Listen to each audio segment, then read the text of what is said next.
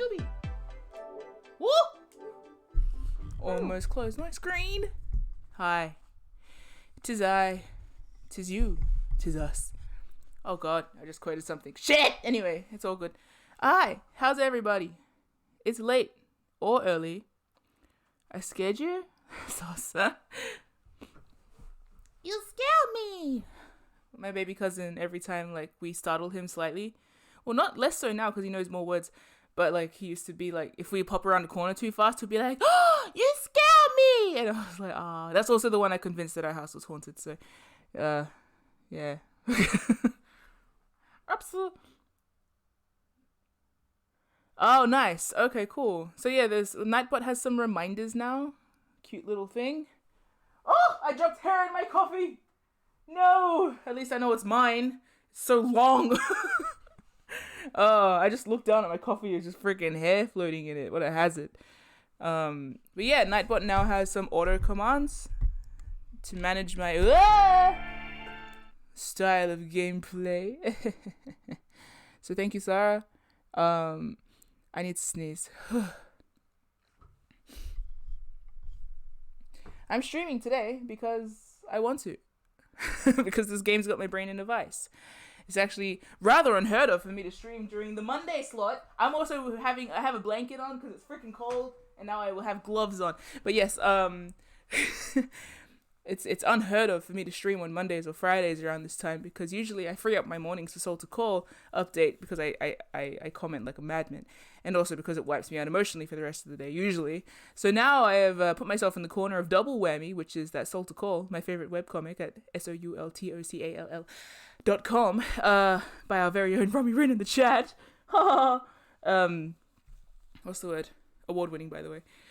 I forgot how I started that sentence, but I'm going to end it flashy. Hold on. It updates at 12:30 on Patreon, and usually occupies the rest of my day with brain stuff. So that's happening. So it's rather unheard of for me to stream at this time, because of that reason, which I keep circling now because I am distracted putting on my gloves. Anyway, yeah, it's good. And today I am making that exception, is what I'm saying. So in half an hour, I will just dip out, look at my phone, probably scream, and then come back to streaming. Unless, of course, it wipes me out and I shut down the stream immediately in 30 minutes. But we'll be fine, especially since Author is here. Oh, it's hot. Damn. Oh, I see a moose in the chat. Moose scare me. Not this moose. This is a nice moose. This moose brings you news of Tetris. And Puyo Puyo madness. MIM drops the stream like a puppet with its strings cut, huh? That's annoying. Stop playing, damn it! Why do I feel this way every time I look at you? Ugh, Junpei is so annoying. Sarah saved a highlight yesterday, which was just a 10-minute elevator conversation. So that's now a highlight on my stream channel for newcomers that may come to my channel. Get to see me say that Snake can echolocate a prostate. God damn it. Anyway, it'll be fine. I'm sure that won't backfire on me.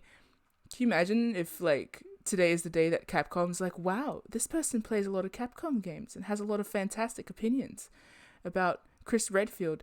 Better check out her Twitch channel and see whether she's worth paying for. Snake can do what with his what? To Junpei's what? What? Anyway, so yeah, that's me. That's us.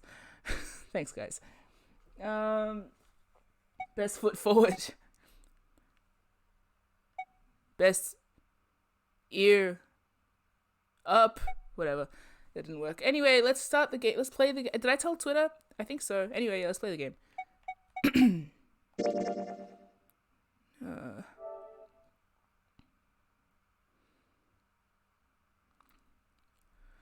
I thought we were finished with that topic.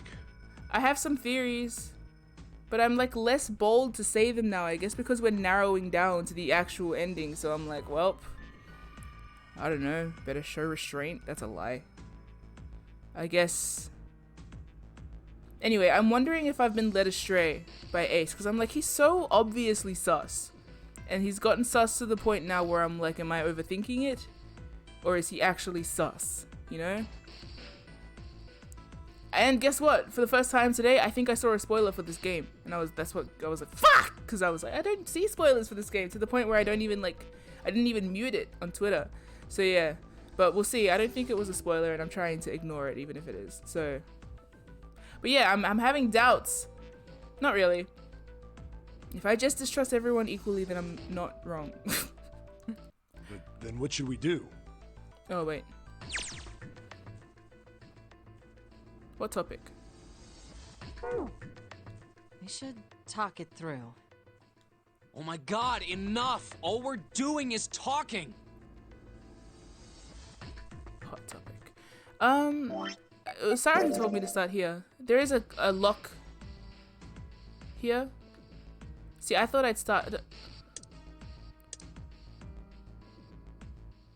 Okay, Nightbot's reminding maybe a bit too frequently. I saw the exclamation marks and I was like, what did I do wrong?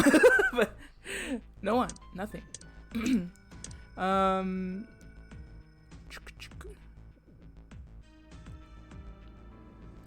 I don't know. Sarah told me to start here. I didn't know if I did something.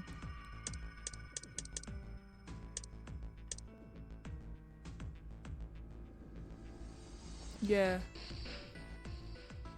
Well, I have been down these routes before, so I guess I would start here. For gameplay experience? Yes. Would you like to text me in this server? And also, hello, Sarah.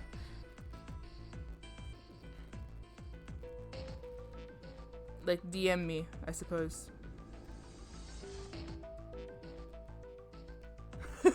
I think Nightbot's automations are a bit too frequent, by the way.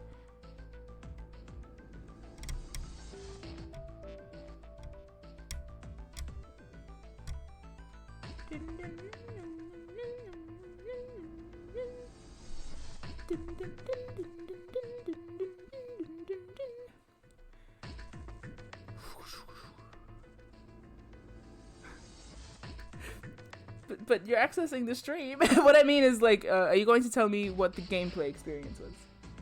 Today's a good day when MIM streams this. Can't control the Nightbot. Oh, cool. We're gonna have a Detroit scenario. Which one? Haha, only the good ones. What good ones? Good point. Anyway, hi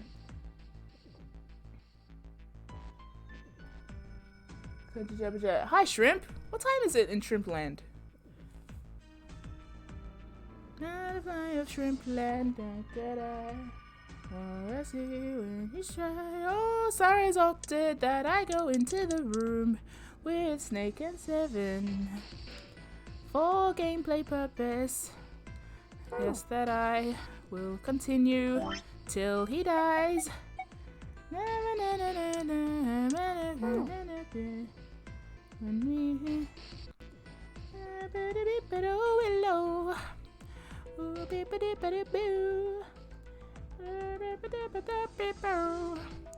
Yay! Let's split up the sibs and go with let's pick 3. 3. It'd be 3. That means there's no way we can pass through door 4. I have a new theory, by the way, but I think it was prompted by the air quote spoiler, Wait, so I'm not gonna say it. Hold on a second. But if I yell I knew it at the end, Something's off. you know that you know. 8 plus 3 plus 6 plus 5. The digital root of... Okay, maths man.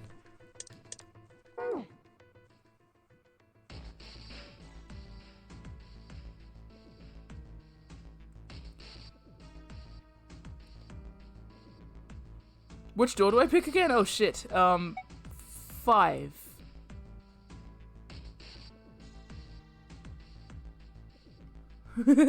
Yes, there are worse things that Nightbot has done. 5 with the blown up and 4. I'm getting mixed signals. Getting mixed messages. Mixed messages. 5. Okay, 5.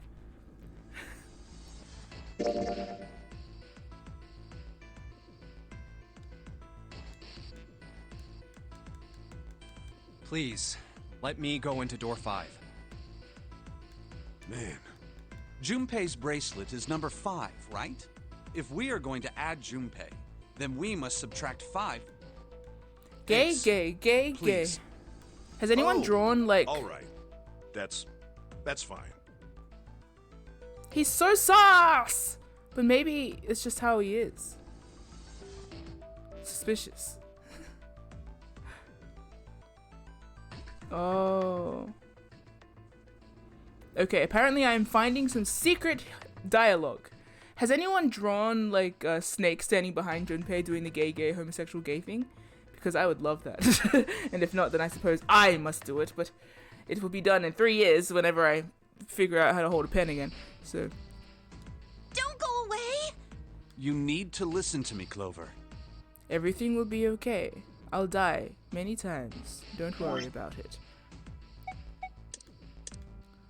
Wow, wow, wow, wow, wow, wow, wow, wow, wow, wow. So Sarah has told me to skip to when we're in the escape room. So I'll do that. Because I would love to actually get through a route today. Hello, Star. Whoa, Junpei says, there's stuff around. And then Snake does a sexy little, what are you gonna do, kill me? Preposterous. And then and then we go through, look at his little face. I would like to pinch his cheeks and plait his hair. I don't even know what I'm saying right now. I'm just it is a lot of spaghetti, but it's a bad guy spaghetti. So wait, we should be able to pick that up. Shut up. Underwater ass sounding man. So Junpei about to pukin'. Now we're in here. Hello, fellows.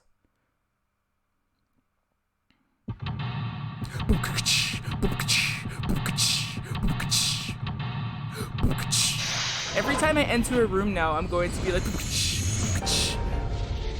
This game is developing the worst. The worst.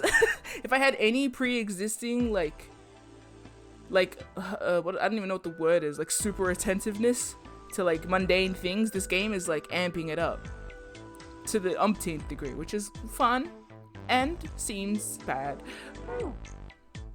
All right, let's have a conversation.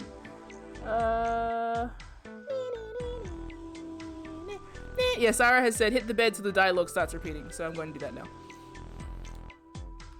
Hit the bed. A bed with a canopy. I've seen things like this in movies and stuff, but never in real life. True, you don't see too many these days. I can't see the details, obviously, but I imagine it's one of those princess beds that Clover is so fond of. Clover wants one of these? Yes. She wants a princess bed. Didn't I say that? You think it doesn't suit her? I don't think I have an opinion. I guess you could say that. Ah, Junpei, judge her by her appearances, will you? And, well, you should not. Okay. Alright. Hit the bed till the dialogue starts repeating. I think this counts as hitting the bed, right? A large bed with a canopy. Man, this makes me miss my own bed. And sleep. A large bed with a canopy. Man, this makes me miss my own bed. And sleep. Is that what? I'll just keep hitting that. I'll pick this up too. This feels like glass. I don't know if I was meant to do that. Or if I was meant to do this before.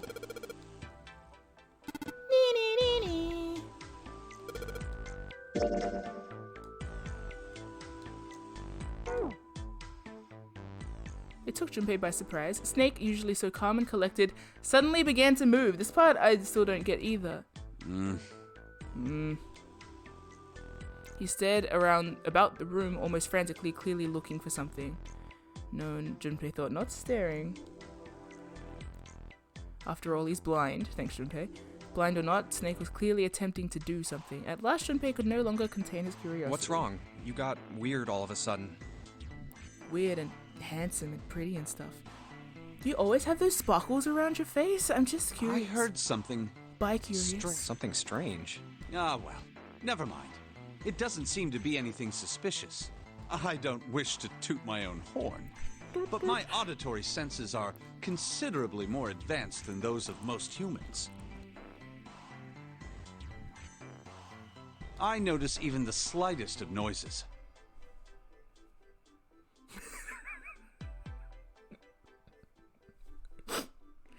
To anybody that wasn't there for the elevator conversation yesterday, count yourself among the lucky. Right. Are you gonna tell me you can hear a needle drop from a mile away? No, but I can hear the throb of. No, such a thing would be impossible. However, by listening to the sound of footsteps and breathing, as well as sound echoing off the environment, I can locate most objects. Oh yeah, that's right. When Clover fell on the big staircase a little while ago, you were at her side immediately. So that was... Yes, I could hear it happening. In fact, I can run quite fast.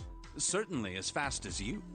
And should someone attempt to start a fight with me, I am quite confident that I could defeat them. Oh, really? Junpei shifting awkwardly. Huh, okay, well, that's nice. Yeah. Junpei was somewhat taken aback, stared at Snake skeptical. You don't believe me, do you? Care to give it a try? I must warn you, you'll no doubt regret it. Well, I suppose that's enough playing around. Let's resume our search, shall we? With a small self-satisfied Okay, so we're now investigating this bed. I think. Are we? We go to the part of the room where the bed is on the right side of the screen. Okay.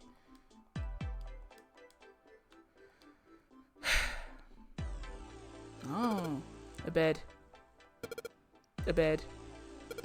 A bed. Junpei, I cannot help but notice your interest in the bed. Perhaps you are hoping we will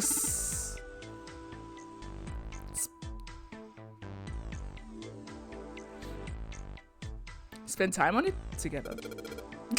You have the huh? Don't say stuff like, damn.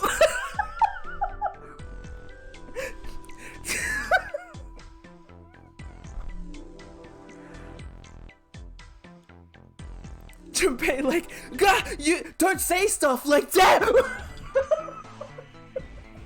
I don't even know what to, why would you even say such a thing?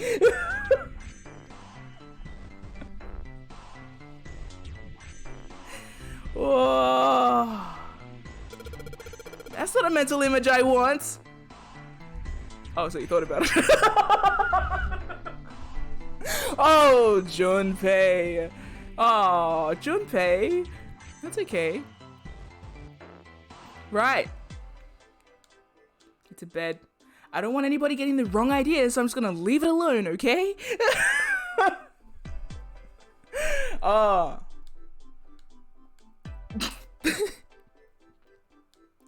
Great, so now Junpei goes through the rest of this game with that thought. Stupid sexy Flanders vibes, but it's Snake. Bruh. Junpei turning down a lifetime opportunity? The Bai disaster is flustered. They could just hug. God, Junpei, where'd your mind go?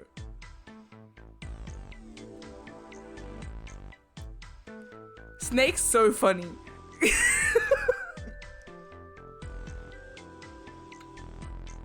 He's so funny. He's such a little shit. The self-satisfied smirk as he walked away is basically all I need to know about Snake. And then that continued with how he talks to everyone. He's really cute and funny. Funny in that, like, agonizing way. Him in the company of someone like Junpei, who is a clueless idiot, is hilarious. Peak. Now you can flowchart to the escape rooms you haven't done. Nice. Well, thank you for leading me to that. Oh. Yay! Crowd-funded gay man. I'm happy for him and for us. Junpei's funny. Junpei gives off the same energy as Phoenix Wright, where I'm like, it's funny to see him flustered.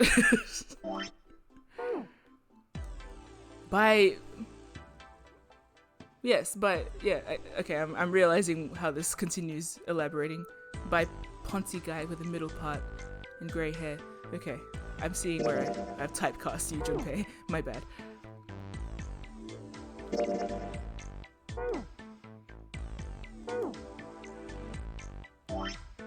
How do I get out of here? How do I press pause?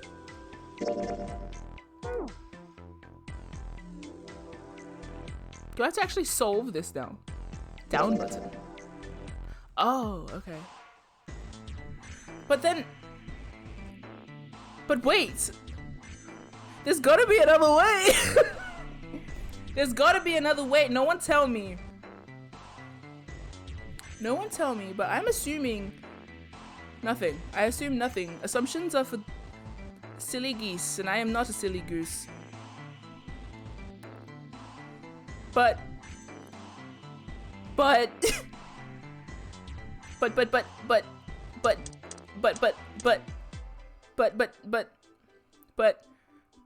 I would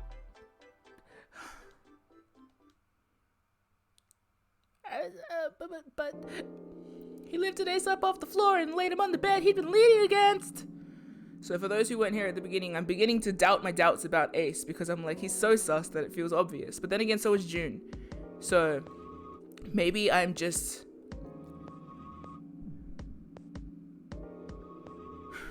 Maybe I'm accessing the morphogenetics. Oh, we're gonna try it again. I'm gonna telepathize something to you guys, okay? 1 second. So yesterday, I telepathized a word that I don't think anyone knew, unless someone wants to try and say now what word they think I telepathized yesterday, and I used that word in a sentence.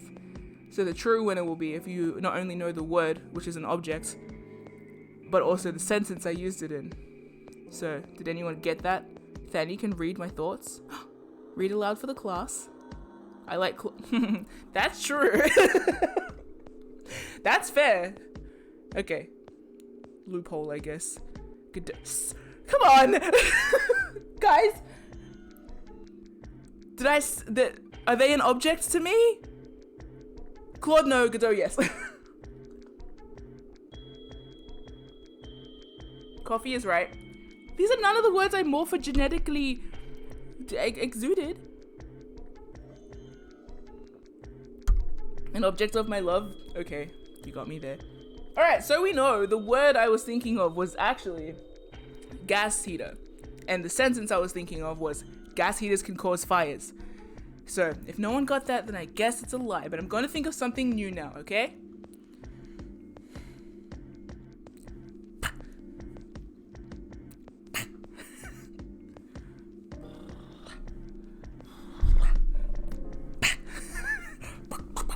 Okay. Did you get it?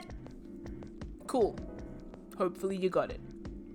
I got a morphogenetic, the field more. Okay, I'll morpho the field, but some more.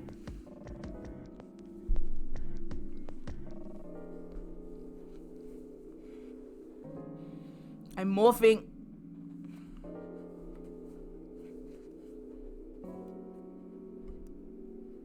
Is the field morphed yet? I'll try it again.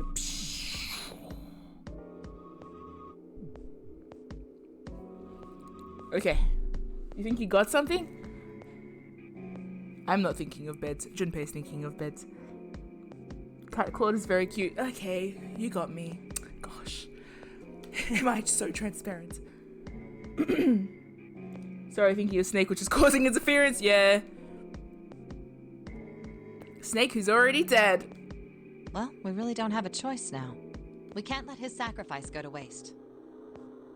Right? We can. Like you even mean that. You say something? No, nothing. Some from stuff.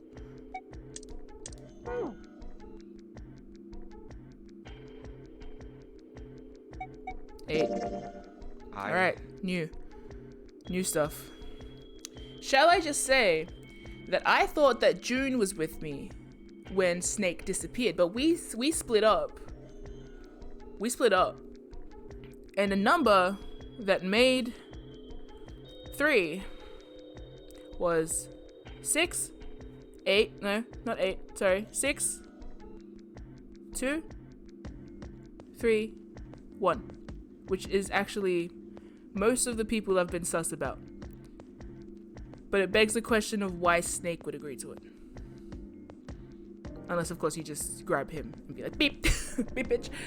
So, yeah. But that's a thought. And Santa's little, like, little Santa Claus thing about being a bad person, whatever, that made me unsure. Anyway, I am just thinking aloud. Thank you. I think I'm gonna go with door 8. Okay, 8 it is. Yeah. All right then. That means June's got to go through 7. What? Why? What? Santa grimaced and muttered angrily to himself, but finally began The to 6 explain. of us are gonna keep going without leaving anyone behind. There are only 3 ways we can do it. Plan A. Yeah, we've already done this. 4 or 3. There are no other combinations. I wonder if Santa has like white hair in the way that like anime characters get white hair when they are sick. You know what I mean? Or if he's just a cool guy. Nightbot. That's fair. I was just speculating on solutions. You know what I mean? In other words, 3 and 4 and 7 and 8 can never go Cool. through the same doors. You get it now? No. Has Santa finished? June looked over at Junpei, tears welling up at the corners of her eyes. Oh no. Oh no. You're saying we aren't gonna see each other again for a long time.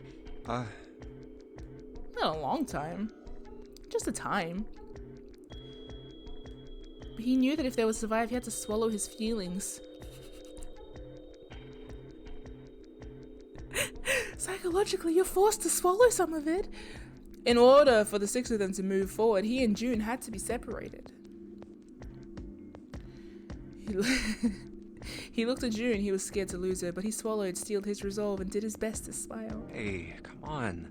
You're making it sound like we're never gonna see each other again. Warm ass. Gotta split up, but only for a while. This is just like when we went into the 4 and 5 doors, remember? Yeah, We got just like split that. up then too, but we all met back up. I'll bet 7 and 8 are just like that. You mean they're connected somewhere? Yeah, probably. Probably. She didn't sound very hopeful. It was 7 that interjected. I'm sure they're gonna connect somewhere. Why? What makes you think so? If they don't, then neither team can get through door 9. Or Doors 9. In other words, the game would end right here. Zero's been on top of his shit so far. I don't think he'd blow it now. Water is good, by the way. Not for these characters. But it is good in general. I'm damn sure that son of a bitch wants to have his fun as long as possible. He's not gonna end this game until we get through the 9 door. June said nothing. The tears were gone, but her eyes were still sad as they looked at Junpei. He met them, and with what reassurance he could manage, laid his hand gently on her shoulder. Everything's gonna be fine. We're gonna see each other again. I promise. June bit her lip and gave him an almost imperceptible nod. Yes. Promise? Her voice was barely above a whisper. Santa's voice shattered the moment. You guys are done, right? Yes. He stretched and Anyway, continued. that's pretty much it. Nice. Clover and I will both go into separate groups.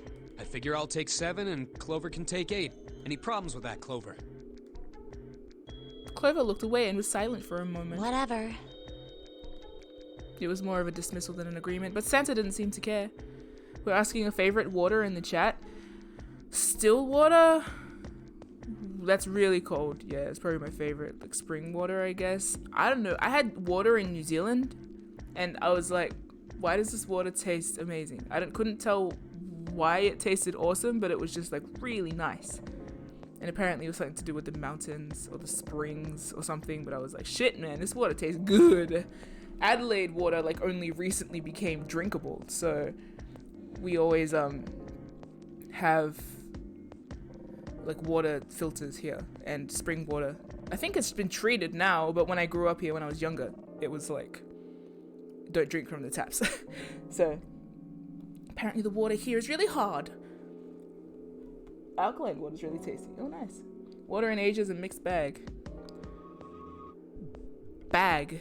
I've started saying bag differently, which is odd. Bag. I've noticed the Canadians say it. Rom, how do you say bag? Have I gotten that from you? Bag. No, I don't think you say it like that. Anyway, do they have water fountains in Trader Joe's? What's a Trader Joe? Who's Joe? Thanks, Drum. I get it now. Depending on the place, the quality can be a bit hazardous. That's fair. That's, yeah. There are a lot of places where you just probably shouldn't drink the water. I can't remember where I went where it was all bottled to. Or even just like when I went to Samoa, they would just like give your stomach some time to acclimatize for a bit before you go chugging away at the local water, just because you're not used to the local water. So, because everywhere's different. So it's like, But then like after some time, you could drink the water. Philly water is gross from the tap, but it makes it tasty as hell, like in a good way. Oh, nice, like spicy. Okay. All right, we're ready to go then. Let's move. I can't stand soda water. This is like an ongoing thing of mine. Except the other day, I'm a traitor and a fool and a liar and a thief. I had some soda water and I didn't mind it. Who am I? It had a lemon in it, and it wasn't like super fizzy, and it was just kind of like this vague like oh in the background of it, and I was like, oh god, I actually don't mind this. You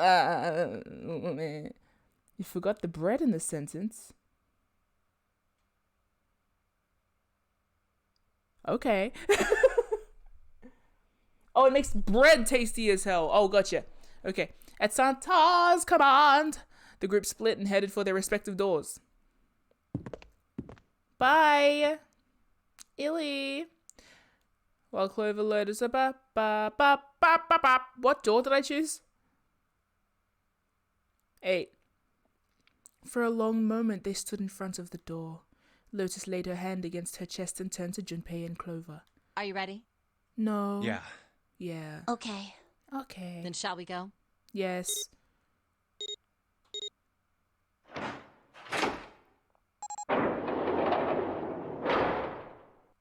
It's open.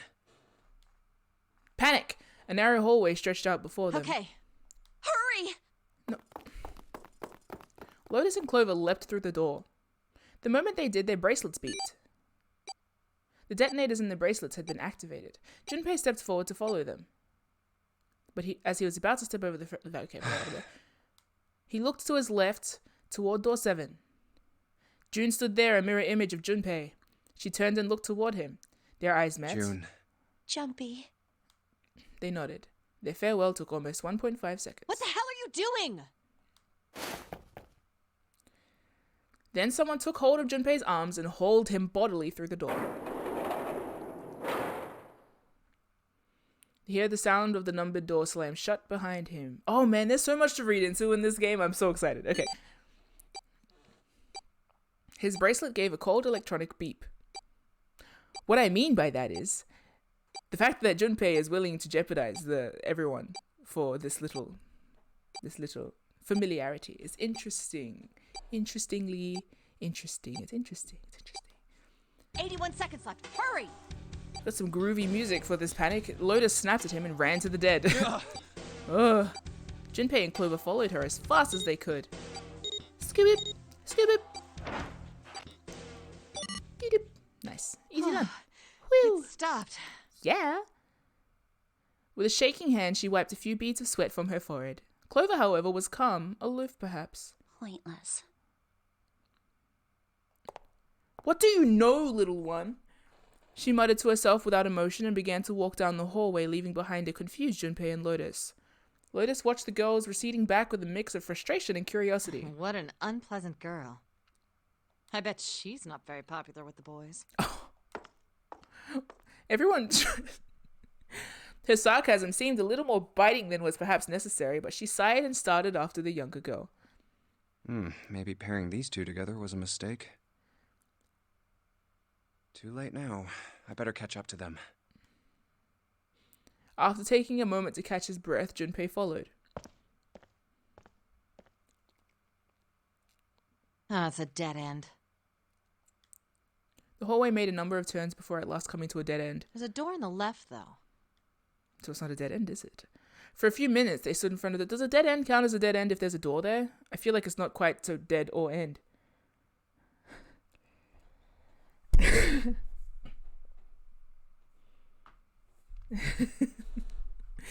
Hey, I would love to get through a route without killing Lotus or Snake or Junpei, really. Actually, I was just thinking before, I'm like, hey, does Snake die all the time? But that's because he dies early. And like, ideally, I can change it, but I just don't know how. For a few minutes, I stood in front of the door examining it. Laboratory. Always a good sign. Literally. Above the door was a plate with the word laboratory engraved on it. Laboratory? Huh. We said that in 3 different ways.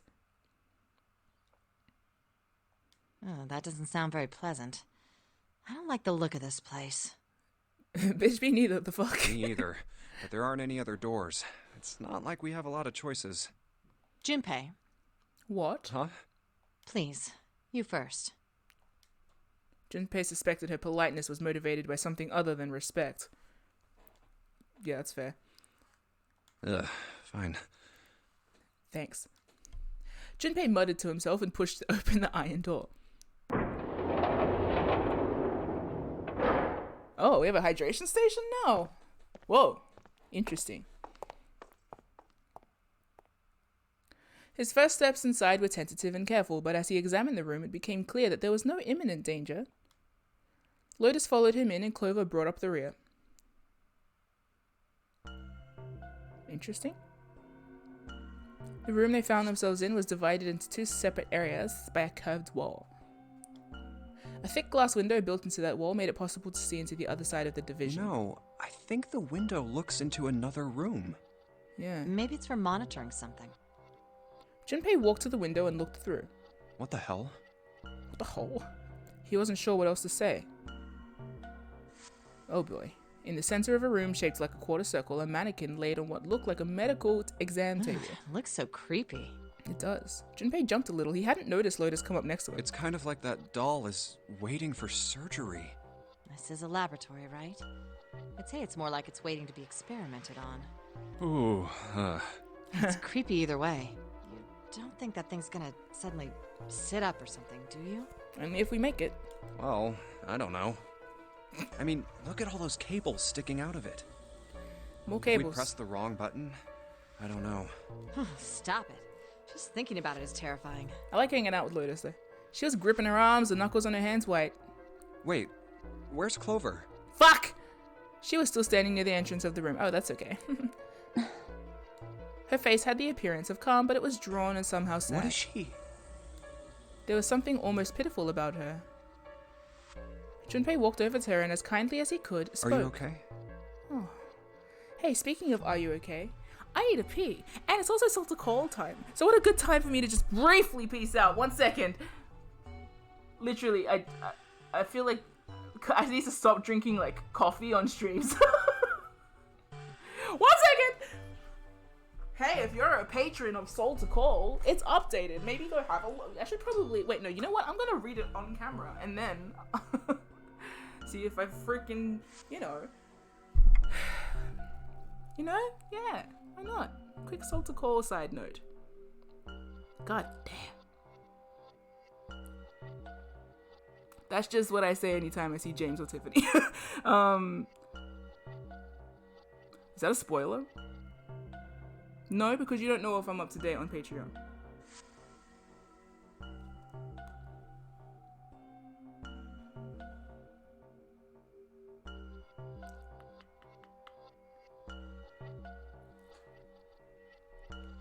Fuck! Alright, I'm going to go. Bye!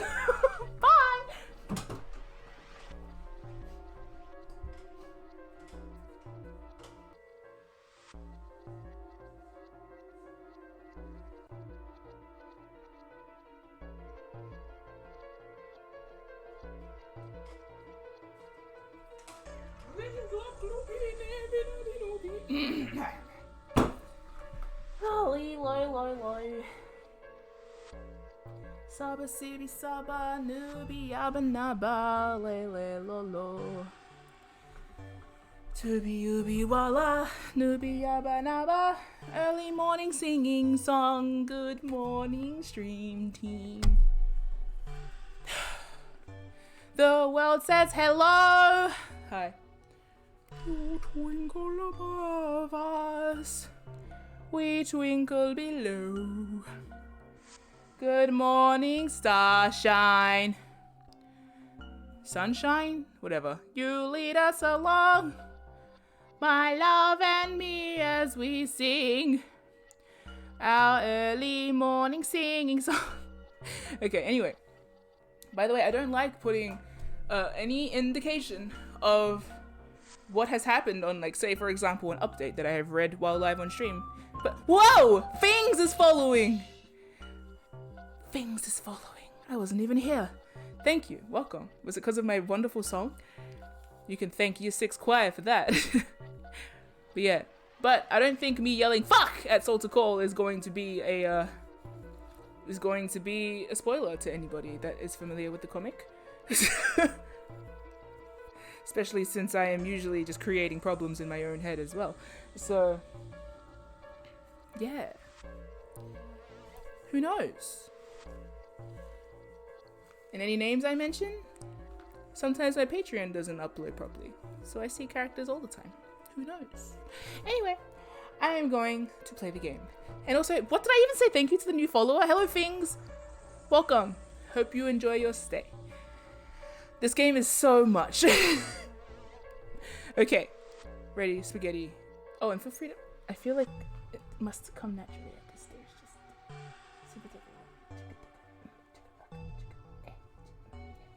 Alright. Okay. Clover looked away. What are you talking about? Oh, just your incredibly shit vibes right now. I'm just worried about you. You've been real quiet. What? I can't be quiet if I want to? You can be quiet if you want to. Well, I mean, of course you can. I just... Okay then. If I can be quiet if I want, just leave me alone, okay? Come on, you know I can't do that. We gotta work together. Clover bit her lip and was silent for a moment. Junpei, you just don't get it! Her cry took Junpei by surprise, and he stumbled backwards a few steps, alarmed. My brother's not the kind of person who'd just leave me behind! Something happened to him! Something bad. Yeah. Junpei had nothing to say. Lotus, jolted from her mannequin nightmares by Clover's voice, turned towards them. What happened? Clover's eyes slid to Lotus, then back to Junpei. She is in such, like, comfortable company right now. You got a mum vibe, and Junpei kind of has a bro vibe. Not, like, you know, he tries. Look, just don't bother me, okay? Leave me alone. Finished, she turned around. Before Junpei or Lotus could say anything, Clover had begun to walk quickly away. Hey, wait, Clover! Hold on! That way is... I told you to leave me alone!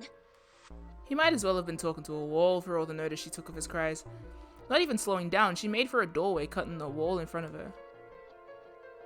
Without even slowing down, she passed through the doorway. Clover, watch out above you!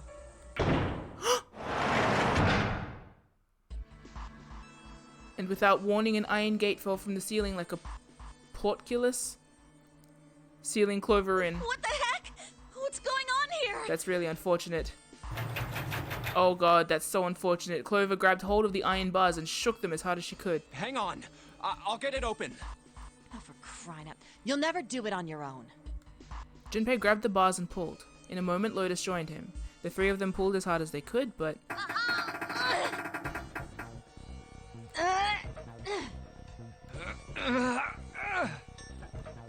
Damn it! It's not moving. Wait! Are you gonna give up? Just like that? No, I'm not giving up.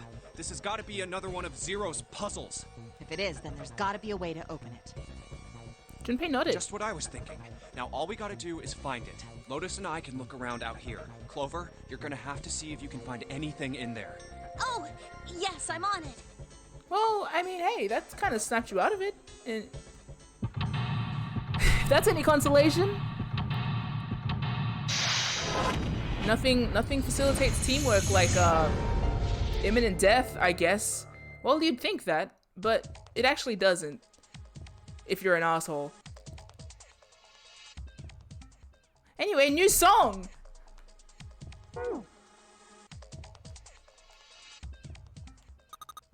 Junpei, do something, please.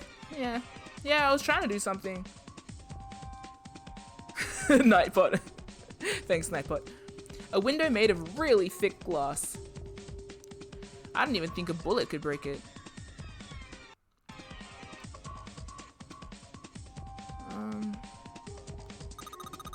I don't know what kind of table this is, but part of it's all black.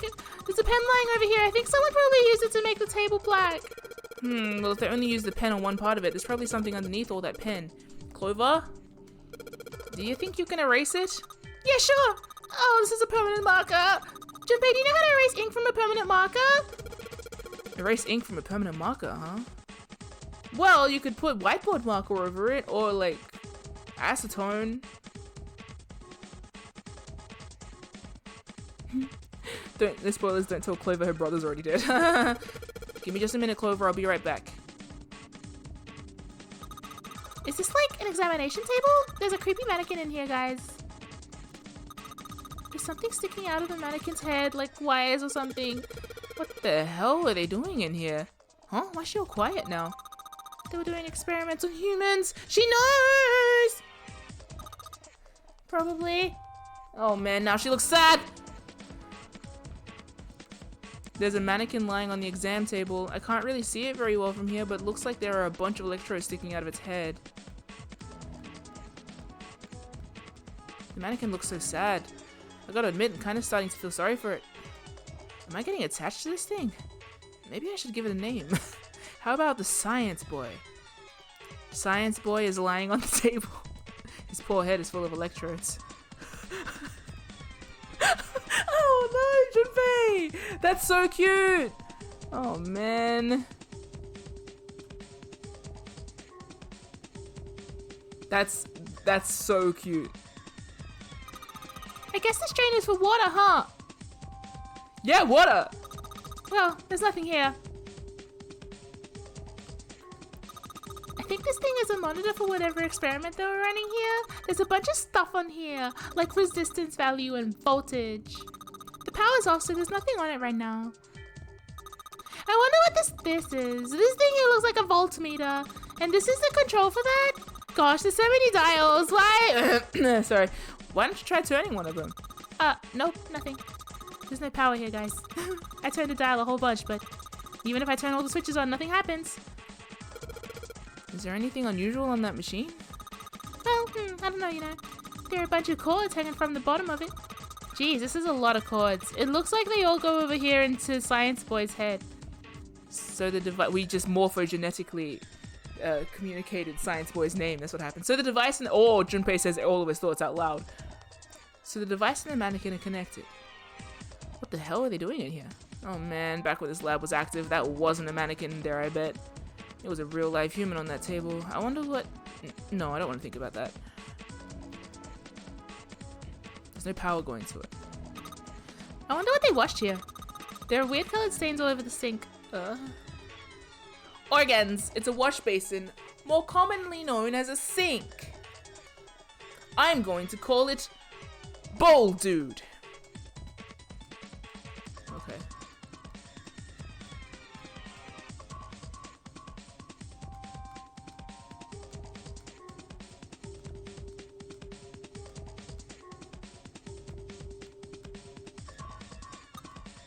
Those are the stairs I just came down. The bars and the gate are just above me. A short flight of stairs. It's a rack. There are a bunch of cables on it. Somebody cut the outer stuff off the cables. I can see the wires inside.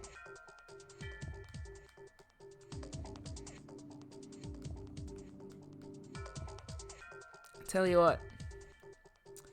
It's pretty awful. It's pretty awful to see, like, the concept of, like, one slight mistake, especially one motivated by, like, emotional distress, springboarding into such a shitty little situation. How punitive.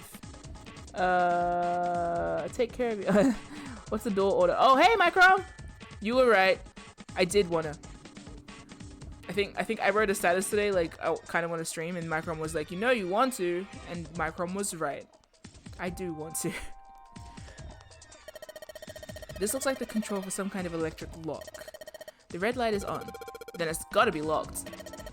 There's a green light just below it, although that one isn't lit. I bet it'll turn on if we can unlock it, right? Yes, but how are we going to unlock it? There's no keyhole, no card reader, and no keyboard for putting in a password. I have no idea. This looks like a control for an electronic door lock. There's a red light on the display. That means it's locked. If we can get that light to turn green, then maybe we can get Clover back. Hey, Clover, there's a door over here too. Wait, I'll be right there. I can hear her over there. Is this door gonna... Damn it. Can't open it. Clover, what about your side? It won't work. I can't even move the knob. I am sorry. I am sorry. Oh, shit. The hands on the clock have stopped moving. I wonder if that's anything to do with anything. Whoop! The clock may stop, but time goes on. No time to screw around. We need to figure out a way out of here. Alright. It's a clock. The hands have stopped, so we don't know what time it actually is. But I wonder if that clock has anything to do with what I am doing. There's a lot of stuff here. I don't know how we could use any of these. Well, I could say for sure that I don't know how to use at least... I do know how to use at least one of these things. Which one? The one on top. I think it's a power cable. The power cable, huh? I'll take that! Yoink! This is definitely a power cable. Do you remember if we ran into anything that didn't have power? Yes. But stand for various pieces of equipment. Some of them might be useful. I think this thing's supposed to power that machine in the other room. Okay. Well, it doesn't appear to be doing that. I wonder how we're supposed to turn it on. This is a keyhole. This looks like a keyhole for the activation key. Okay.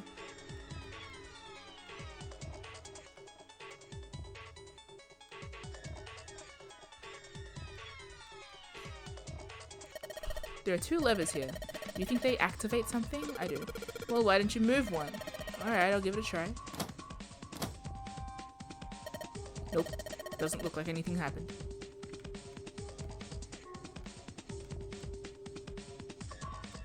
Okay. Damn, this room is rather large. This monitor doesn't have a power cable.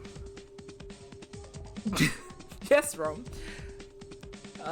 What anime do you no, you know what? I don't want to know what anime Junpei watches.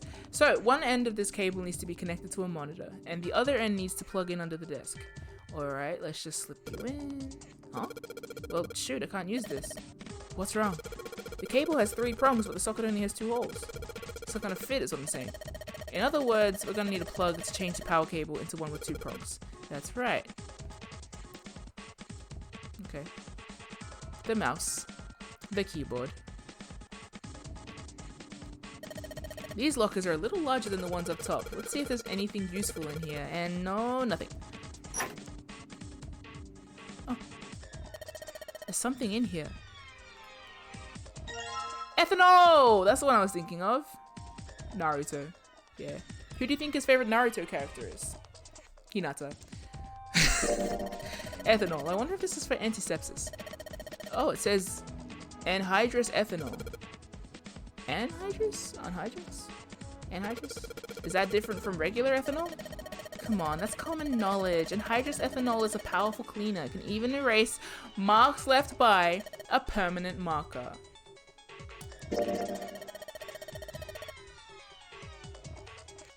Really? For the regulars, Nightbot is now doing frequent reminders. Just in case anyone's like confused as to what prompted that. Anhydrous is literally without water. Oh, that makes sense. Okay. Did you know that ethanol is used in some alcoholic drinks? Yes, I did know that. Seven told me. Kidding. So does that mean you can use booze to clean up marker graffiti? Well, I don't know about that. I'd rather drink it than use it for to clean. Don't drink that. I'm not gonna drink it. Okay. A whole bunch of steel lockers. The 9 on the right have red lights on them. Red lights, huh? Well, can't hurt to give these babies a try. Yup, just as I thought. Locked tight, all 9 of them. I wonder if there's anything important there. Well, wouldn't be locked if not. They're cardboard boxes. There's some papers and stuff in them. What's in the boxes? They look quite full. As far as I can tell, it's a bunch of notes about some kind of experiments, but all really technical and stuff. I don't really get it.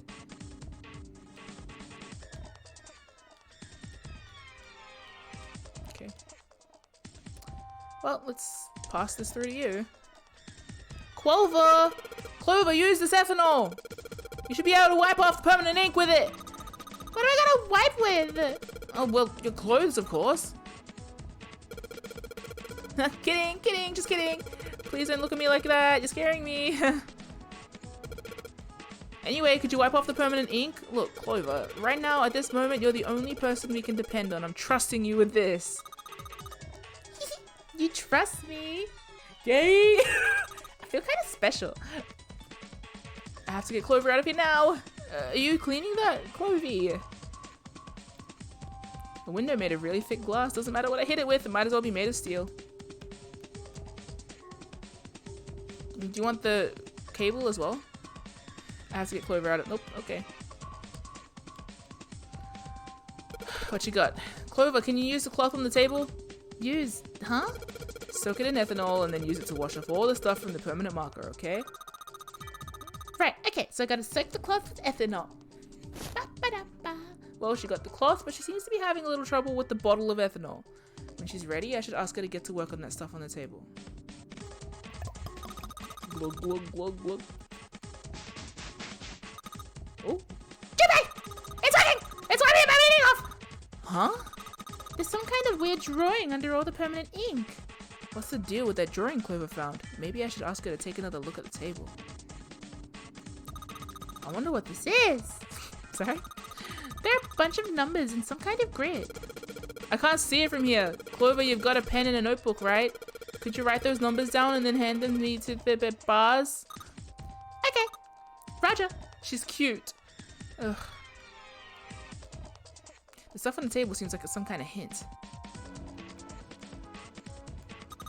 Hey, Junpei! I wrote down all the numbers from the desk on here. Paper with numbers on it acquired. New material has been added to the file screen. Okay. The note Clover 9 separate cells. Okay. Okay. Okay. Maths. Again. That's okay. I can handle it. That's okay. It's good, actually. You know what? That's actually a relief to me. I'm actually rather chuffed. You know what? I'm delighted by this. I actually want to. You know what? After yesterday, I had this itch that I wanted to play Sudoku. And I was like, you know what? I want to, like, be able to look at Sudoku and be able to solve it and, like, bang, you know what I mean? So, you know what? Even if this isn't Sudoku, I'm gonna solve it anyway. Because I want to use my pen. And I want to see how fast I can solve it. Because why not? It's already filled in some numbers for me. So why not? Maybe it's not even Sudoku. Maybe it's something else. At this stage, it doesn't matter. I've committed to the bit, so now I gotta do it. So, no, I'm here now. My book is open, my meter's huge, etc. Anyway, okay, so, there's a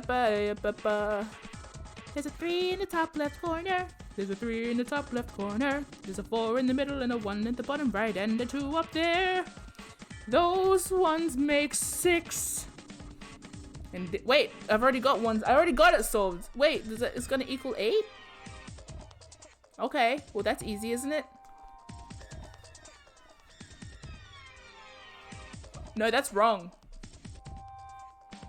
That can't be right. Maybe it's not even Sudoku.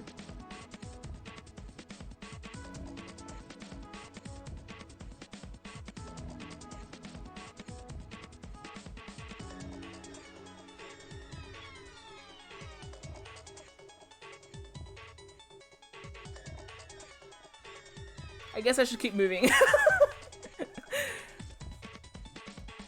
My pen is out. My pen is humbly returning to its little abode. I'll give it a sec. Maybe it means something else. Well, no, not necessarily. No, what am I doing? No, yeah, no, that's wrong. Yeah, okay, never mind. It's probably not even Sudokus. It's probably not even the Suzaku. God. Where do I put this plug?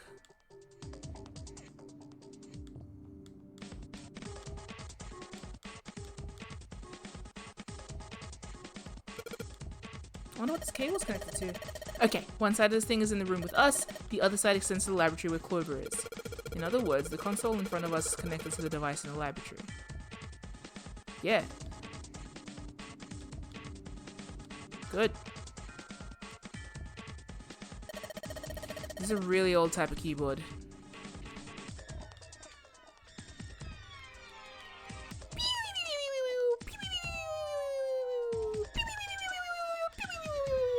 Let me look at that quad. Let me look at them quads. I want to look at them quads under the table. No? Okay. No quads? No quads for me? Okay, no quads. Maybe there's some quads in the room that she can pass through. It's a wash basin. You got any quads? Clover, how are the power cables over there? Huh? What do you mean? Does the plug have 3 prongs or 2? I don't know what you're talking about. Let me go look. Guess she does have to kind of crouch down to get a look under there. The cable on the monitor has it's got 2 of those little metal thingies. What does that mean? That's it. Okay, can you unplug that cable and bring it over here?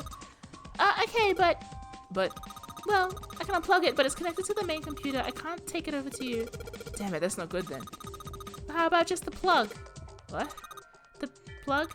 Maybe more like a connector? It's sort of thing that makes the plug with the 3 metal thingies into a plug with the 2 metal thingies. Still useless? No, perfect! Not useless! Not useless at all! Okay, woo! That's just what we were looking for! Okay! Can you hold on for a little bit? She's so sweet! And back down she goes. Alright! Unplugged. I'll hand it to you over at the bars, okay? Okay! Thanks, Clove.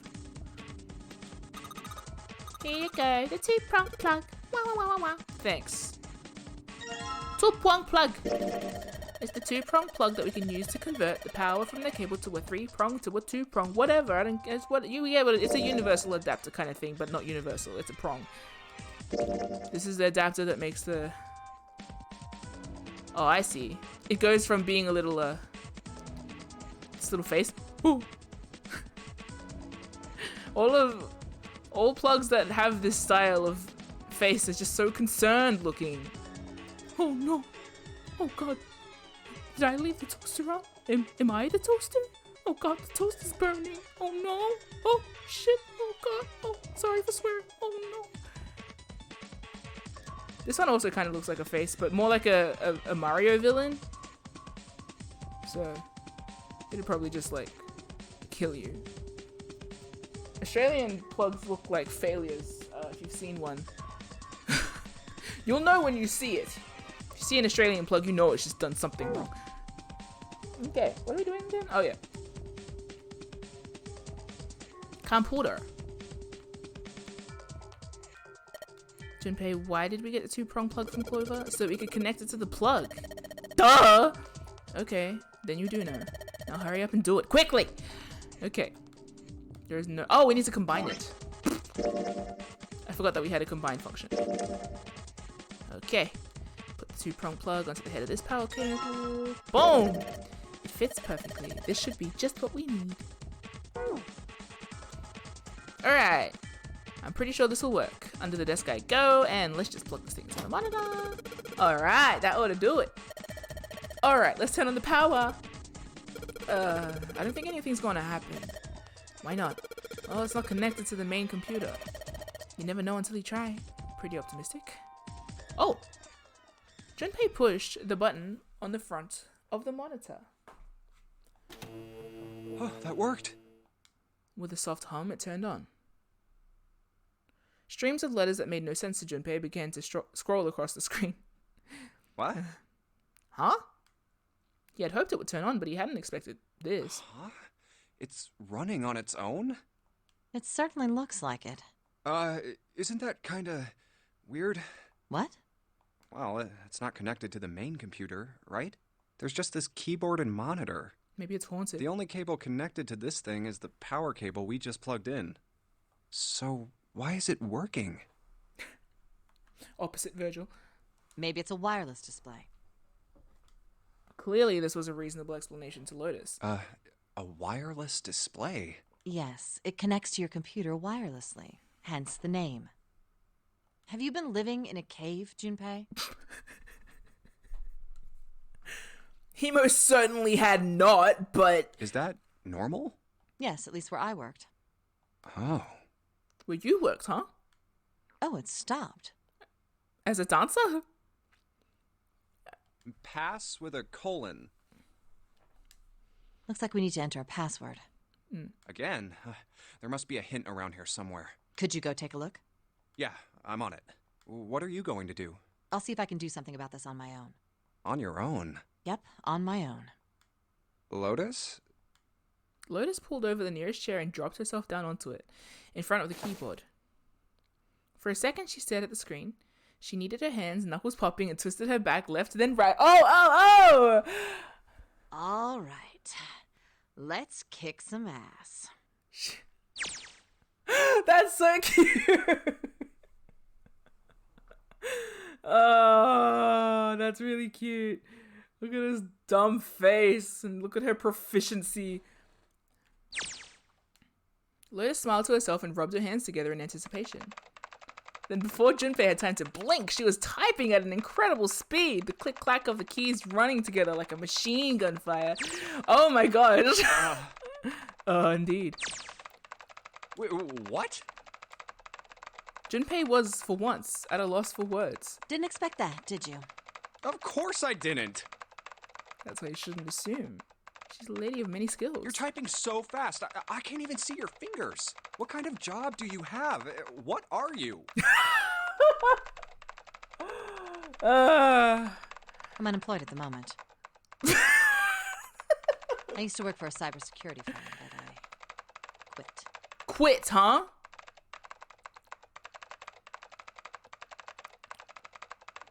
Why? Lotus blinks. Huh? Oh, it was just something. She stopped typing for a moment and her face fell. I see.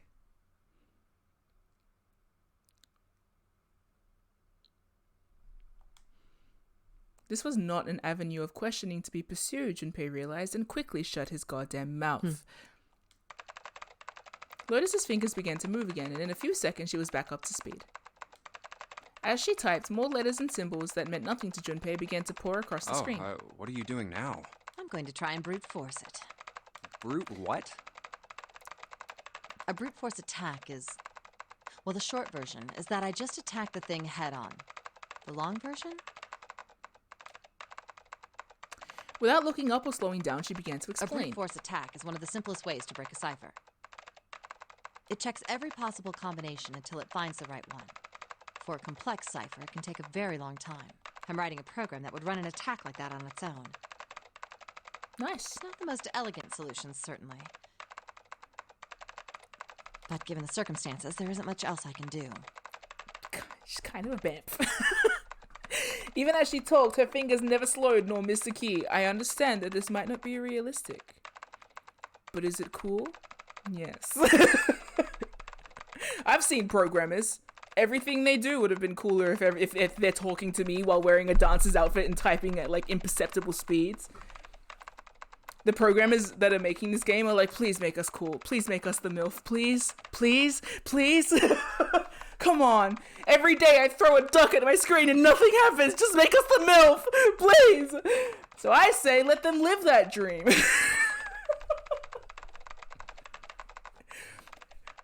Speak your truth. You like your duck? You're built different, Micro.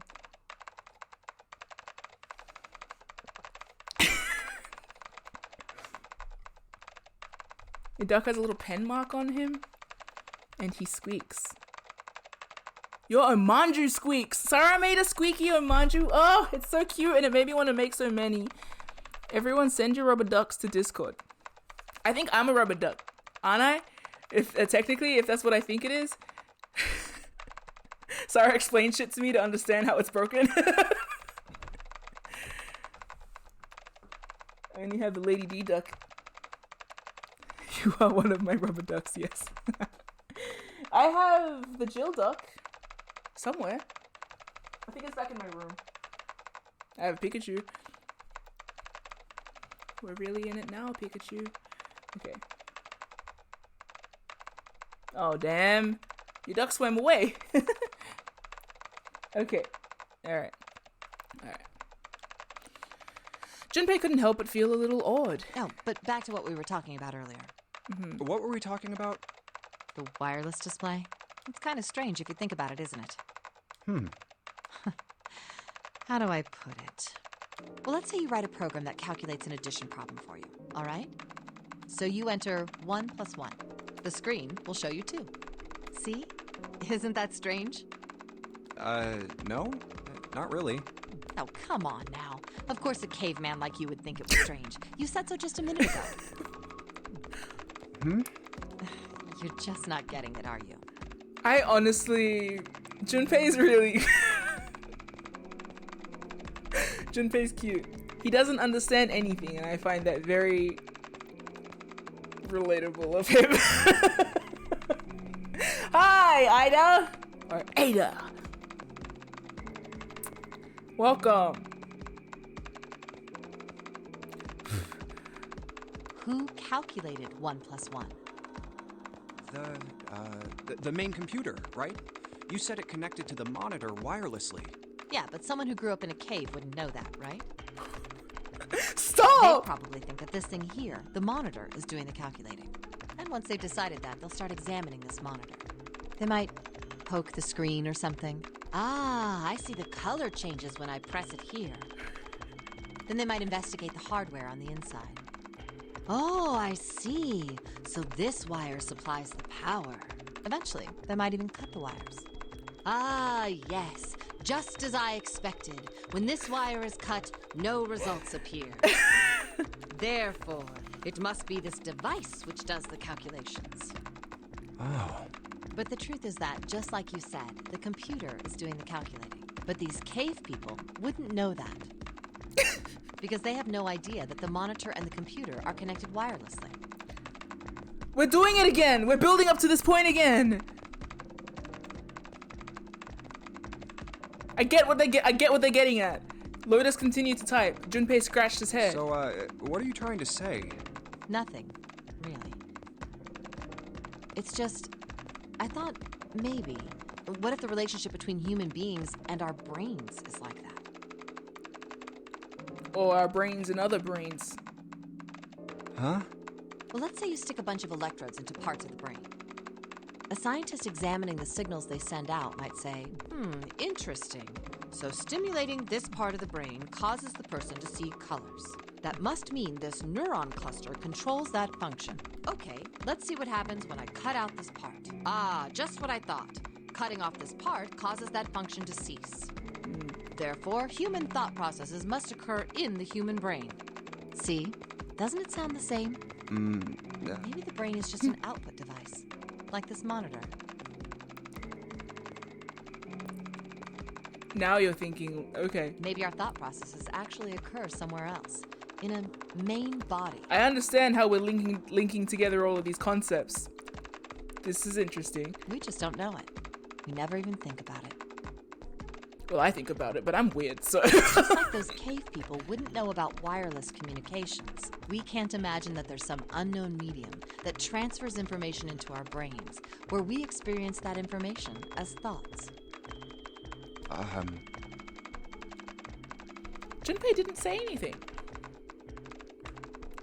Not so much because he had no retort. No, her argument just seemed silly, and he was a little surprised to be hearing something like it from someone like her. With her hand up in that sprite, we can assume that it's her other hand now keeping pace with all the typing, which is pretty cool. The brain is just an output device. Human thought actually occurs somewhere else. That's just crazy talk. And sometimes we crystallize and get water molecules or something, you know what I mean?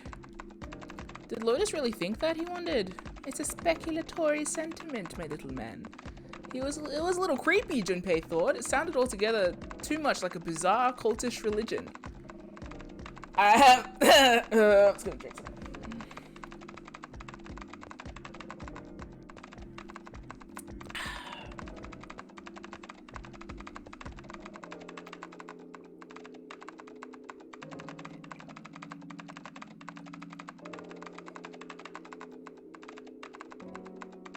Hey, look at Dante.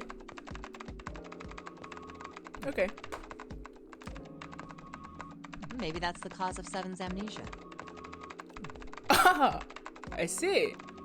The illusion of autonomy and the illusion of free thought. I see. Oblivious to Junpei's increasing discomfort. Or maybe just not caring. Lotus continued. If memory is actually stored somewhere else, in some sort of main body somewhere, maybe he hasn't forgotten anything at all. It's just been filed away? In the recycle bin? Or in a zip folder? Honestly, Micro, yeah. You and your college friends at 3 a.m. when nothing is working and we're on our 5th energy drink. Same energy as like Plato and the boys back in the day. Socrates and the lads. Okay. He's just having a difficult time accessing his memories because the monitor, his brain, has been damaged. Huh. I suppose that would explain aphasia and blindsight too. Here we go. Perhaps they actually can speak or see. The monitor just isn't functioning properly.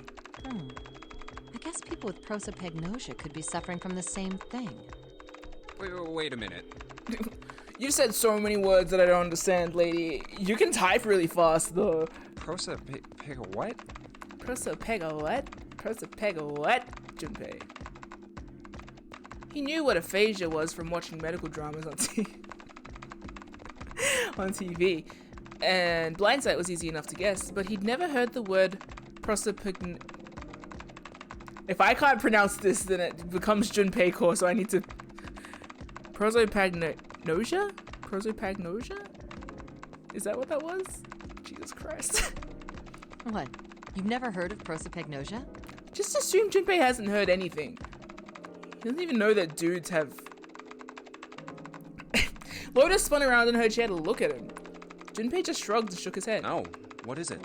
Well, put simply, it means a condition where the mind can't distinguish between human faces. Nice. In other words, my face would look the same as Clover's or even yours, so they can't remember faces, which is how most people recognize each other. That means that people with prosopagnosia have trouble recognizing even people they're close to. Usually they can make do by associating people with other things. Their voices, their clothes, their hair. Does that mean other people's faces look like blanks? No, I don't think so. Well, you've seen monkeys, like in a zoo, right?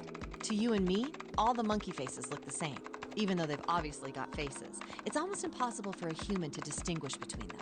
The zoo staff that works with them would learn to identify different monkeys eventually. But you or I couldn't, unless one had a scar or something else to set it apart. Well, that's how people would be to someone with prosopagnosia. Prosopagnosia. Huh. I didn't even know that kind of thing existed. Junpei did his best to act as though the entire lecture hadn't gone completely over his head. And, what were we talking about?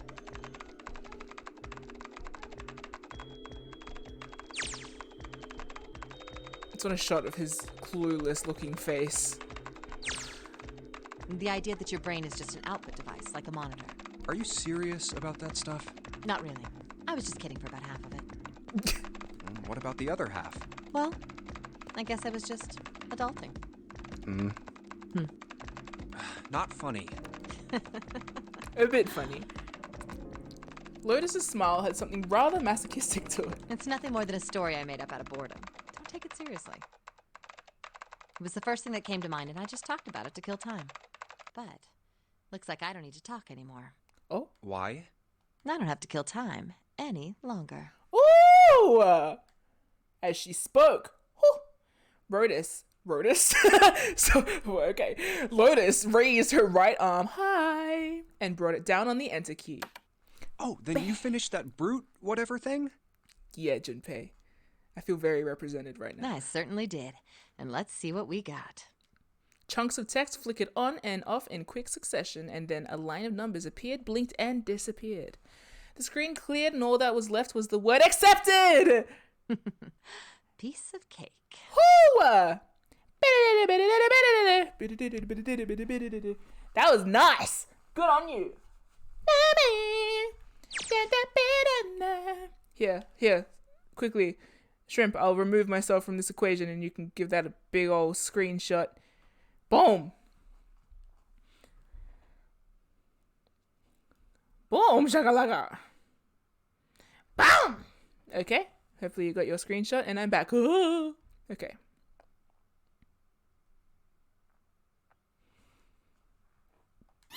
Oh The shit. screen changed again. What the hell is that? Ah! A puzzle! Okay. Okay.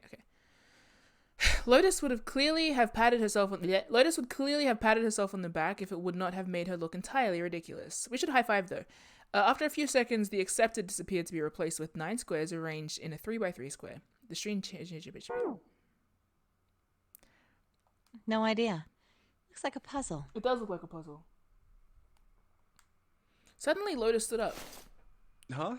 Aren't you gonna, I don't know, do more computer stuff? No, I can't do anymore. It won't let me do any more programming. See? The keyboard. Nothing. So, there's nothing more I can do. Well, I guess I'll leave this to you then, Junpei. What? Let me take a break, all right? I did my part. Well... She has a point. He wasn't sure what to say to that. She certainly had done her part. In fact, without Lotus, it probably would have run completely aground, which is odd. Actually. I shouldn't rely on other people so much, Junpei thought to himself. You can, and you should, actually. I guess you're right. Thanks, Lotus. No problem. And make sure you know when you should thank people. Now, I better take care of this myself. No more relying on anyone else. Okay. Junpei crossed his arms and stared at the puzzle shown on the screen. Okay, I follow suit.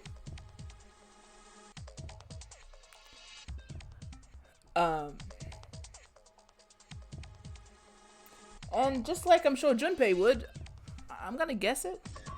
So according to what I wrote down before, which I added a number to, so now I can't remember what was what. I'm pretty sure I added that one though, so I'll just remove it. Maybe this wasn't ever an equation. Maybe it's just showing that there are values occupying these spaces. Bing, bing, bing. Alright. Let's try it. Oh! Well then, that didn't do what I expected it to do. What? Oh! I get it. Bang! Alright! I solved it. Did you hear a noise just now? Yeah, it did. It sounded like something unlocking. Where did it come from? There are a bunch of green squares on the screen. Keyboard. I don't really need to mess with it right now. It wouldn't do anything. Look, Junpei! The lights on the lockers are green! Then we must have unlocked it with the computer puzzle. What's in here? Keys? There's more than one key in here. This one is small and looks like it goes into some sort of machine. Got it!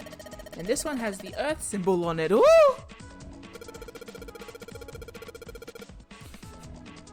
The comedic timing of the Nightbot's automatic suggestions now is like Junpei, you can't hack, don't kid yourself. And Nightbot's like, please don't offer suggestions or hints. Junpei can hack if he believes in himself.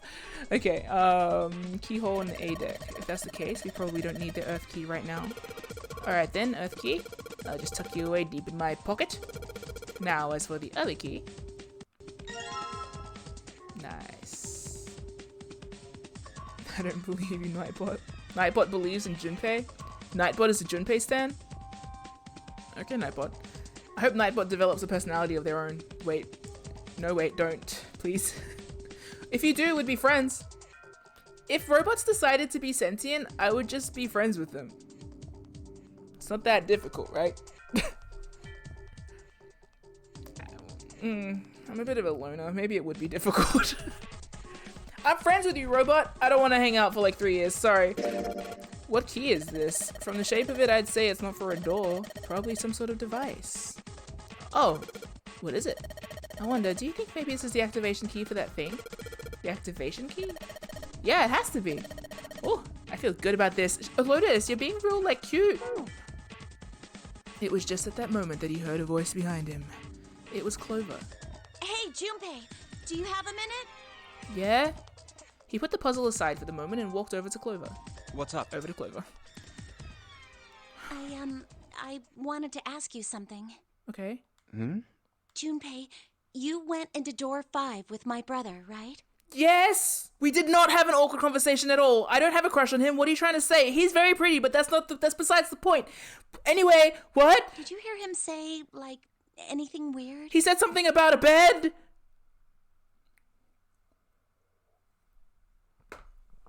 But that's the spot. Huh? Why is she asking me this? Junpei wondered. The more he thought about it, however, the more it made sense. Snake had been gone for a long time. Clover was quite attached to her brother. Of course, she would have been worried about him. Well, let me think. He said so many weird things. Mahogany. Yeah. That's urgently trying not to think of the bed. He said, like, wood. Like table wood. And anyway, he thought back to when he'd gone through door 5, hoping he might remember something, even a small something, that would help her. However... Sorry, Clover. I can't really think of anything. I can! Junpei can't, because he's got that, like, stupid sexy Flanders gay homosexual meme happening in the back of his mind. I mean, he did mention that his hearing exceeds that of a regular person, or something like that, but that's about it. Okay. He heard something! Is it because I didn't check everything? Wait, I will. No, wait, I don't want to know. No, yeah, I should know this. No, that doesn't make sense. Does it? Because he said stuff about the lights, but only when I clicked on the lights. I don't know. No, I'm sure it would be mainline stuff. Clover's words were barely audible. She nodded vaguely to Junpei, then turned to walk away. Hey, wait a minute. Look, I don't know if I should ask you things, but... Is there a lock on the flowchart for that room?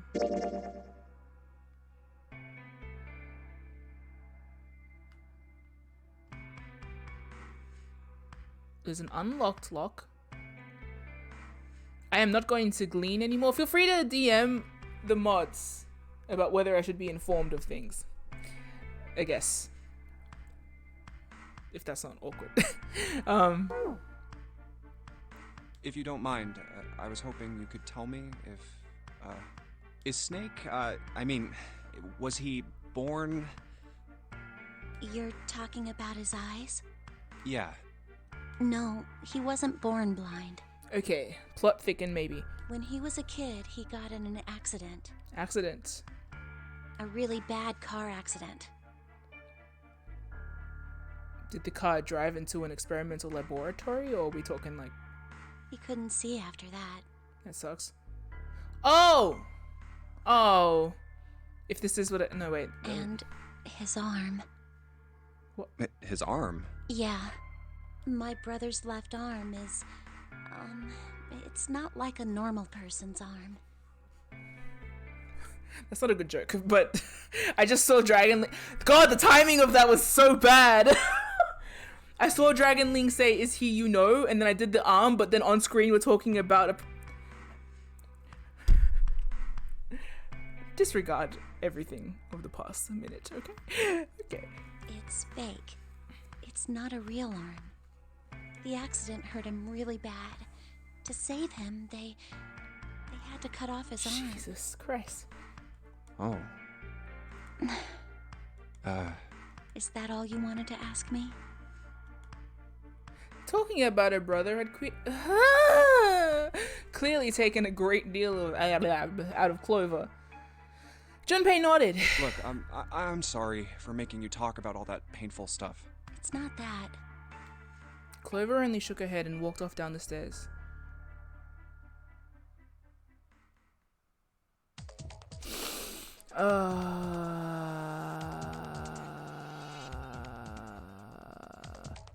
Say no more, Shrimp. I have no idea what revelation you've had.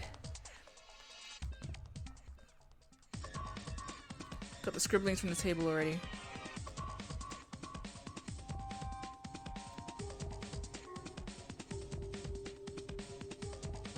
Wait! I had a thought though. I had a thought yesterday, but then I wasn't sure about it.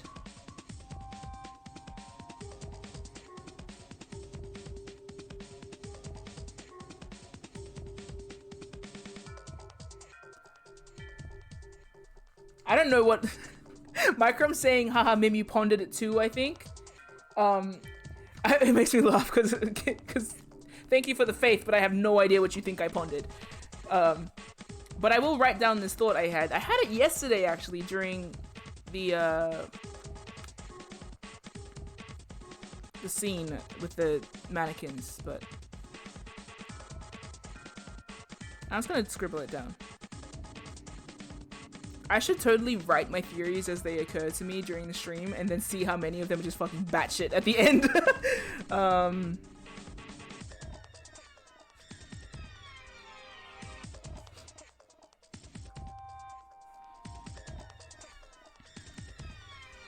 Whoa! I just released so much ink of this pen onto this page by accident.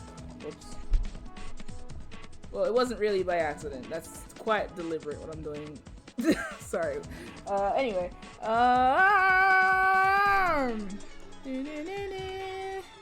Down.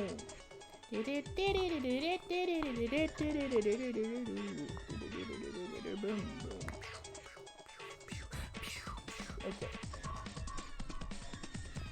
Science boy is lying on the table. His poor head is full of electrodes.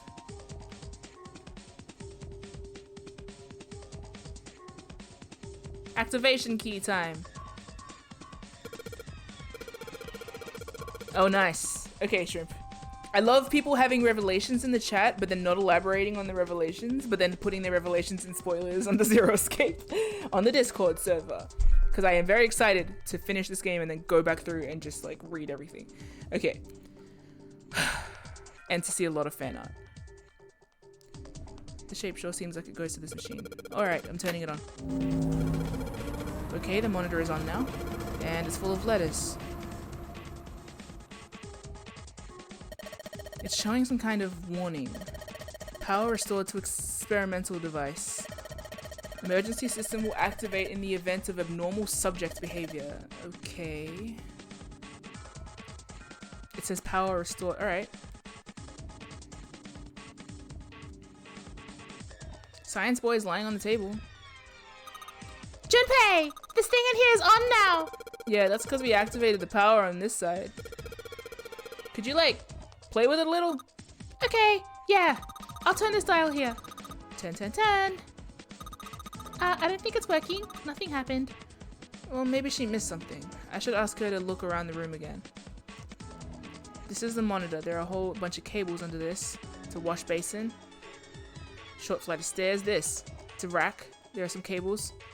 We've got some scribbles from the table already. Science boy's lying on the table. Poor head full of electrodes. Did I need to flip the... Maybe if you increase the voltage? Roger! Will do! Okay, I'm gonna go all the way to max voltage! Max voltage? Wait! Oh, shit! What? I think,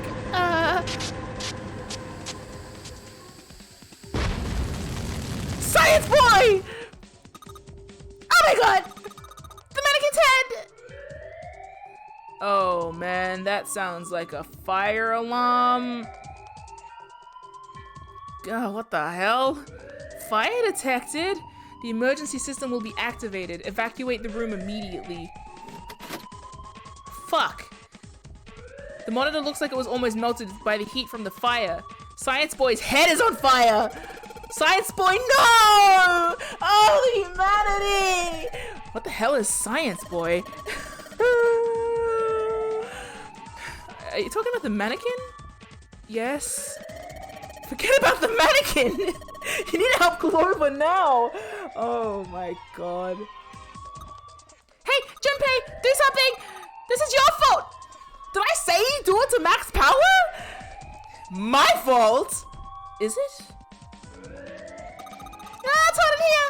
It's smoky and stinky. I'm gonna die! No, you're not. Junpei, it's so hot in here. Help me! Junpei, help me! Okay. I have to save Clover. Science Boy's head is on fire. I feel bad for him, but he's already done for. I need to save Clover. Junpei, this really isn't funny anymore. What should I do? Please help me!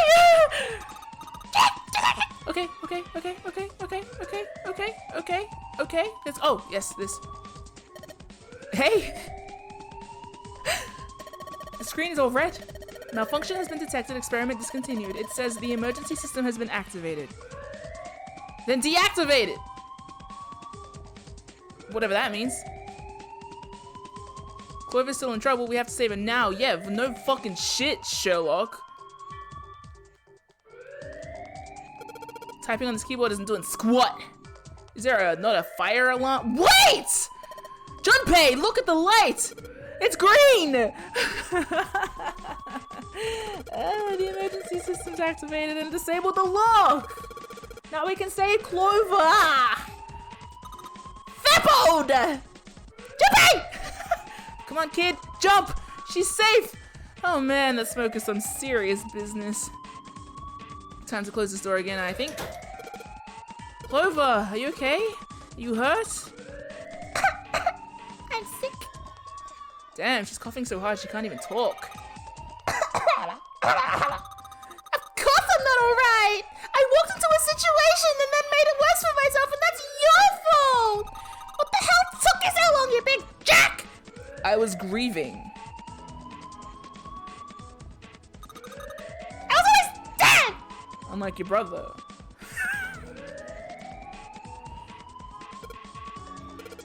Sorry, I was going as fast as I could. You two can do this later. Right now, we need to get the hell out of here. That fire's not gonna stay in that room forever. We didn't even end up using the... Oh my god! I didn't realize that the puzzle I wrote down before was actually instructions. I just sort of... Yeah, I get it now. Wow. Maybe my brain figured it out without... Maybe the computer, the central computer, projected the solution onto my brain wirelessly.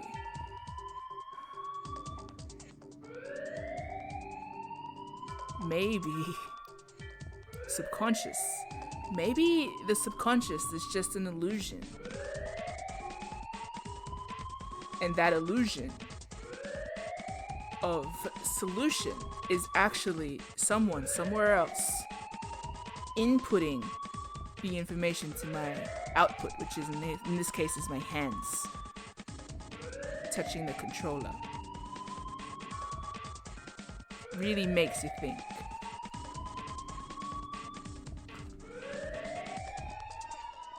I'm going to leave.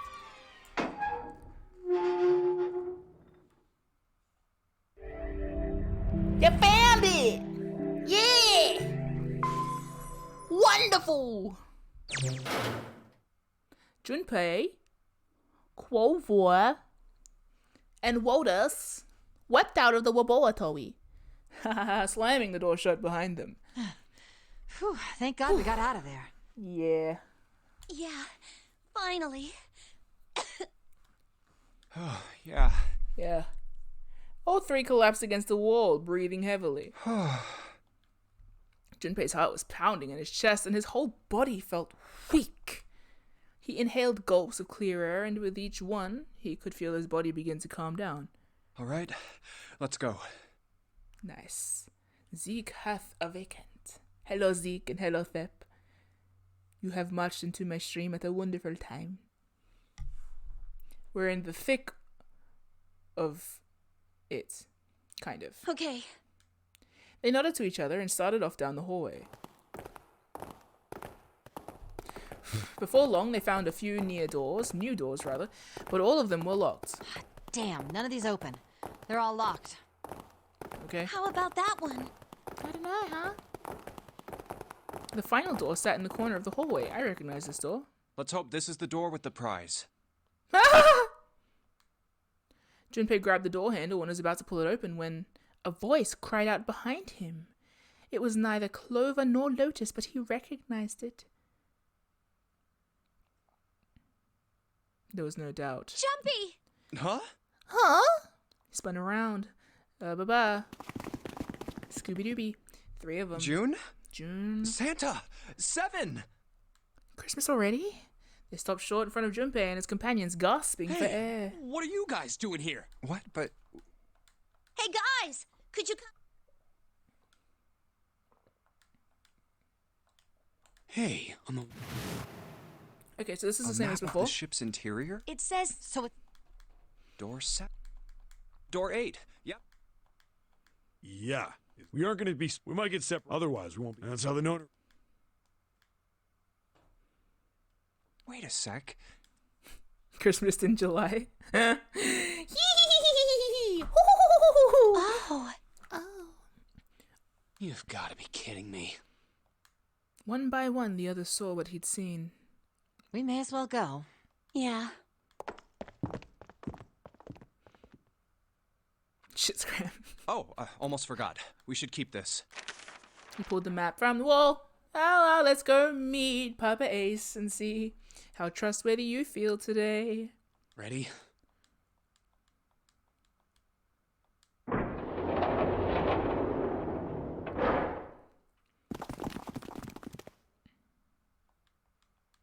I knew it.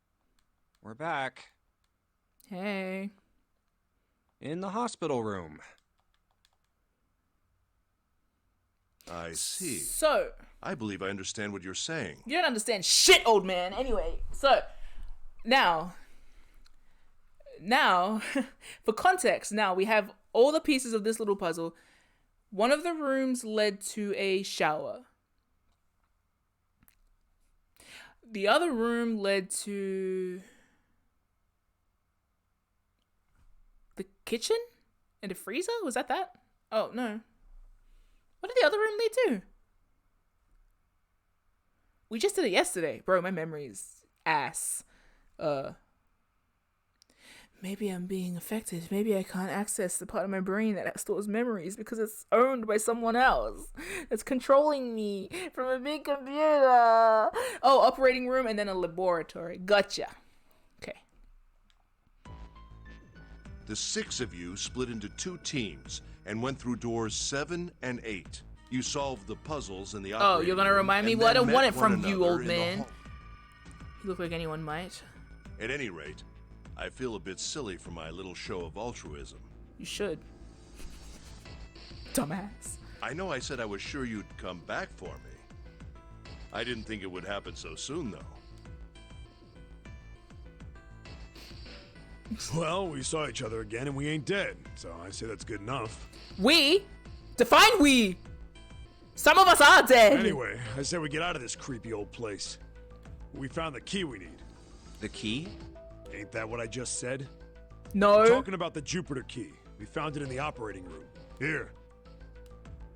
7 tossed something small in the toilet towards Junpei. Nice catch. We have another Earth. We have the Earth key now, though. Which Jeez. wait, no, we had that last time too. I see. Jupiter. I'm gonna let you hold on to that, all right? Yeah. Well, I've got something for you too then. Here, Thanks. it's the Saturn key card. We found it in the kitchen. I might lose it. It's probably better if you hold on to it. That way it won't be my fault if it gets lost. Yeah. On it. So how many unused keys do we have now? There's the Earth key we found in the laboratory. The Jupiter key you just gave me. And the Saturn key card from Lotus. I'll keep them safe. We trust you.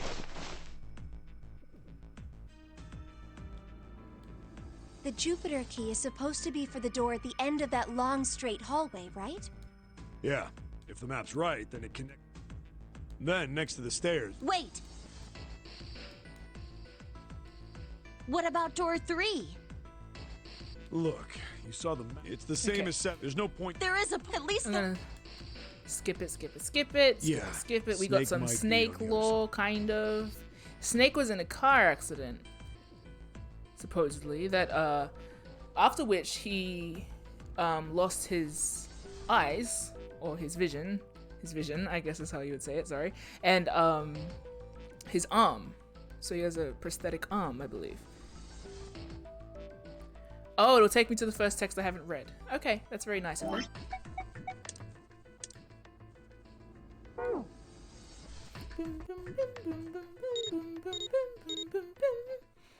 Off you go! And you're off then. Bye!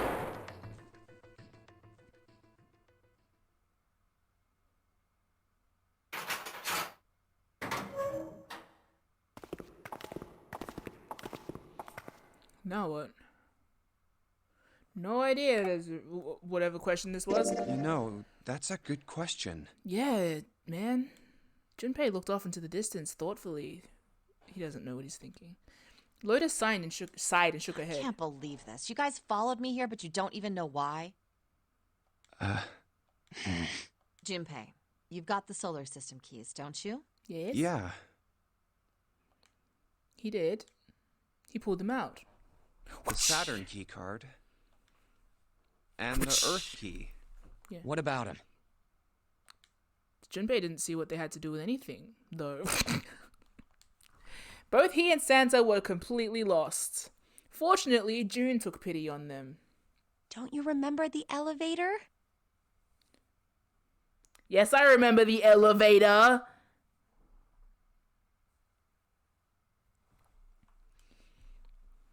On C deck, where we are now, there was a big elevator behind the stairs, remember? Yes. And next to the elevator, there was a card reader with the Saturn symbol on it. Yeah. And on A deck, on the door to the left,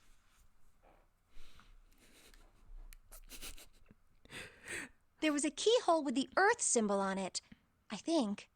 The end of the knife route is just punishment for the for the elevator conversation.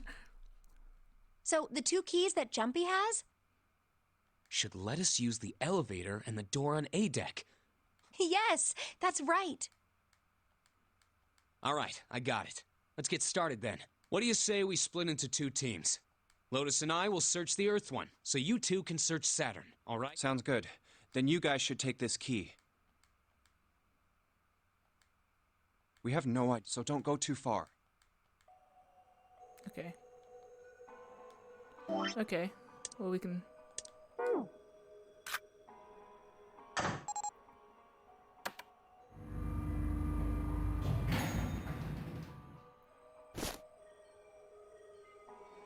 Okay, so we can avoid this now. June was probably afraid of the fact that they could only go down. She was afraid because the only elevator button pointed down. That meant, of course, that the elevator couldn't go any higher than the floor they were on. As he thought about it, Junpei realized he hadn't seen elevators on the A or B decks near the central staircase, all of which meant that the elevator could only convey them to lower decks. Pokey decks? Come to think of it, the lower floor, D deck, is completely underwater. Ah, damn, I shouldn't have said that out loud, because now I've ruined my punchline. Ugh.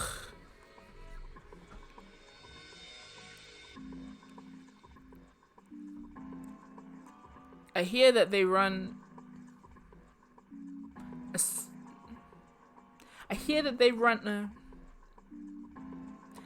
run a sewing class on one of the decks of this ship. No, it doesn't really. There's a deck on this ship that's just covered in needles. Yeah, they call it... No, there are 2 decks on this ship that are just covered in needles. They call them the Pokey decks. Pika! An elevator heading to a submerged floor. That is pretty scary. Hey, wait a minute. This elevator came up from somewhere under us, right? Well, yes, I guess it did. It didn't open right away after you pressed the button. There was a motor noise like it was moving, and then it opened. Yeah, exactly. S'mores. Yes. So, take a look inside. Junpei jerked his head towards the interior of the elevator. It's not wet at all, is it? The walls and even the floor are totally dry. Can we please quote Wall snores? And then I have tiny keyboards. Tiny keyboards? Wow, they have little tusks.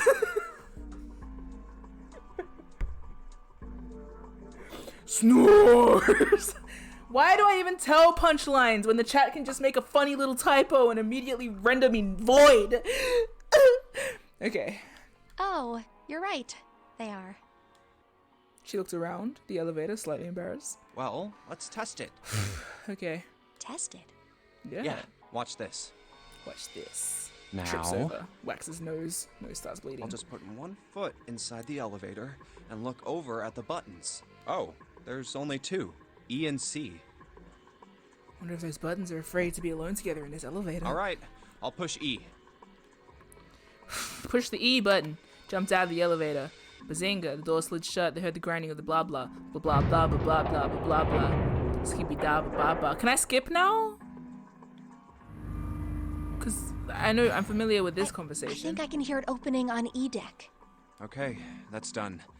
Now I'll just press the button again.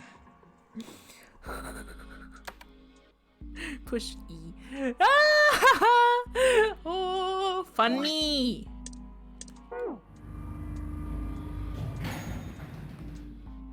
What corn? God. Let's go a full cob of corn. Hey, honey bun. Thanks for joining me. We'd probably die. Oh no. Don't be so casual about something like that.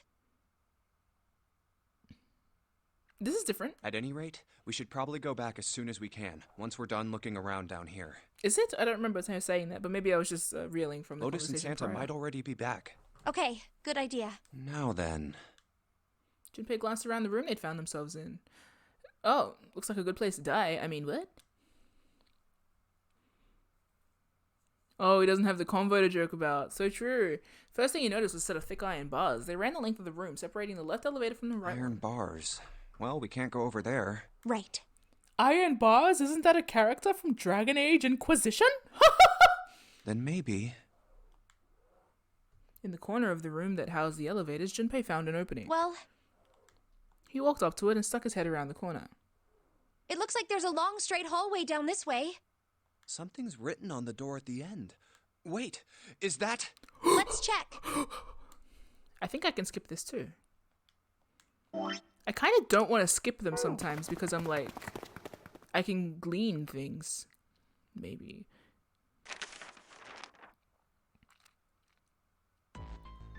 What's up, fellas?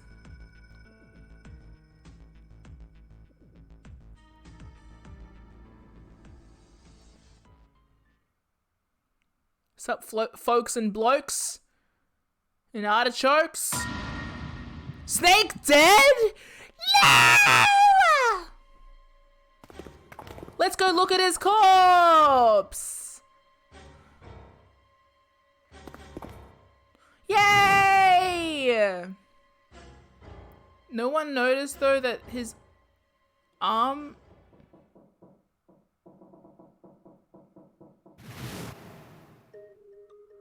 So what?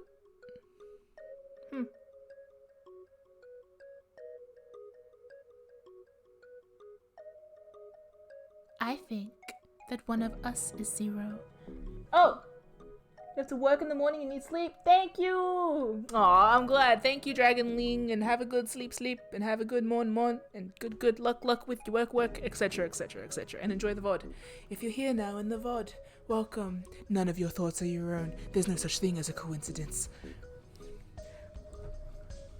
Get those zzz from Snorlax. Junpei wasn't sure.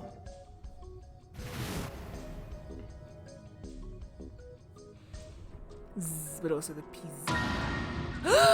Junpei, no way! That's crazy! Wow.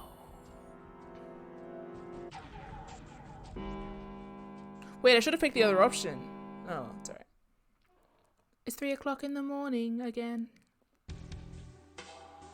Let's go, Hermes! Okay. We got solutions. We gotta have solutions. We'll get some solutions, and then we'll get some answers, and then we'll get some mystery solving answers. You can't rhyme answers with answers, Lin-Manuel Miranda.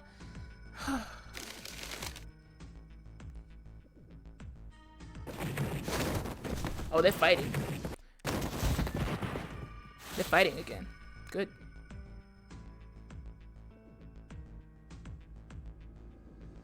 I want to go through.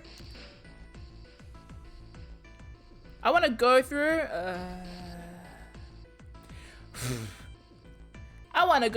one. Okay. My choice is door 1. Oh, door 2 always leads to the sub ending? I should write that down. Santa was unconvinced. Hey, wait a minute there. Don't you scrutinize me with your scrutinizing eyes, you little Santa man. You cheating? You cheating? We cheating? What? Cheating? On who? June? With the thought of no? Asking if you changed your number after you heard what doors we wanted. No? That would make me a liar, and I'm not a liar. How could I do that? I wrote it down on the paper earlier. Stupid. Let me see that. No. Sure, here. Here. Junpei shrugged and handed it to him. Like, no big deal. Santa examined it furiously. Psh. The others peered at it as well. Psh. As they did, Junpei quickly slipped the piece of paper he'd been hiding in his pocket. Although he'd never know it now, Santa had been justified in his suspicions. Junpei had switched the papers.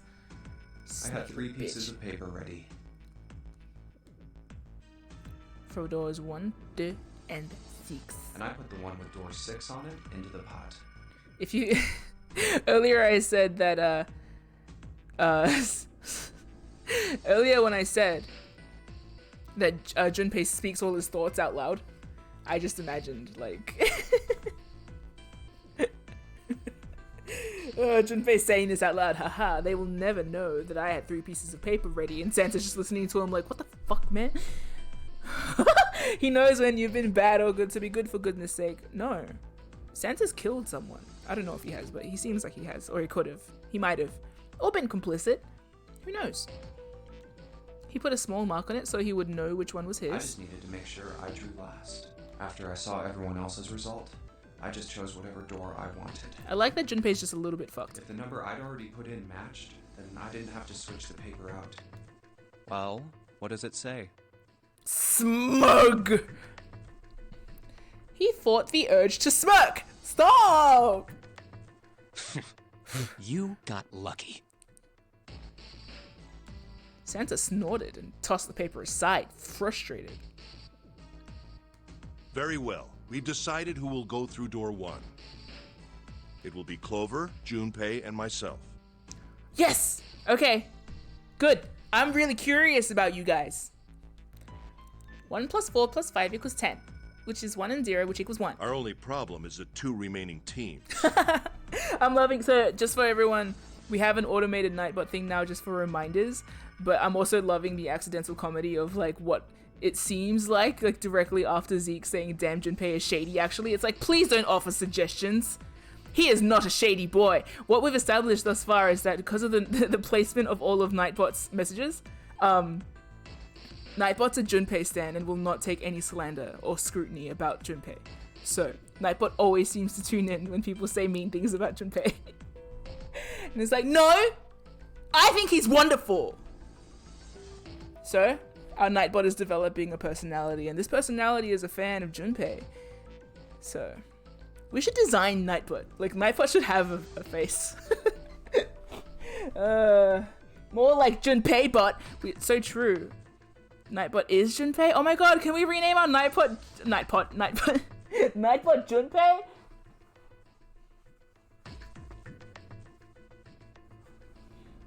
Maybe. We'll call it Jumpy. Anyway. June and I want door 6. Lotus and I want door 2. That's not good. We can't open either of those doors with only 2 people.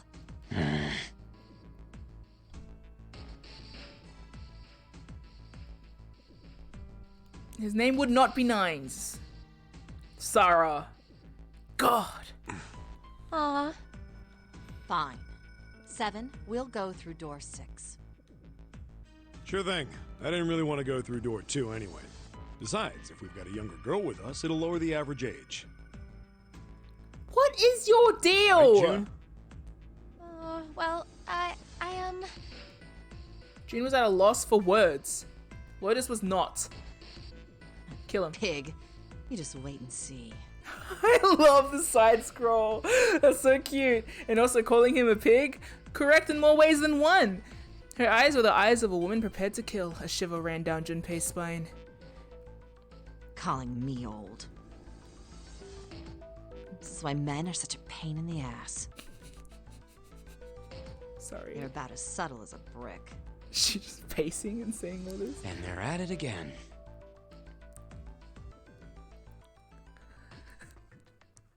Even after they separated at the staircase, Lotus was still muttering angrily to herself.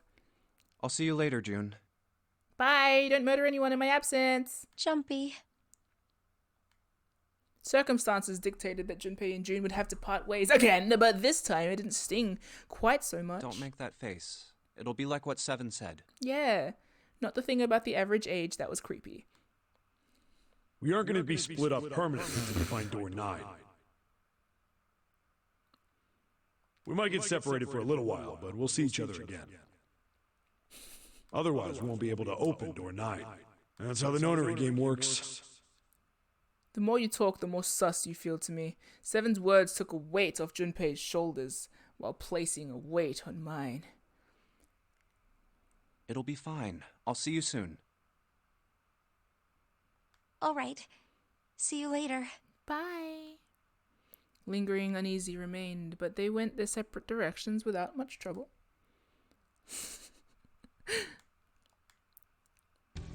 Junpei, Ace, and Clover headed towards A deck. Here's A deck. It was the door on the left, right? Oh, I love my team right now. I'm so scrutinizing of you. I'm very curious about both of you. That should be it, yes. Yes. Then here we go. You have secrets. You have everyone here has something concealed. Very fascinating. It's just One. as Santa and Lotus said.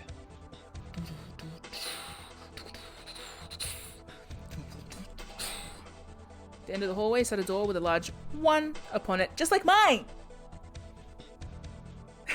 Imagine if I open the door, the one door in game, and my door opens behind me. That'd be terrifying, actually.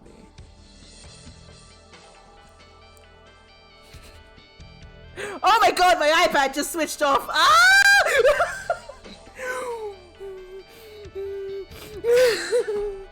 Okay, no one talk. I need to find chat. Uh-oh. Hey, if you guys are outside my room right now, don't.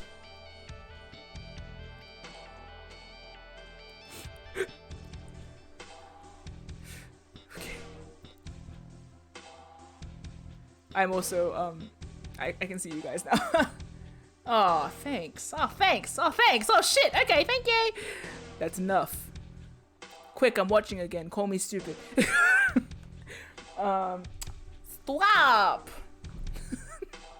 If your name is Junior and you're really handsome, come and raise your hand. Okay. Just at the zabada, jugabaga da ba da ta ta ta ba ta ta ta ta ba ta ta. Okay. A numbered door. A numbered door. To the left of it, bolted to the wall, was the red. There's the red. I'll There's go first. red. Okay. Ace went first and waved his wrist over the scanner and panel. Is he? Now the two of you, if you you know. would. Junpei was next. Sup, Clove? Finally. Listlessly. Oh, I actually just read that. That's actually a very nice, thank you for putting that in. That's actually a very nice message. Please don't drop hints or allude to future events of the game. Thank you. And the little shush emoji? That's cute. Both telling and reminiscent of Brendan Urie. Circa 2003 or whatever it was. Thank you, Sarah, for Nightbot things. She leaned towards, I think there's 2 of them now, which is, yeah, cool, thank you. She leaned towards the scanner panel. The third asterisk clicked to life, shining brightly. Ace took hold of the lever. Now. That was kind of, stop with your voice, my man. Now. He took a deep breath and turned to Junpei and Clover. Are you ready? Shall I pull it? Why are you so dramatic, man? Yeah, do it. Yeah, anytime. Yes, Zeke, perfect. Clover said nothing. What's up? She nodded a little more than a lethargic twitch of the head. Very well then. Let's go. 3, 2, 1. Why are we counting down? And it's open! Move it! They stumbled into the room. Where is it? Fep! Fep!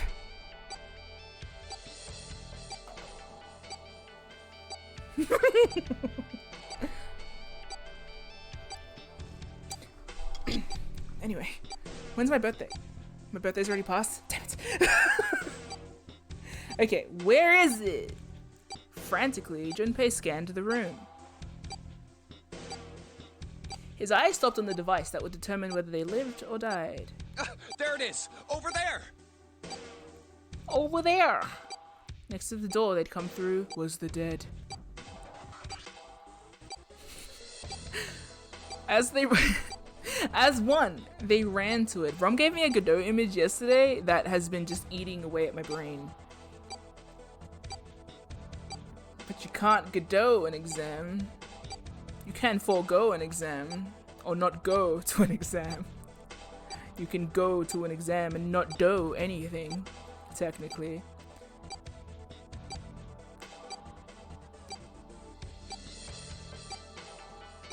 What was I doing? Sorry, I was thinking of something else. Okay, Nachapadaba ran to it.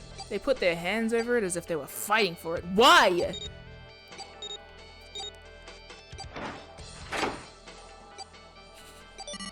Alright. It stopped. Yes, it did. Archie, what's up? Junpei could feel his heart pounding against the inside of his ribs. Ace and Clover were breathing hard and fast. I don't believe I'll ever get used to that. That's okay. I'm not sure it's something I'd want to get used to. We should finish this game before imminent death becomes a normal thing. I agree. Don't you chuckle. Shut your face. Now then, don't you... Junpei looked around again, this time more slowly. I love this room. There's another door. This is my room. Let's try opening it. He took a hold of the knob and easily, gently pulled it open. So, this is the wheelhouse? He closed the door again and turned to Ace and Clover. He fixed each in turn with a meaningful stare, then spoke. Ace, you investigate the wheelhouse next door. Is it called a wheelhouse? Very well. Why are you stuttering? What's your deal? Clover, you're in charge of this room. Say something. Okay, I will. All right then, let's get started. Junpei is very relatable. The way he assigns a task to someone. Ace with tragic boat-wrecking backstory. He's the captain of the Titanic. That's how old he is. Anyway, yeah, just Junpei's vibe of like, I assign you to that room and you, catatonic person, to this room. All right, this is working. Like, oh, lost her sister for the umpteenth time. My grandmother was killed by a wheelhouse. Clover just lost her brother for the umpteenth time. Snake is characterized as a sister now. Yeah. Hey, sisters. Anyway, Snake can if he wants. Yeah, Snake can do whatever he wants. Junpei says, hopefully. Me? No? What? Sorry, huh? Anyway. Okay! Poozles!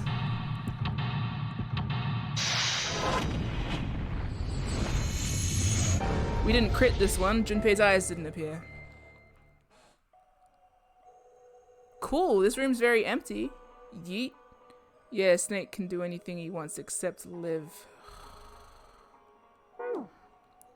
God. A light. It looks kind of like a wilted flower. Very poetic, Junpei. You sure you're straight? Oh yeah! A stack of nautical charts. I love them. I think this is a nautical chart. Or is it a radical chart? Know what I mean? There's this line on it. Here. I think the line is the route the ship is supposed to take. There are dots all over the map. Oh, those are probably ports, like for a boat to stop at. It looks like the lines collect the dots. Connect the dots, rather. There's a stack of charts like that one. Yeah. How many are there? I'm not really sure, but I'd say somewhere in the ballpark of 10 or so. A stack of nautical charts. Each page has different lines on it. Australia to Greenland. I guess this is probably for reading maps or something. Yeah, they probably spread that map out here and there to decide on the route. It's a cabinet where they store nautical maps, apparently. Happy driving, Thep. I used to do this randomly. Like, okay, look to your right. Imagine Dante and Leon interacting with the first thing you see on the right side of the road. That's my game that I play.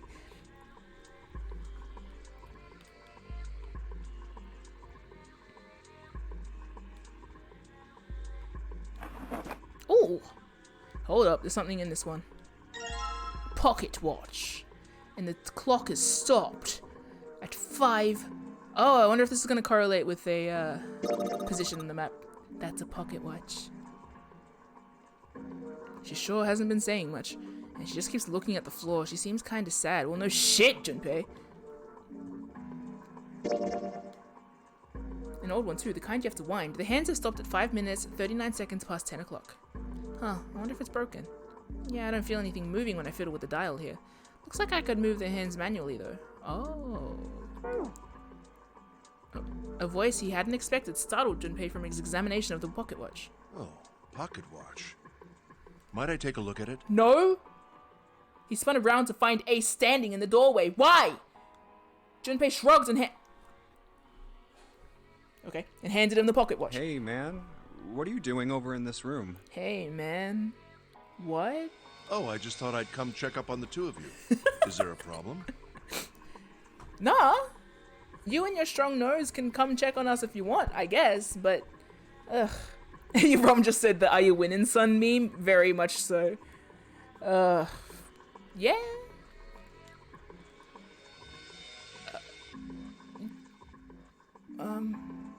Well, not a problem, but... Well, not a problem, but... Junpei looked desperately around the room anywhere but at Ace, trying to find a convincing reason to dismiss him.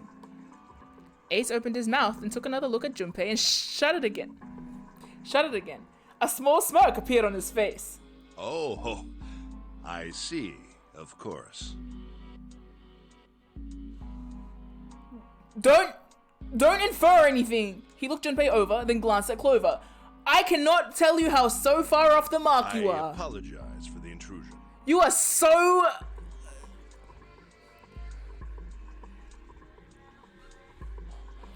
The mum from Mean Girls vibes. Well, best of luck. Shut up! Shut up! Shush! Did you pat me on the back?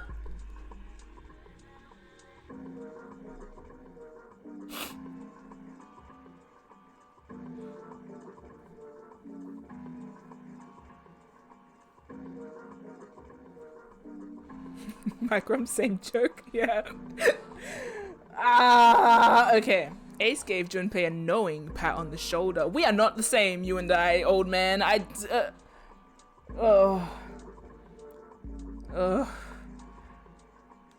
And left.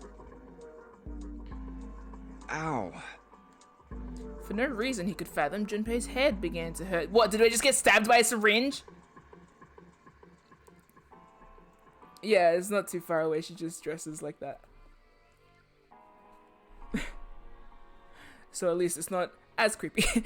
Okay, anyway. What the hell?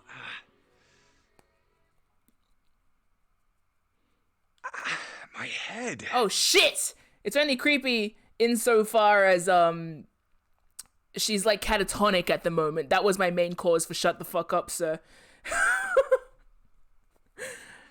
I also call her 12. I call her a 12e, so that's probably also my what's the word? Framing as well. But yeah, I was mainly like, hey, I am not going to try and hit on her while she's still trying to process the corpse of her brother. Anyway, yes, I know the music stopped. So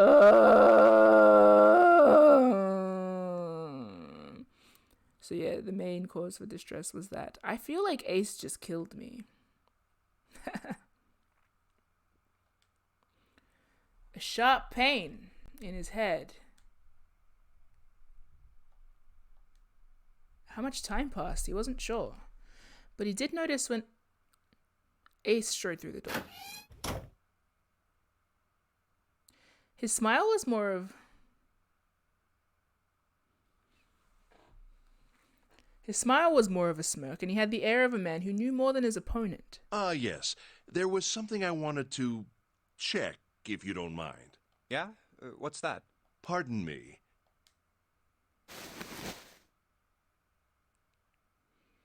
With no warning, Ace slipped his hand into the pocket of Junpei's vest. Hey, what the hell are you doing? Whoa, what are you putting your hand in my pocket for? Stop! He reached for Ace's arm, but it was already too late. In the older man's hand were the pieces of paper Junpei had balled up and hidden in his pocket. Just as I thought. And? You switched them, didn't you, when we voted? No. Oh no. Consequences for my actions? I didn't... Well, I can't say that I care. Then why did you do that so scarily? I managed to get through the numbered door I wanted, despite your mischief. Mischief? Mischief? Then why did you... Oh, simple curiosity. I hope you won't think ill of me for it. Keep your hands out of my pockets, man. Stop patting me! Junpei smiled, gave Junpei a friendly pat on the shoulder, then turned on his heel and left.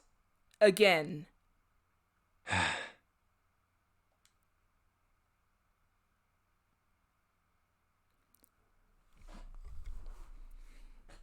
It was a small defeat, but it was a defeat. I would shit myself. I would shit everywhere if Ace walked in, went, boom, pulled out my evidence of cheating, and just stood there and went, no reason, doesn't affect me, and walks away? Whoop, anyway, that frightens me. Okay, it was a small defeat, but it was a defeat.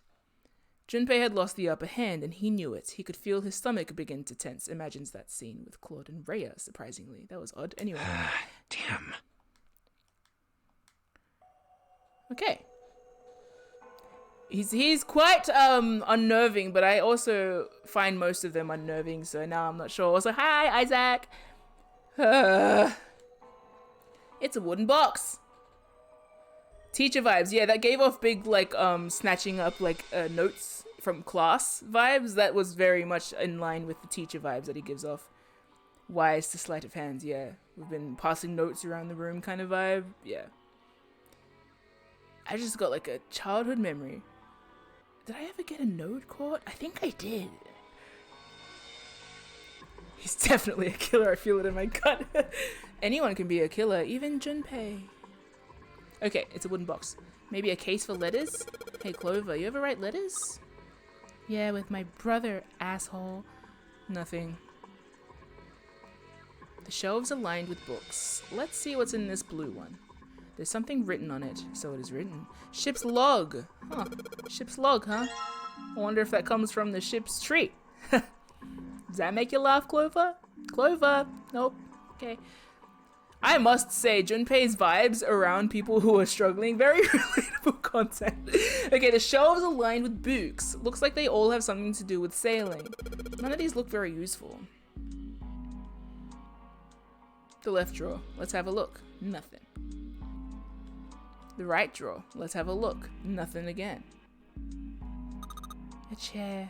Clover isn't very talkative. She looks kind of out of it. Is she thinking about Snake? I don't know, Junpei. Are you?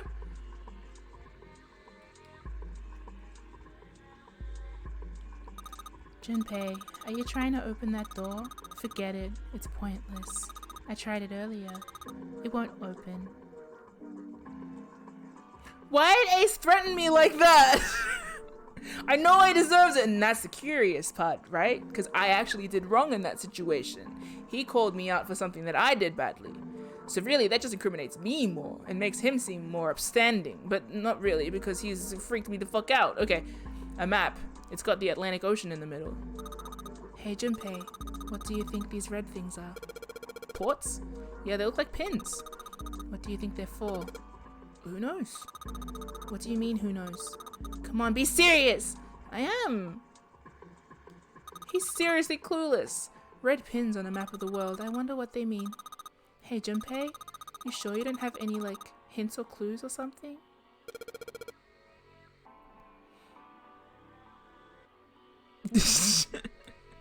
Fanny has found a loophole. Is it illegal for me to make crime? Or is it your fault for not catching me make crime? Really makes you think. Okay. Yeah. Let me see if they match up. A world map with the Atlantic Ocean in the center. There are a number of red pins in several locations. What do these red pins mean? Well, the nautical charts I picked up earlier have a map like this one. Maybe one of them matches up to the pins or something. Let's see. Oh, what do you know? Looks like this one's a match to the pins. Okay, so we've got 7 locations connected by straight lines. And each one has a word next to it. That's probably the speed. Okay, cool. I pressed the wrong button.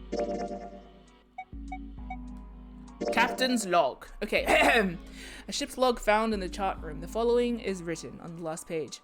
We leave soon for a new journey across the sea. Woo! Hey, Recreator! You scared the shit out of me. Sorry, Dante popped in as well. Thank you. We are in my 3rd round of 999. Thank you for the raid. How fun! Now my raid alert is working too, and I don't know if it's too loud, so sorry if everyone else just got jump scared by Dante. Typical. But yeah, thank you and welcome to Recreator and 4 raiders. That's a party. That's a party of 5. It's like the Backstreet Boys. Hello! Pseudopod. Or pseudopod. With a cute little emote? That's so cute. Oh, cute. And it's a little raid with... That's mad. Thank you. Thank you for the raid. Oh, and my Nightbot is just offering a little automated message. Thank you very much. Yay, raid! Okay, so we're in the thick of this. Pardon me. We are, if you're not familiar with this game, we're on a boat. We're playing a game. Would you like to play a game? It's very, with our lives. It's, we're playing a game with death, I guess. We're all trying to get off this boat. That's for sure. But anyway, I haven't finished it yet, so I'm on my, yeah. I've only gotten 2 very bad endings, so. We leave soon for a new journey across the sea. After leaving port, we headed south and west. We turned southwest to steer around the continent and then proceeded northwest. We made port, then changed our direction, heading east, then changed our heading to east for a time, and now we are heading due north. Soon we will dock in the United Kingdom, the homeland of this vessel. Will you? Will you? Nautical to... Ah, shit. It shows the directions of the southwest, southwest, northwest, east, north, and straight. Sorry, snake. There is a word next to each point on the map. Full, half, slow, full, half, dead, stop. That's what it says.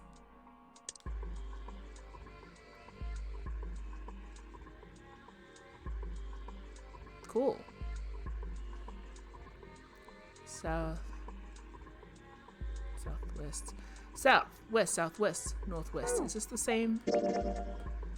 South and west, southwest, northwest. It is. Okay, so it's just that, but visualized good. Well, I should check the last few, right? East, north to... In the east, now we're heading to north. Yep, cool. Okay, so it's the same. Just making sure. Let's go talk to Papa Ace!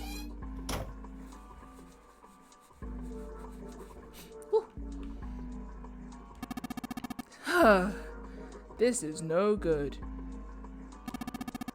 Or isn't good. So many drawers, but nothing inside of them. Says you, looking in this room all alone.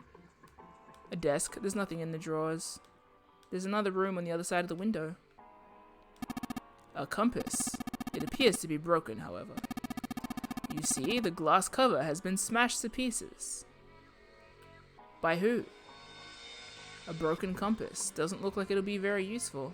A desk. There's nothing in the drawers. There's another room on the other side of the window. My distrust for Ace has cycled around so far that now I'm like, maybe I shouldn't distrust you.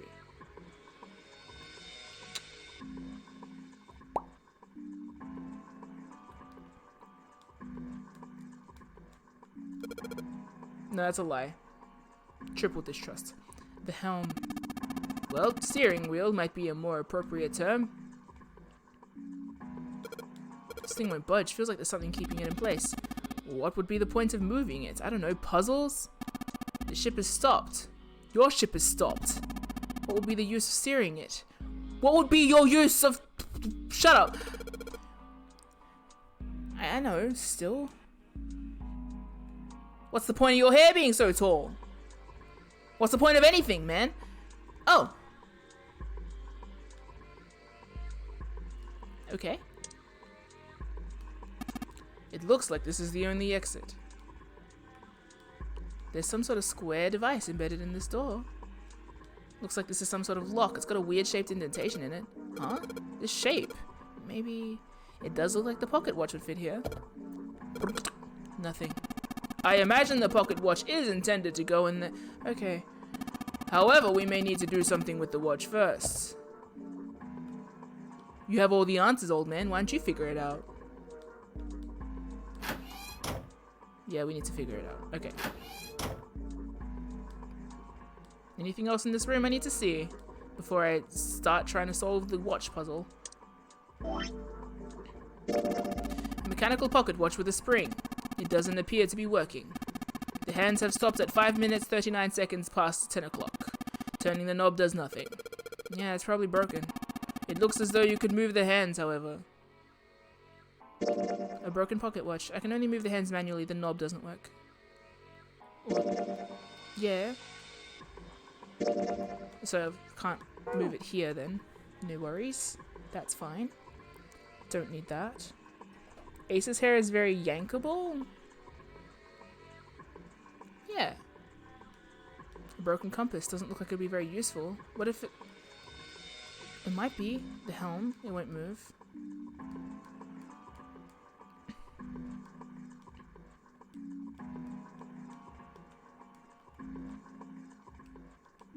Hey, Bright Spark, you got any ideas? No dice. Must be locked. Okay. What is this? Some kind of display? Junpei, Yep. Yeah, it's a display. Of your silliness. It looks like an electronic scoreboard. Well, maybe I am a fool. I thought it was a freaking air vent. My bad. I imagine it was added recently. An arrival board, like an airport. There's nothing on it right now, though. There could be. What is that? Not accessible. It's a light. Clover. Well, I guess she doesn't really feel like talking. She's not really paying attention to anything, is she? Her mind must be somewhere else. It's a map of the world with the Atlantic Ocean in the middle. That's good.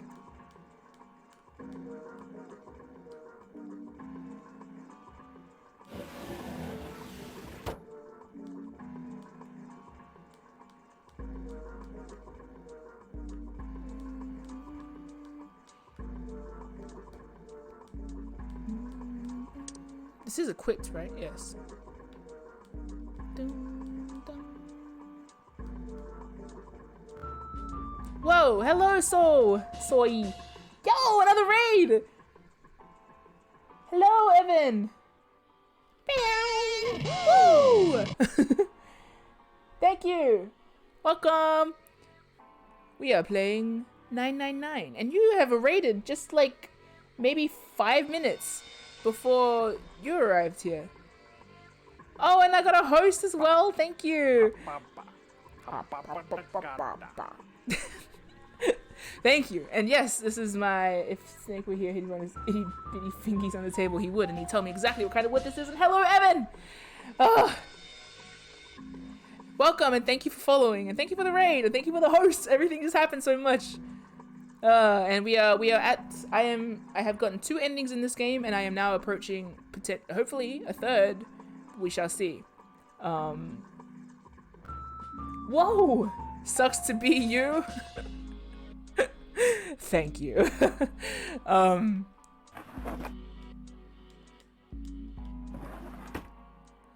So thank you for the follow. You got 4 endings? Nice. I will find my way to them eventually. Chair, there's nothing special about it.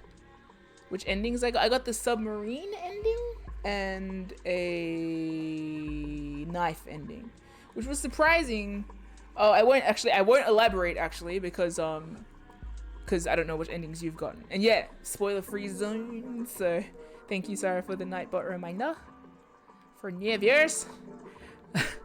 And I am currently, speaking of spoilers, trying to figure out a puzzle. Yeah, fun. They're fun, all right.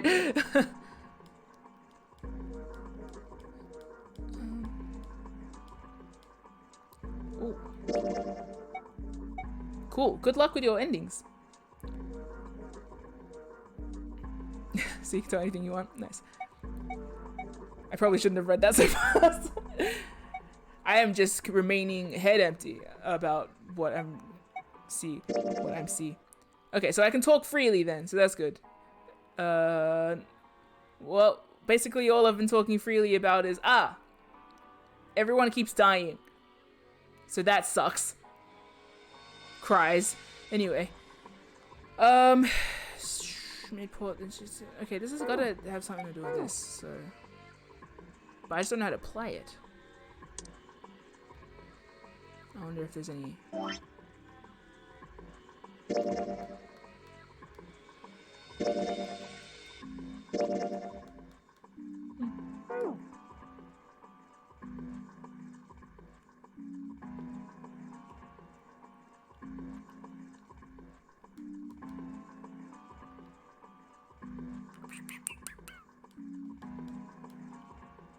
Oh, there's a whole other side of the room I didn't see. Oh, I see. Okay. A compass. And what destiny does it point us to? Shut up, sir.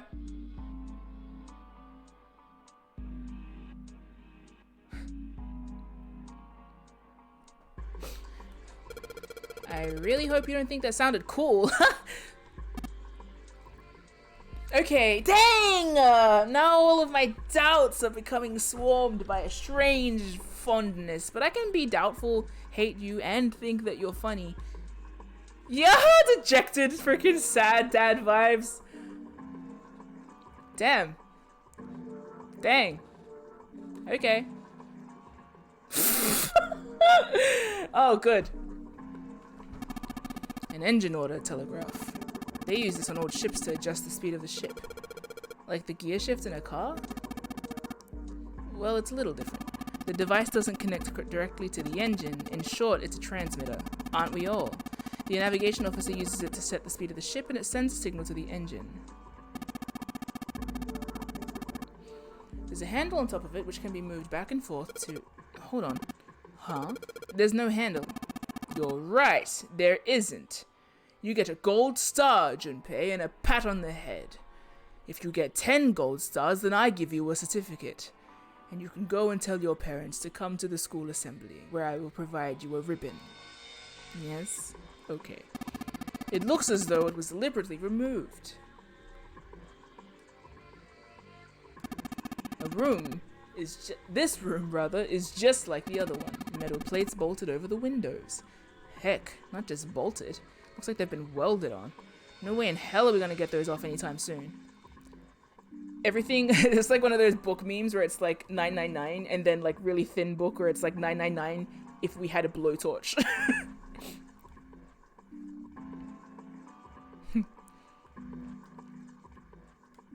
There's a compass behind the helm. A steering wheel. Let's see if it... Whoa! It looks like the steering wheel moves. Nice. So it would seem. I noticed something else as well. What's that? Well, when you move this wheel, the compass also moves. Ah, what do you mean? Ship, it's moving. Ha! Tricked you, didn't I? Shush! The wheel and the compass must be connected. Shut up! To one another somehow. Do you think that's important? Yes. Well, let's try turning it again. Oh! Okay. No, let me check my handy dandy notebook. Takes a while to stop. So let's see if I can stop it at the halfways. I can.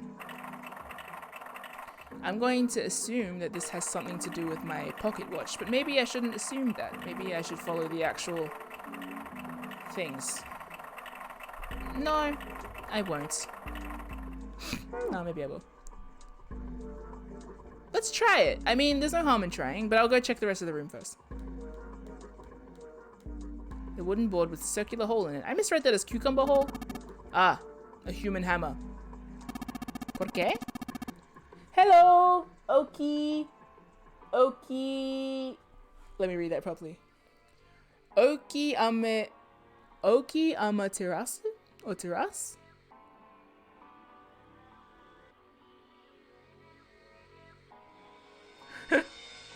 I just saw blowtorch won't solve bombs in the stomach. Oki amaterasu. Okay. Welcome and hello. I think it could solve that. I think that if... No, okay, that's kind of murderous. Never mind. His jokes are weird. They're often used to subdue large men. Oh, okay, okay, they're often used to subdue large men like Seven. What? That was a joke, of course. Sir? Thank you, Captain Obvious. Ace, you really kind of suck at making jokes. My word.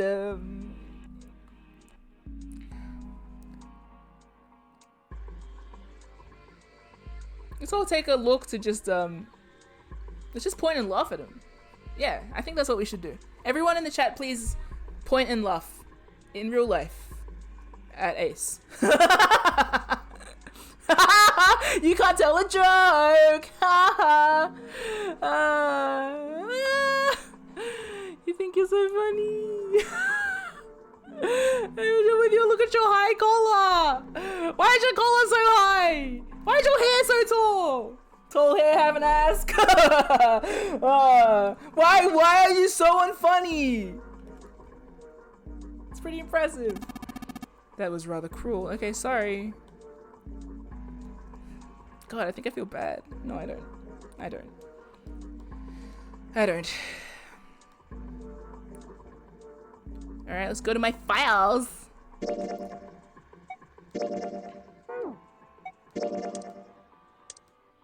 Full, half, slow, full, half, dead, stop. Full, half, slow, full, half, dead, stop.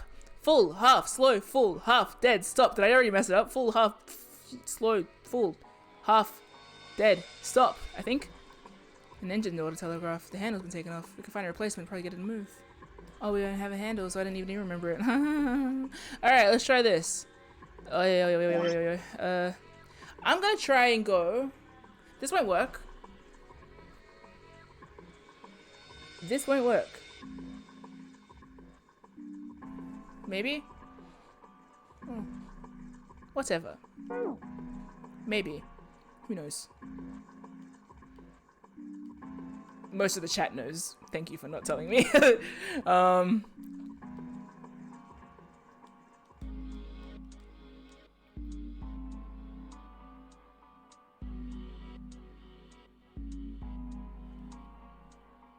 Maybe?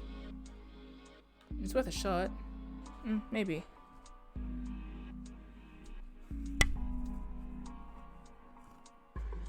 Handy dandy pen! I don't see why not. I might as well try this thing since I've been thinking about it since I saw it. So. You know that meme of like, I can't remember it. Never mind. Yeah, no, sorry, the surgery meme where it's like you woke up and it's like, who do you think gave you your ass? That one? I'm just wondering if that's going to become relevant anytime in this plot. Okay, so. Short hand that way. Long hand that way. And second hand that way. Well, it's really the third hand, isn't it? Isn't it, governor? Cool bananas. Cool. That's fair. I did get told to specifically play the DS version, but I don't have the means to play it, so I'm playing it on the PS4. But it's good though, I guess, because we got the voice acting, which is fun, and I really like the voice acting in this game. So. Steering wheel, if we move it, the direction changes. I swear I saw something that had directions on it. Are we just talking about the... Maybe if I entered the directions in that order. Well, I guess so. That would make more sense. Fine, we'll do it your way. Nothing is happening. Yeah, no doubt. Junpei, this is almost certainly one of Zero's puzzles. I know! This must be a clue here somewhere that will help us solve it. Have you found anything? Perhaps something with the points of the compass on it. Maybe you can't tell a joke, so you shouldn't talk to me.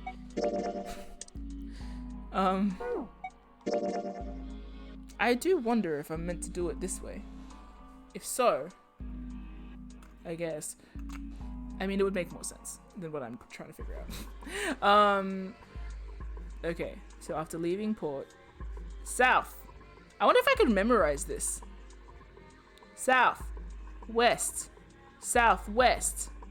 That already goes to a rhythm. South, west, southwest. Hey, ho, let's go. So SW, SWNW. Okay. Southwest, southwest, northwest. Made a port. Changed our heading to east, and now we're heading north. Soon we'll dock in UN, the homeland of this vessel. UN? Soon we'll dock in the UN. MIM, please just write it down. I am writing it down. No backseating, but I am writing it down. I was doing it already. You told me to do the dishes when I was already doing the dishes. Now I'm going to start smashing dishes against the wall. It's so smart, right? If you're so smart, why haven't you killed me yet?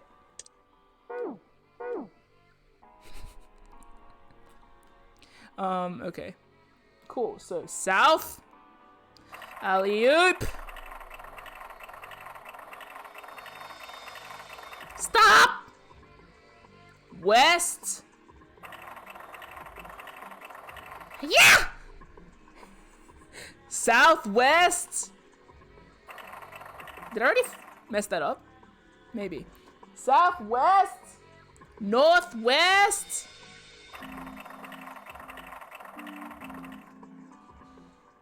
East.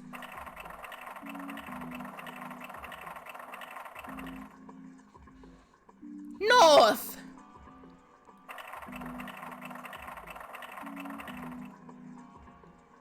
I win! What the? The handle came off. Stooping so low. Are you Zero? What is he? A boyfriend? Relax. I don't even know who Zero is. We don't even know Zero's gender.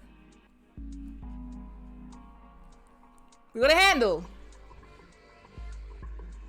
Looks like a tiny struggle bat. The handle that came off the steering wheel. A handle. Seems that we've lost a handle on this situation. Hi, Ebony! I'm glad that I'm helping the immersive Junpei experience by being a dumbass. So, thanks, that's good. So, I sure hope this handle fits. Funk! Yup, it fits! Excellent, stop it! Your happy face instills joy. I wouldn't mind hitting it with a baseball bat, but in the interim, it does instill joy. That should allow us to operate the engine order telegraph. Let's give it a shot. Oh. Damn. What was it again? Shit.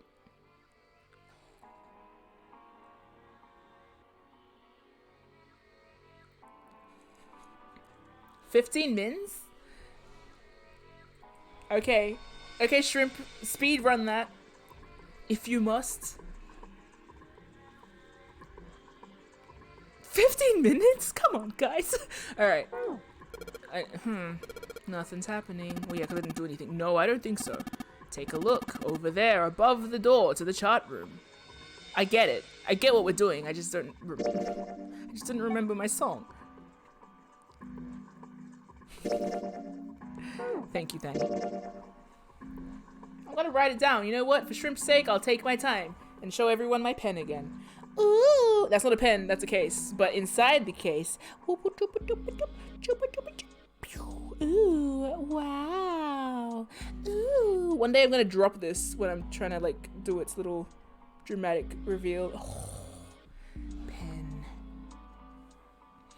And then we zip it up. Nice. It's in the case because it's an inordinately expensive fountain pen. Who aboard this vessel? No, I don't want to ask this question because we already know. I was going to say who aboard this vessel would own a fountain pen. We know. But no, who else aboard this vessel would own a fountain pen? You know what? Yeah. June. Nice. Fountain pens are more, I believe, common in Japan because, like, I think they are usually more accessible there and encouraged, but I don't really know. Fanny, me, nice.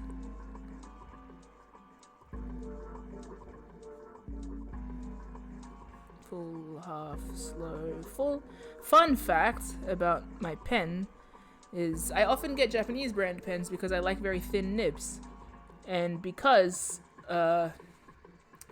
Japanese writing, like the characters, are a lot more intricate than in English, the fine nib on a Japanese fountain pen will be naturally thinner than a fine nib of, like, say, for example, a German-made fountain pen or anything like that. So, fun facts.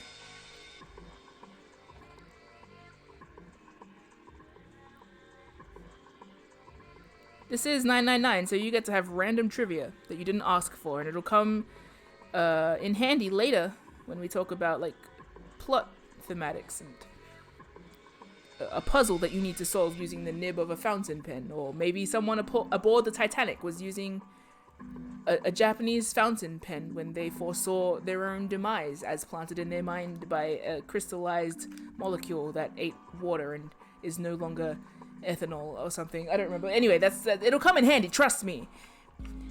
Random trivia. 999 is a very vindicating game for people that like random trivia. Did I get that right? Yes. Okay. Everyone in the chat, what would be your random information offload that you have in the Nonary game? If you were aboard this vessel, what random fact would you go on about that would become relevant later, philosophically? Very nice that today's fun facts are about fountain pens indeed. 1990s country music? Nice. Bun Bun? Say no more, we have guests here. Come on, we got guests. Geological history of the Himalayas. Hell yeah.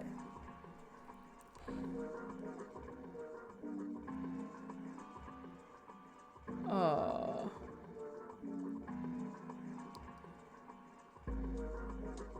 You like rocks. How you feel about Chris Redfield? This game is source of most of my pseudoscience fun facts. Zeke would talk about the Messel Bone Pit in Germany. Sarah would talk about Ukitake from Bleach. That will come in handy. You would tell us things about tuberculosis. And that is actually very relevant to this game. So, tell us about salt mines. Bone pit, bone pit. Theppold is just aboard the Nonary games talking about country music and happy to learn. I would probably talk about pigment history or music history. I think those would be my two things. Oh, Evan. Is it Evan? Yes, Evan would talk about AI autoplay of video games, which would actually be very appropriate for this game. Okay, I think I might go. Try and figure out the rest. Alright, let's give this another shot. That would be a trivia factor. Nice. Talking about AI in this game feels very appropriate. Bone pit and also like food history. One of the things to talk about comes up later in the series. Oh, so say no more. When it comes up, Fanny, you can be like this part and I'll just remember.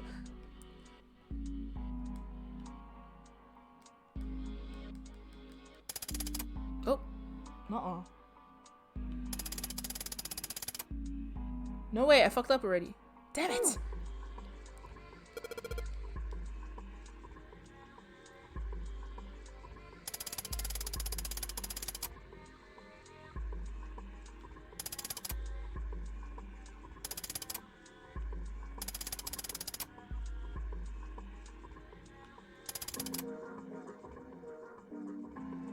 This is wrong.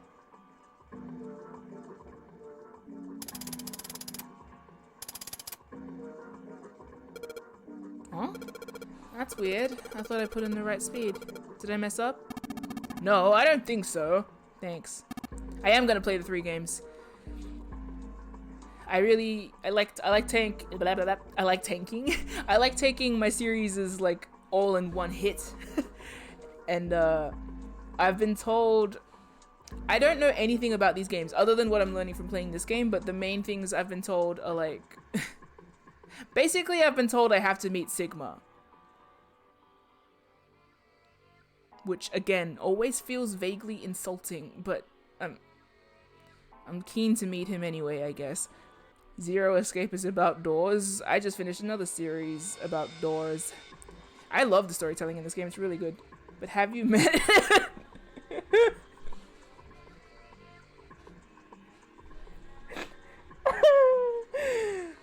Have I?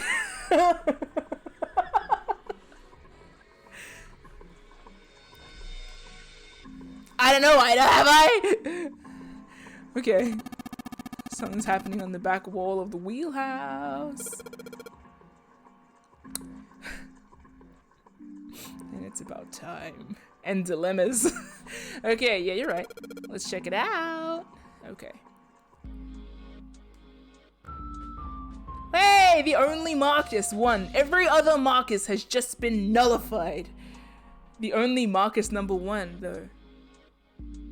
Maybe there was a 0 Marcus, and then #1 Marcus. Who knows? There's a lot of lore behind your name, good Marcus. I knew a Marcus once. Judging by your name, though, they are no longer. I feel like you guys are referencing something, and that makes me nervous. Say no more. I guess. Okay.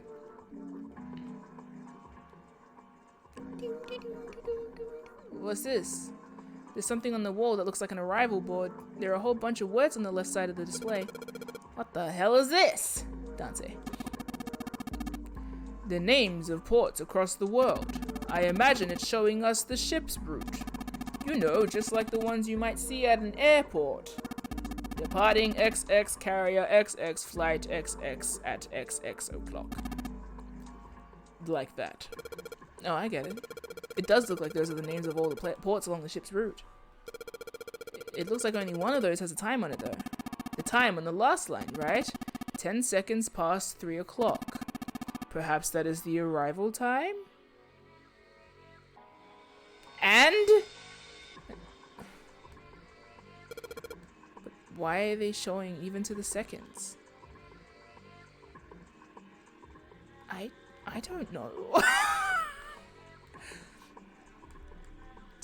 The time. Junpei's trying to like gesture at me like it's the time. What is it? Am I just meant to enter it in the clock? A digital scoreboard or something like that on the left side, blah blah blah. The last line says 10 seconds past 5 o'clock. That must be the estimated time of arrival at the final port. Oh, perhaps. Yeah. Whoa, what's he doing? Excuse me, Junpei. Hey, he just took my pocket watch. Ace! No respect of my personal space, rather. Hey, stop stealing my stuff! He's got the dad vibes like he's taking my PlayStation away without telling me. What are you doing? The hell are you doing? Just trust me?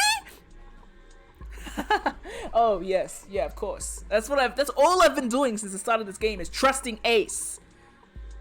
Just trust me. Literally, the second I saw him, I was like, I believe my reaction was like confused, can't tell whether a trusting dad or an evil dad, and I'm still not sure. No hints in the chat. No hints in the chat. He says to trust him, which means that the game is self-aware that he doesn't seem very trustworthy. Or maybe not.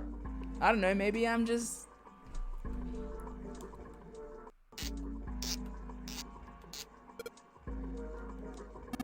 It should be fine now. Well, thanks for giving me the pocket watch back, but you don't need to look so smug about it. Let's see what he... Oh, he moved the hands. 10 seconds past 3 o'clock. Oh, so you changed it to match the final arrival time. Ace nodded slowly. You know what to do next, right? Don't Dora the Explorer me! Give it a shot. I'll kick your ass, old man. I don't know why, but I'm sure you deserve it. A pocket watch. The hands show 10 seconds past 3 o'clock. I want to rate each character in Zero Escape on a tier list of most ass-kickable to least ass-kickable.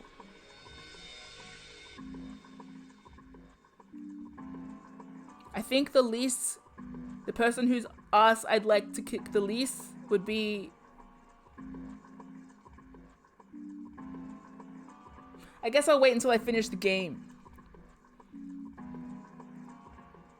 At the end of the series, we'll make a tier list, okay? And ass-kickable doesn't even mean that I don't like them. For example, Snake would be kind of towards the top, but it'd be a gentle little kick. Just a little boop. He'd be able to echolocate it and he'd break my leg instantly. He already told me he can take me in a fight. So I'd start. I like Junpei, but I'd kick him. Least ass-kickable is Clover. You should do the graph like you kick. Yeah. You kick in the ass could kick you in the eyes. Yeah. Yeah. What are you doing? There's only one thing for you to do, you know. Now give it a try. Okay. Okay, play school. God. Looks like this is some sort of lock. It's got a weird shaped indentation. Actually, it's shaped like this pocket watch I got. Let's try putting this in there. Yoink. Or boink. One for every game and one for everything after we end the game. So true! I should list them based on like whose ass I want to kick based on vibes alone, and then rearrange that based on the end of the game. Anyway, what was I gonna say? Remember, we have a Discord server, just as an aside. Okay. It says open now. Good work. Stop praising me. It seems you were successful. Well done, Junpei. Don't ruffle my hair. Hey, Clover. What? We unlocked the door. Is my dead brother behind there again? Sorry. Now we can get out of— oh shit, time to die. Oh shit. Oh, well, let's go then. Clover. Okay, good. Whew, I thought I was gonna die. It says open in bright green letters. Ah! We found our way out? That seemed too easy. I'll wait for shrimp now. Everyone at shrimp. A hallway. Everyone start saying shrimp. Are you done? I do want to actually wait for shrimp because shrimp like mentioned. I hate that feeling of like rushing away to do something and then coming back and it's like, oh, the thing was actually I didn't make it. And for shrimp, while you guys beckon the shrimp, here, quick, start posting fun facts about Bayonetta and how much you love Bayonetta, and then shrimp will come back and stuff. I'm going to be right back 1 second. Get a charger for my fan before it runs out of battery. No! Oh shit! Wave Lotus in the air and then wave Bayonetta. Someone should draw Lotus as Bayonetta, actually. I should do that. Shrimp's birthday. I can't draw!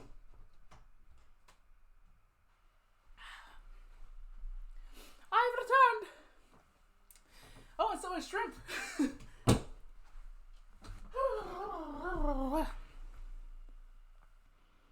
Mim was getting a charging cable. But on the way, Mim got distracted and got a banana instead. See?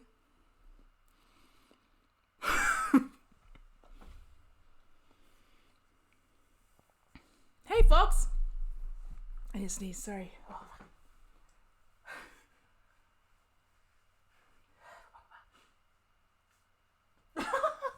No, don't Metopia zone me! I got a HP banana. I noticed, Fox, you followed me when I was offline. I'm always surprised when people follow me when I'm offline, because I'm like, how did you find me? What made you follow if not the live stream? So that's cool.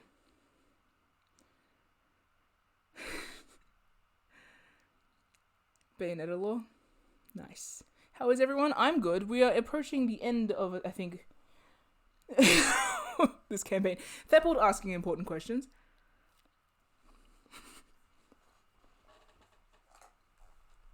I just realized I have to talk. Banana is like the worst thing. 1 second. I'll eat it over here so that no one hears any unpleasant banana noises.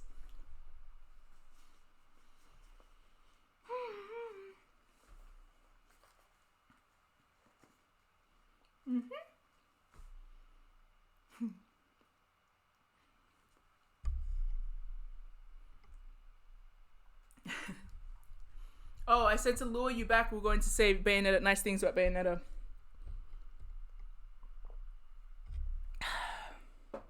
Nice. Very good, Fox Baker. No. I said, so for shrimp to return.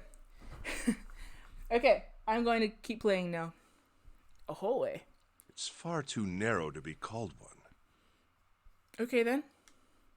They found themselves in a small hallway. No, a small... Whoa, the sun just freaking started beaming in. Okay. A small space outside the wheelhouse. On their left was a wooden door. This seems to be the only route. Yeah, let's go. Junpei pushed it open and stepped into the room beyond. Wow.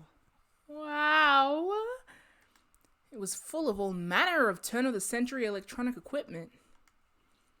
Well, these machines are weird. I've never seen any of them before. Huh? Wait, this one is... One smaller machine had a metal bar that ended in a circular handle. Ace seemed to recognize it. Ah, yes. A telegraph key. Oh. These were used to transmit Morse code a long time ago. Rivali! He turned and slowly took in the room. This must be the communication office. Across the room from the door they'd entered through was another door. And that door? A metal plaque was nailed to it. It read, Captain's quarters. I just think it's suspicious that we are here with Ace. Capitano. Chuno. Maybe I'm a liar and a thief. I don't know. That's what it says. Then, do you think...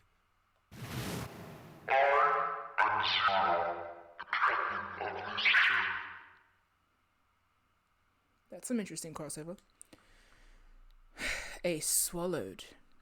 That's a psychological response anyway. Junpei could feel his hands begin to sweat. Only Clover seemed unaffected. Well, we won't know if we don't open it. Thank you. She walked up to the door and put her hand on the knob.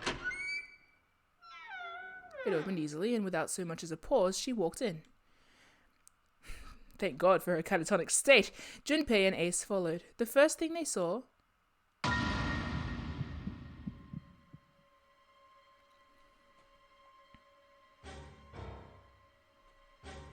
was a man on the floor covered in blood.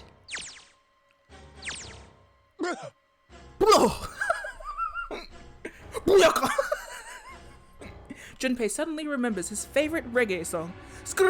Alright. This is a very cute Junpei's wearing short pants? Sorry, I know there's a bigger revelation happening, but Junpei's wearing short pants. Your boy's wearing capris? You're wearing capris! Oh. And Ace is wearing the widower's turtleneck.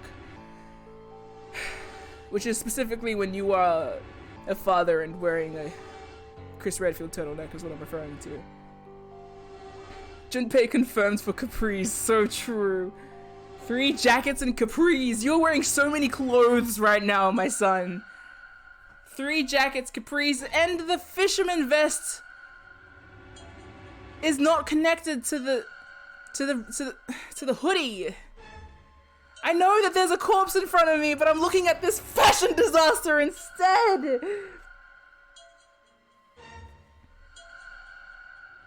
Does the vest connect to the flannel? No, because it's underneath the grey. So he's wearing 2 vests over a flannel, okay? Clover's cute with her little... And Ace looking, you know, fine.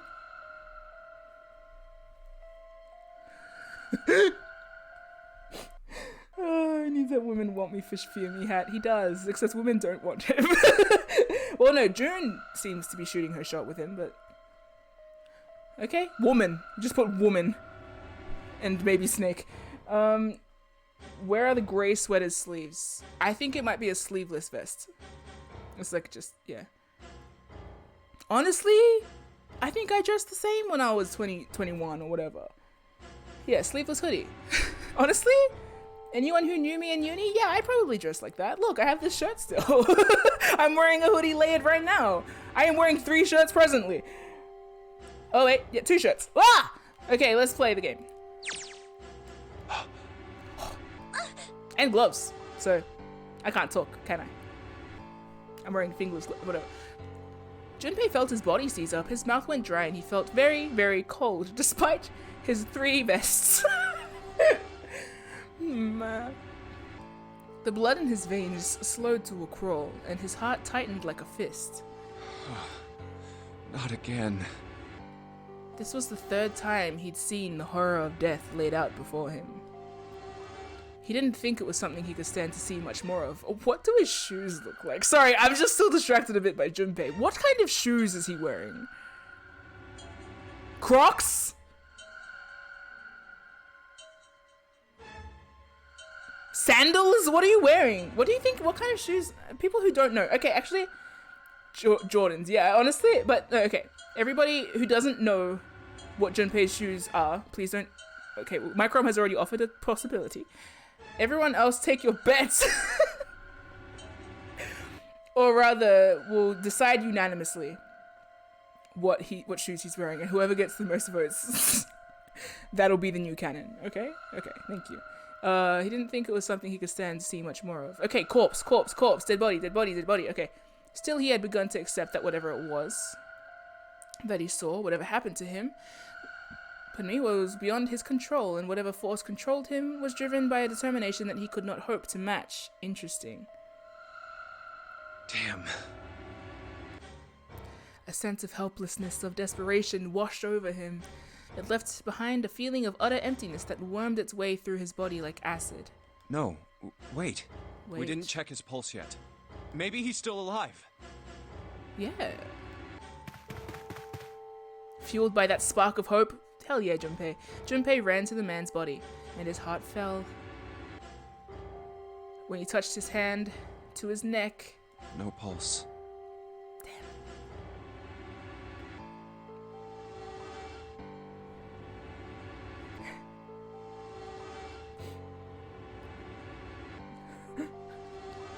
Well, his pupils... he's dead. Yeah, his pupils had dilated, and he wasn't breathing. Damn. If only we knew how it happened. Junpei lifted the man's already stiff body. There was a deep red wound on his chest. These wounds... I wonder what killed him. Junpei did not have to wonder long. It must have been this. Ooh! For lying next to the corpse was an axe. The entire blade of it was drenched in bright red. Bright red? How? But he's stiff. From the shape of the man's wound, there could be no doubt that it had been made by the axe. He'd been from the front? Damn. Junpei looked at the body again. A lake of blood stretched out around it. It was wearing the clothes of a ship's captain, although they were stained with blood. Come on, Junpei, notice it. These clothes. A captain. Does that mean this guy was Zero? On his left hand was a bracelet. The number on the bracelet was... Oh. Bracelet 0. It was only then that Junpei noticed the stench of blood that filled the room. He couldn't help but laugh. There was nothing else for him to say. It was too simple, too obvious, too straightforward. If there hadn't been a dead man on the floor, Junpei might have thought it was a joke. Junpei. It may be wise to find a way out of here first. Yeah, you're right.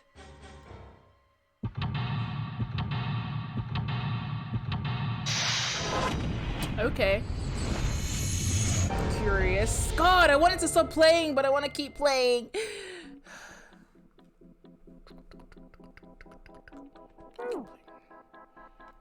I can keep playing, right? Oh! What have you done? A camcorder. It looks like it's pointed at the door. Well, the power's on. Why would someone want to videotape a door? With a passcode on it. I think this kind of camera records to a hard drive, but it doesn't look like this one's recording anything. What do you mean? It's just sending whatever it sees to something. What does it see? The door? The display is dark. I guess the power isn't on. What? Power is pointing at an exit. So this is the exit, huh? Don't even really have to try and know this door is locked. Yeah, nice. I knew it. That's troubling. There's blood on the chair. Maybe it's snakes. Sorry. Do you think this was the dead guys? Yeah, probably. There's blood on the chair. Kind of creeping me out. Kind of like the corpse in the other room. There's something metallic on top of that table. Hey, is that a music box? Hope so. Well, let's have a look. There's a little music box on this table. I moved the sheets and took a look under the bed. There's a lot of space. Someone could hide down there. Then you could hide other stuff too. Huh? You mean like this body? Yeah, but whoever killed him didn't do that. Why not? Well, let's see. I guess I can think of 4 possibilities. They might have just not noticed the space under the bed, or they didn't think of hiding the body, or they didn't have the time to hide it, or what? Maybe they didn't want to hide it? Maybe they wanted us to find it to prove a point or something, or to lead us astray. to lead us astray. Potentially. Swap your watch with the dead man, perhaps. Mayhaps. Oh, I know nothing about this game! Plenty of space under the bed. Plenty of space under the bed. A bed. There's nothing in it. Okay. A bed. Nothing suspicious here.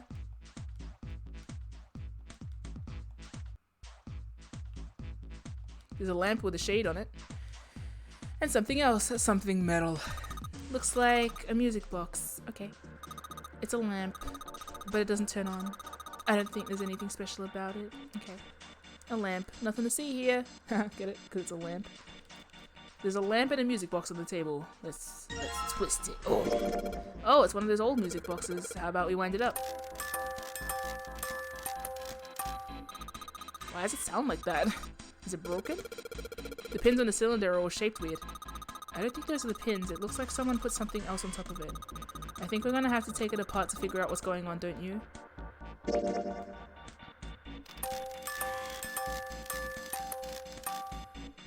We'll have to take it apart to get a good look at it. Alright, well let's just throw it against the wall then. A chair. They look like batteries. Or batteries. There's a cable running up from them to the monitor. Oh. Whoa. A sturdy desk. Oh dear, what's the deal with this? Is it some kind of code? There are 4 rows of numbers and letters. They all start with 0 and end with 8, F, N, or V, respectively. Maybe this has something to do with number bases? New material has okay. There's a bunch of weird buttons on here. They probably switch what you see on the screens. Do you know how to work this thing? Why don't we just press one of these? Like this one! Shit. I guess it does change the- what the hell is this? This is one of those switches that switches on the screen. What's that? Nothing. Looks like it doesn't work anymore. Oh, well shit! There's nothing on the monitor, just static. Those look like words to me. You're right. So whatever that camera sees is sent to the screen in real time. I wonder if that means something, you know? There's nothing on the monitor, just static. Huh. Junpei snorted with grim humor for the 2nd time since he'd come into the room.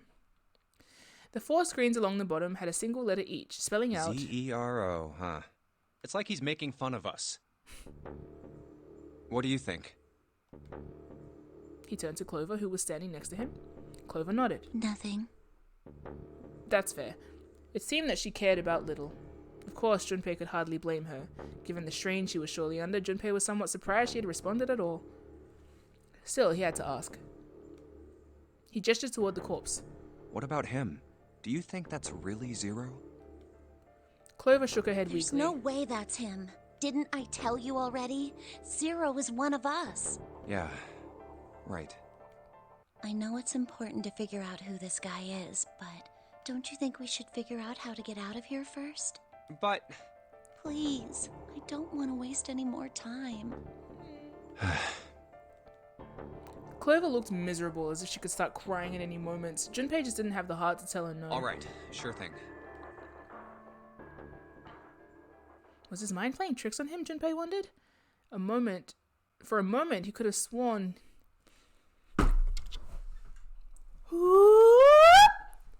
he'd seen Clover smile.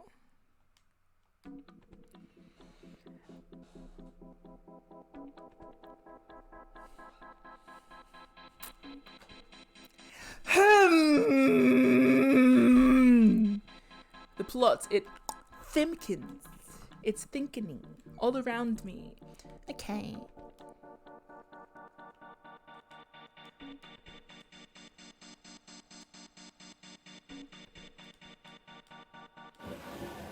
And that's it. Alright, let's look at my files. No. Yeah, let's look at my files. Why are you smiling, Cloves? Why are you smiling? What's so funny? Okay, numeral system chart found in the captain's quarters. 10 is base 10, is written as A in hexadecimal, therefore. Okay, let's figure out what 0 is then. Or maybe not. But whatever, I don't care. I'll just figure it out anyway, because whatever. 11 is B, 12 is C, 13 is D, 14 is E, and so on. This chart showed the system, showed the rule for each numeral system.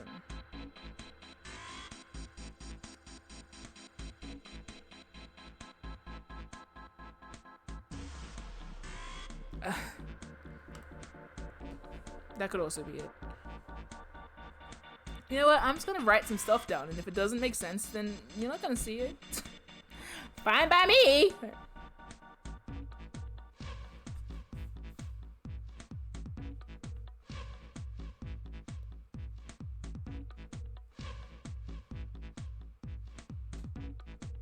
Wait. You make a good point. Maybe I was onto something. Anyway, I don't know.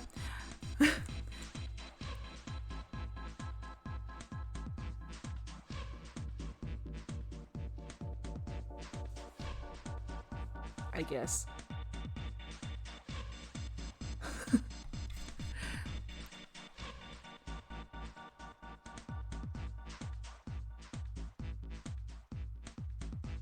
Yeah, okay.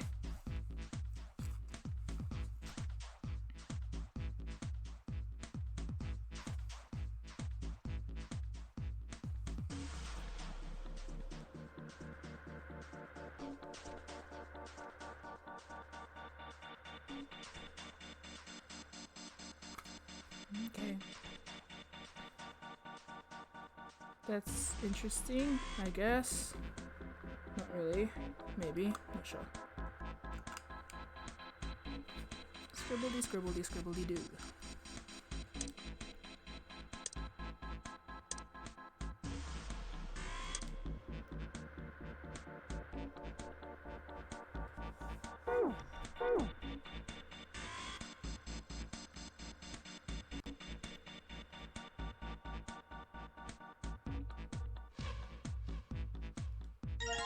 Small screwdrivers, huh? A set of small screwdrivers. Interesting. Perhaps we can use them to dismantle small devices. Interesting as well.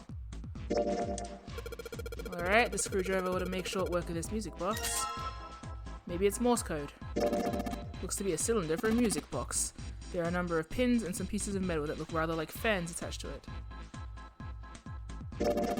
Junpei, I was thinking, these pins in this metal thing, if you look at them in 2 dimensions, don't they remind you of something? What do you mean in 2 dimensions? What would the cross-section of one of these pins look like? A dot? And what about the fans? They'd look like lines? Exactly. Now, do you know a code that makes use of dots and lines? I do. A code with dots and lines. Yeah. Yeah. Binary code! Well, okay. Go install it in the telegraphy. Ink! A bottle of ink. It's filled with ink. You think? Bye, Evan! Thank you for tuning in. Yeah, I realized after I said it that technically, yes, I was trying to think of a code that was unrelated, but I couldn't. It's filled with ink. Some black ink. Okay. Woo! Hello, Mega! This is our 3rd raid today. Such a raidy day. Raid. Thank you.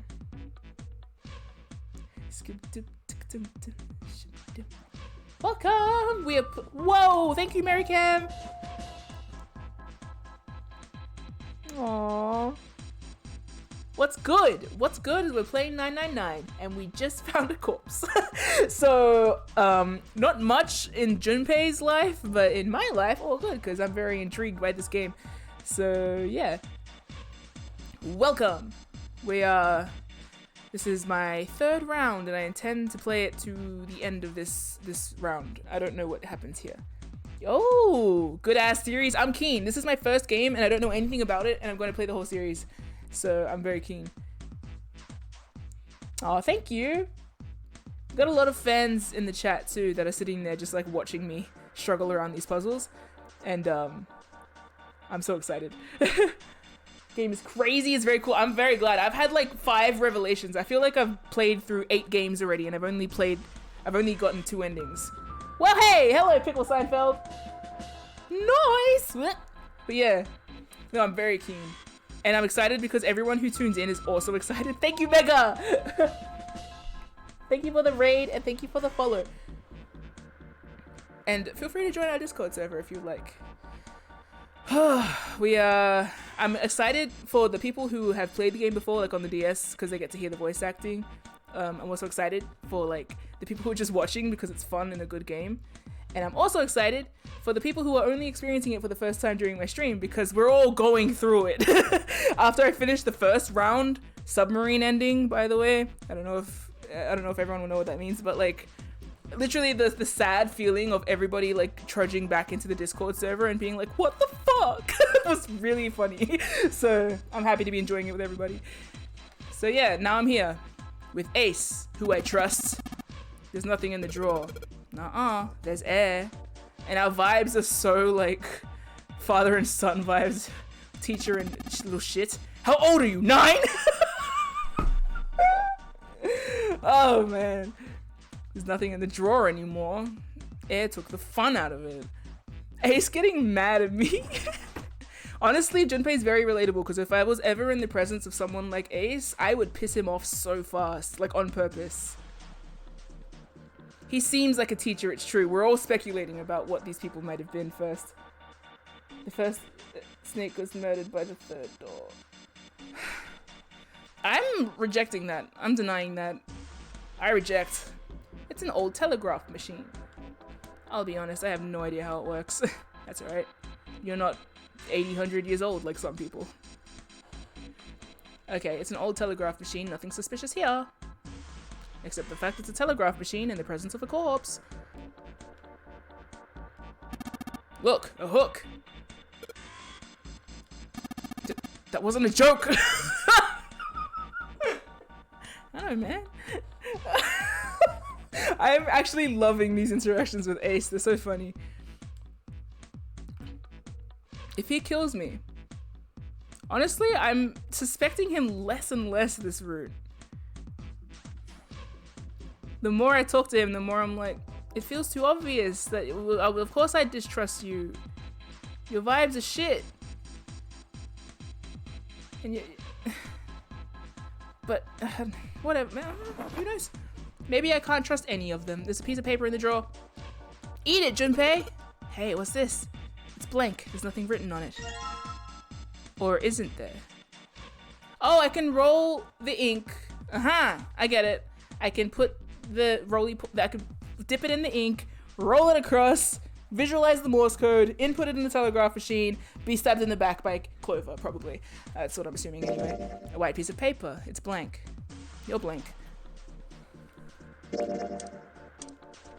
Oops. I guess I'll put the ink on the cylinder. Dirty cylinder. Dirty cylinder. Now I just gotta roll the cylinder across a piece of paper, and if I'm right, the ink should... Yo! Just as you suspected, right? Now you have a pattern of dots and lines on the paper. I imagine it's Morse code. S'mores! Bye! Ida! Aw, thanks for the IQ points. Hey, my IQ upped from Resident Evil. My Resident Evil IQ was... The joke there is 8 guns, no skill, 200 IQ was apparently how I got through the Resident Evil series. So that's nice. Okay. So we're going to beep beep beep beep beep beep beep beep beep beep beep beep beep beep beep. Okay, an early telecommunications device. You'd know. You probably used this with all your friends back in the prehistoric ages, right? Most likely used to transmit a radio signal of some sort. I experimented with it earlier, but to no avail. I imagine it's broken. I imagine you're broken, old man. Okay. There's a pair of headphones on the desk. Maybe the captain was a Twitch streamer. He does have a live stream happening. I'd watch it. This is a really long cable. The tip is hooked on something. Just imagining the old guy on the floor being like, wow, don't forget to like and subscribe. What will Junpei say next? Okay, this is a really long cable. The tip is hooked into one of the desk drawers. I think they would probably destroy Twitch's terms and conditions though, right? I'm pretty sure murder's illegal, right? It looks as though that drawer is the only thing that's locked. I don't see a keyhole though. An electronic lock, perhaps? Take a look at the left side of the drawer. Yeah, there's some cables over there. That must mean you could smash that. But for the sake of gameplay, we won't. But we could, if we wanted. A clock mounted on the wall. The hands aren't moving. Mine are. Little surprise that the time is wrong then, I suppose. And there's nothing on the back. Just an ordinary wall clock. The hands aren't moving. Regardless of illegality, it violates Twitch's terms and services. Oh, we've arrived at the hydration station? Funnily, here's some water I prepared earlier. I got that HP banana, I also got water. A light. It looks like a pretty flower. You look like a pretty flower. Are you okay? Maybe he's fine and just awkward and odd. A pair of headphones. I can't hear anything. Is that just your old age or is it the headphones? Guess whatever they connected to doesn't work anymore. Hey Ace, look! It's a model of a steam train. How on earth did you arrive at that conclusion? I'm dumb, okay? God. To be honest, I have no idea. To be honest, I have no goddamn idea what this thing really is. Probably some kind of radio transmitter. Good guess. Hey Ace, look! It's a monkey with glasses! How on earth did you arrive at that conclusion? It also kind of looks like someone who's been watching too much TV. To be honest, I have no goddamn idea what this thing really is. It's probably some kind of radio transmitter.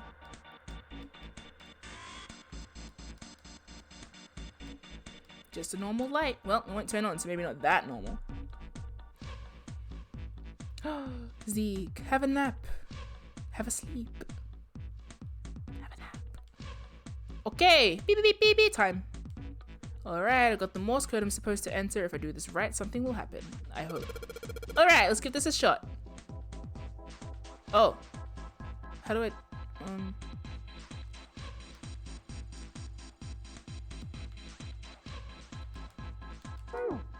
Oops. Hey, Junpei, what's the matter? You can do better than that. Oh, stop it. My hand slipped. It actually did. I'll get it right next time. Okay.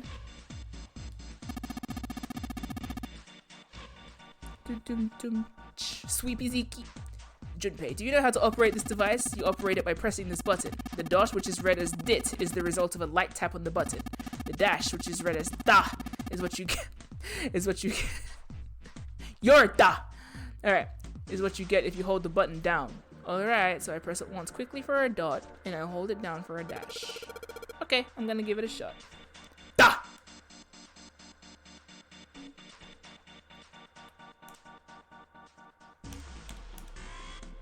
Where am I holding it, though? Oh, on the button! That makes sense.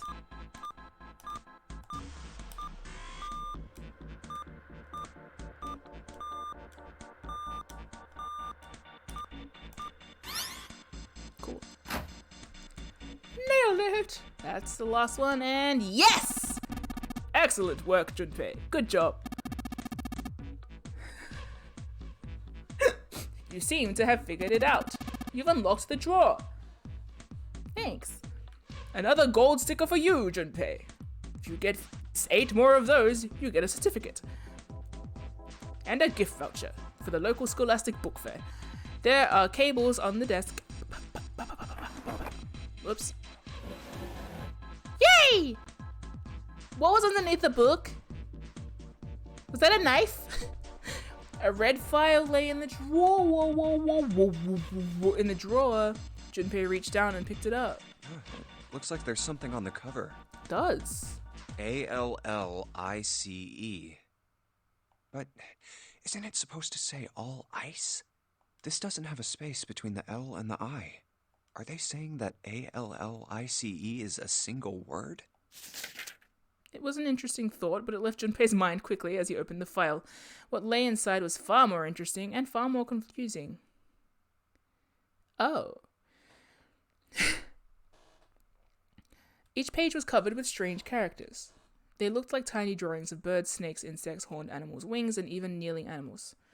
There were many pages in the file, and each was full of these strange symbols. What the hell is this?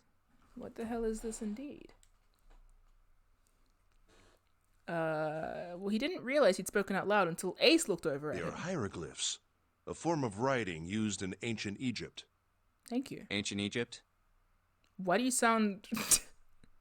Ancient Egypt isn't real, Ace. That's what Junpei sounds right. like. Can you read them? Of course. What do you mean, of course? I can't.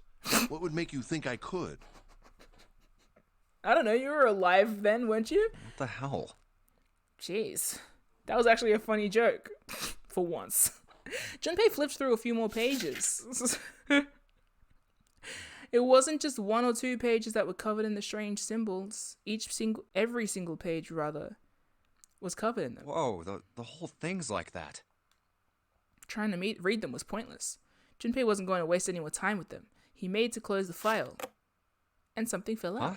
What's this? He bent down and picked it up. Oh, a key card. There was a symbol on it that reminded Junpei of the symbols for Saturn and Mercury keycards. This one, however, library, had a dot in the center of the male symbol. Uranus. That's the Uranus symbol. Please never say that again, Ace. Thank you. Junpei looked over to see Ace examining the card. In addition to the Uranus symbol, there were 3 words engraved on the card as well. Something's written on the bottom. Bottom deck library. This must be the key to the library, then. Is the bottom deck a library? Anyway, whatever. It's gonna have to wait. I can't do anything right now. He gripped the key card tighter and shoved it deep into his pocket. Which one? That's why he wears so many jackets. Have you checked your butthole? New material has been added. What's that? There's a key in the drawer. I guess it was hidden under the red file. Eat it! Unique key. Ooh, a key with a leather case. It isn't metal. My guess would be ceramic. Junpei, have you found a keyhole that might fit it? Yeah. Obviously. This one? Junpei, what are you doing? We've searched the wheelhouse from top to bottom. There's no reason to go back. In fact, don't you think it would be wise to investigate the captain's quarters? No. I think we ought to check both rooms, don't you? Stop suggesting it to me like it's my idea. You know it's your idea, you old doofus. Alright. There? Is that the door I just came through? Wow. All good. Doesn't matter.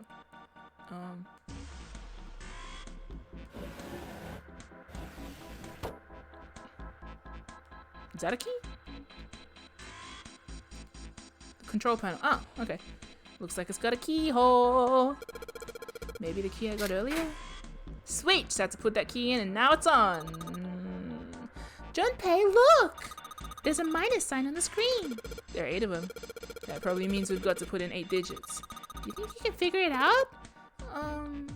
Yes. I think I know what it is. Oh, I wrote some shit down before. I don't know whether it's gonna be right though.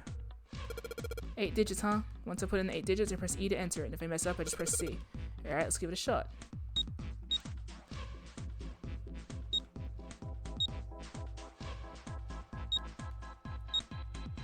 I don't think this is right, but if it works, excellent. Okay, what's the passcode? Pretty sure I've searched every part of this room by now.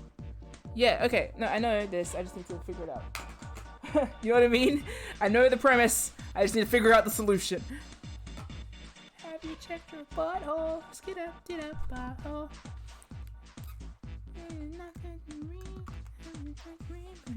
Butthole. I skipped a verse. I know that's serious. I'm not trying to check it in your big brown business. So wait, hold up. If it's I could do this the silly goose way. I know that there is a mathematically sound way to sort this out, but the silly goose way would probably make more sense to me and be done quicker. No, wait, yeah. Where's my controller? Ah! I lost the control! Oh, information about Alice.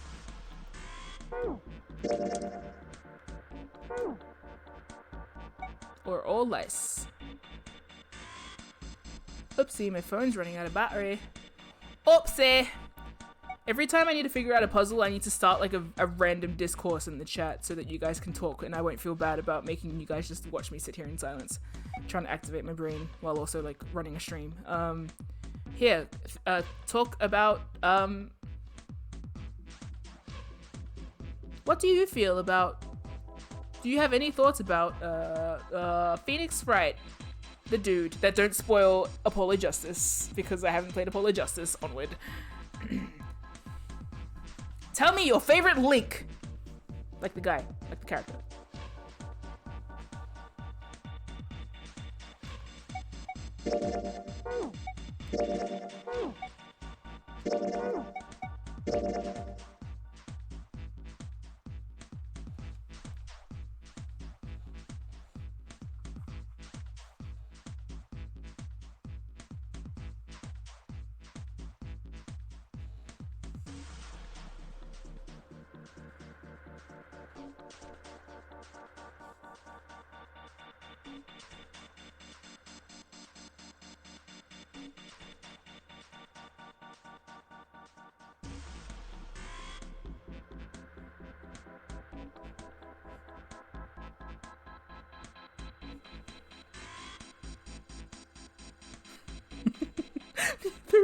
I need to look at the chat. Okay.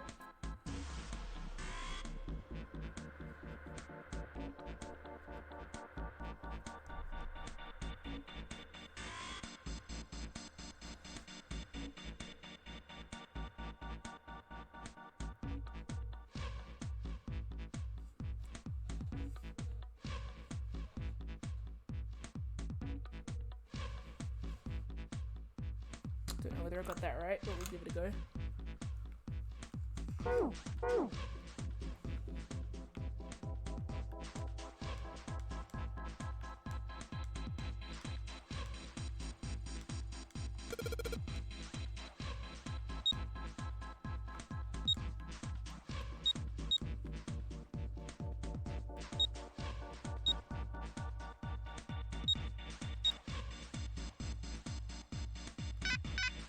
Nope. Okay.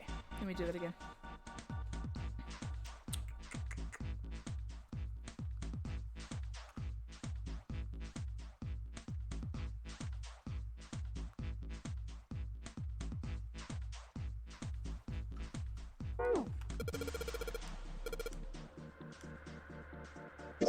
Maybe I've misunderstood something?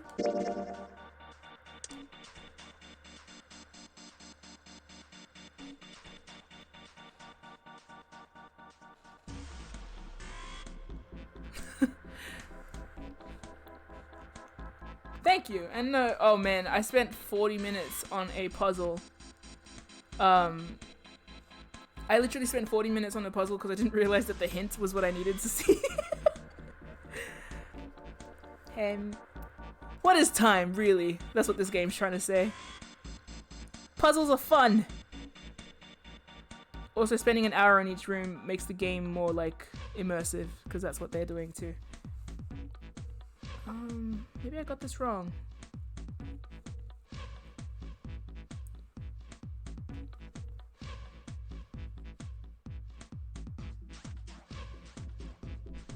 Oh, I see. Do I? No. Oh, wait. Yeah, no, I messed that up, didn't I? Hold up. What does that mean? Oh, I did my calculation wrong, didn't I? That's so true, Rob. Okay, no, I'm not registering this correctly. 10 is base 10, so it's written as A in hexadecimal. 11 is B. I don't understand this freaking system, do I?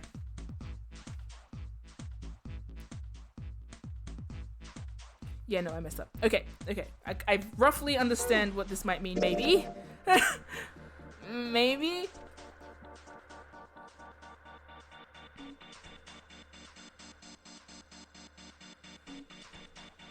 Who would make the safe hex joke? June. Okay, my brain switched off. Hold up. Okay, written as A in hexadecimal, right? Yeah. Maybe I'm on the completely wrong page. That would be understandable. MIM, talk out your logic. No.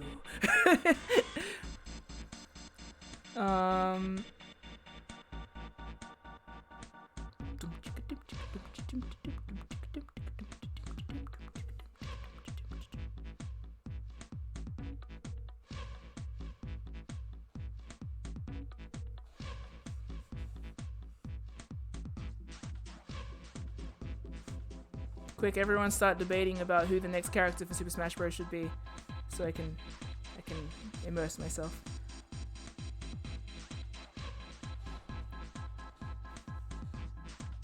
Also, hi 5 Point.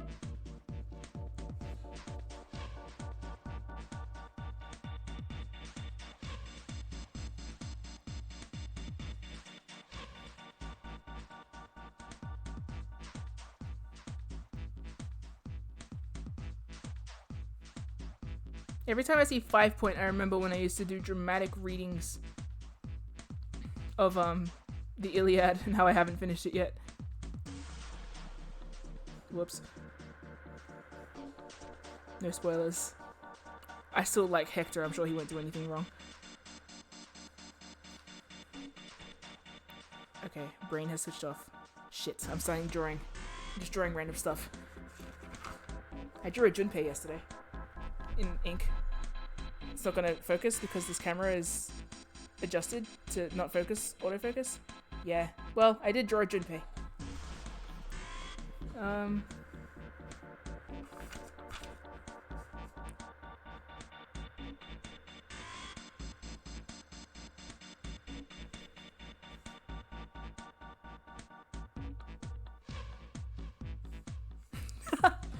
I feel like, you know what? I'm gonna see if this helps.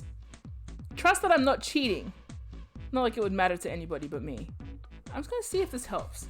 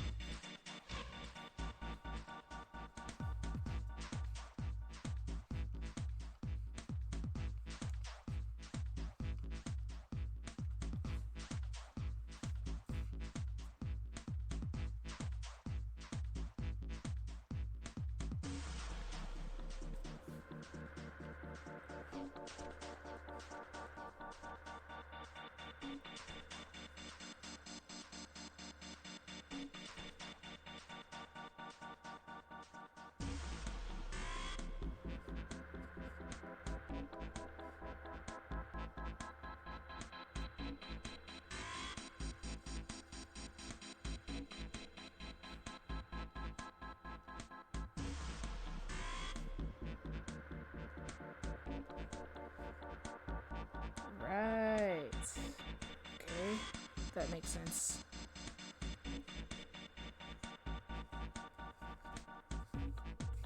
I got the maths wrong. So even if I did have the right idea last time, I got the maths wrong. So I just wrote stuff out off camera because it's awkward. It's awkward solving puzzles on camera. Wait, hold on. Let's figure that again.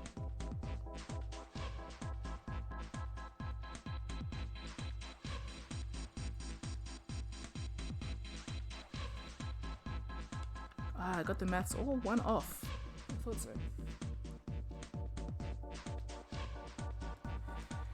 Okay.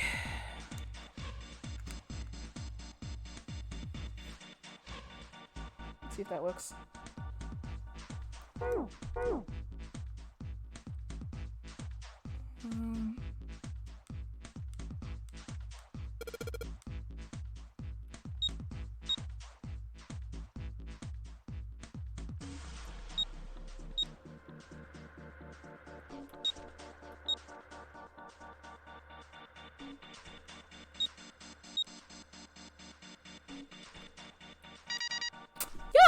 Okay.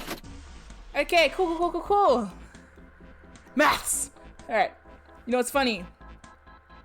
I miscalculated how many letters were in the alphabet. So when I did it in my mind, I miscalculated. But no, I didn't actually miscalculate how many letters were in the alphabet. I miscalculated A, I think.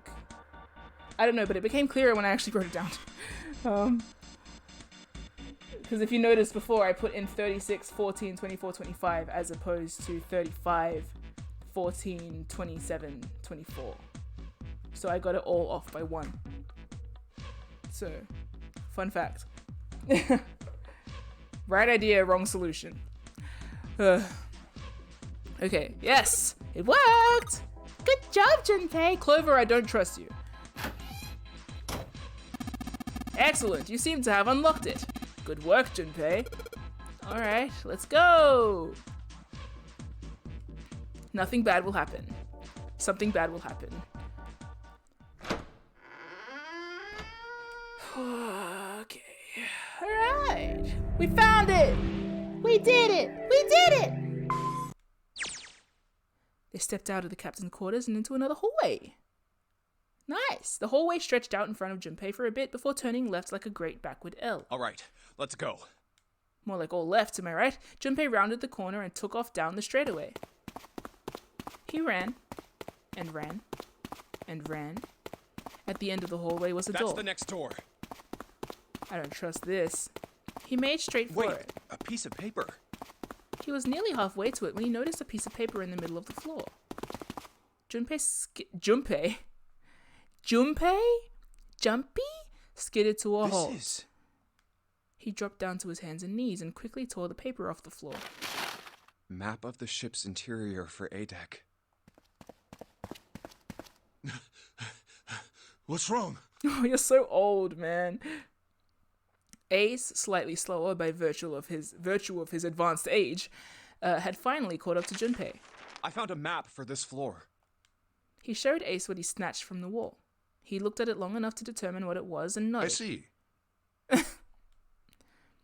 With that, he began running again, past Junpei. Well, that was anticlimactic. I should keep this, though. Yeah. Junpei shoved the map into his pocket and got up to follow Ace. Oh, but something stopped him. Hey, where's Clover? Shh. He turned around. Clover was nowhere to be Damn seen. it. What the hell is she up to? Junpei muttered angrily under his breath and took off back the way he'd come. As he stomped around the corner, he saw her. She was standing in front of the door to the captain's quarters, her hands on the doorknob. You getting the axe? Clover! Huh? Huh? Me? As Junpei watched, she closed it gently and quietly. What the hell are you doing? Nothing. Okay, I believe you. What do you mean, nothing? Clover had, unconsciously, put her hands over the pockets of her jacket as if trying to hide something. Did you steal his eyeballs? I know my mind shouldn't run there, but... What the hell is that? What? You've got something in your pocket. What is it? Are you collecting watches?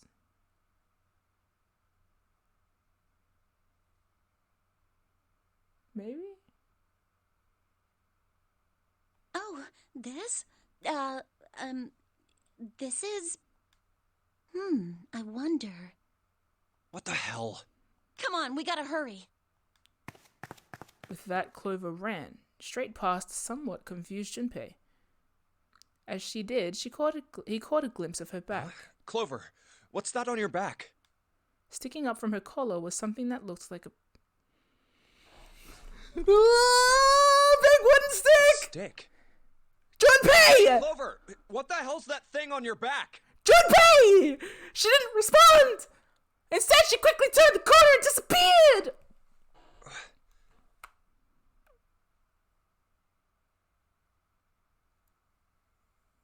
Is she ignoring me? No, bro. Your feelings hurt. For crying out loud. Oh, man. Clover, come on. Junpei did his best to convince himself that would make sense later. And ran after Clover. Oh, no. Uh-oh. Junpei pushed through the door and found himself in a large room with a large set of stairs. The big stairs. So this is where it ends up. Just like it says on the map. You can always trust that. It's just what he'd expect to see after reading the map. His "I see" after reading the map himself meant that Ace had probably realized the same thing. Ace, did he head down? To hell? To death? He put his hand on the handrail and leaned over to look down. Oh, there he is. Okay, alive? Look, the 4 others are there too. Good! Not just Ace, Santa, June, Seven, and Lotus as well. Really? Let's join them.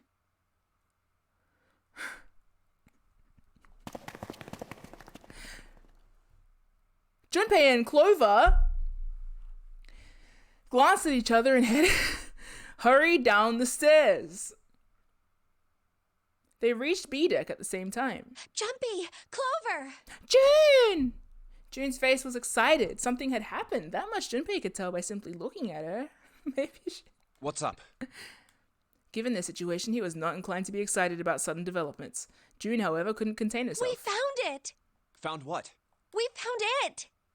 What? What did you find? Fuck! The last door! We found door 9! You're not gonna mention... Wait, what? Come on! Just follow us. We'll explain on the way. Okay. Seven turned and jogged off down the stairs. Well, if that's the case... Wait for me. We should get going as well. The rest followed. Junpei! We finally made it! Don't talk to me. The relief and excitement in her voice echoed what each one of them felt. It's finally time. Okay. Junpei wasn't quite ready to believe they'd really done it. Good. At least not yet. Still, if everyone said that it was door 9, then it probably was. We've reached the end.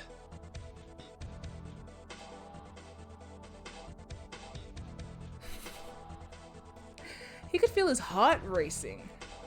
A mixture of anticipation and fear ran through his veins, and he could feel his long legs shaking, rather. He was doing his best to maintain a sense of healthy skepticism, but he couldn't deny that the prospect of escape was an exciting one. More like the prospect of zero escape. Well, not really. That's actually not exciting. Bothering me. Something is bothering Only 3 you. to 5 people can go through the numbered door. Yeah. 7 of us are on our way to door 9. That means that, best case scenario, there will be 2 of us who have to stay behind. 2 people. Is there a way? Hey, the dramatic irony of this is killing me. Junpei looked over at the clock. 4:30. We've only got 90 minutes left. I've got no time to wonder about it now. Yeah, just have a bloodbath outside the door. Junpei! June! What the hell are you two doing? Hurry it up! Definitely not anything sexual, if that's what you're wondering. Santa's voice jolted Junpei out of his reverie. Let's go, Junpei! June took off down the stairs, jogging as quickly as she could. Yeah. Junpei followed. They were quiet for a while until...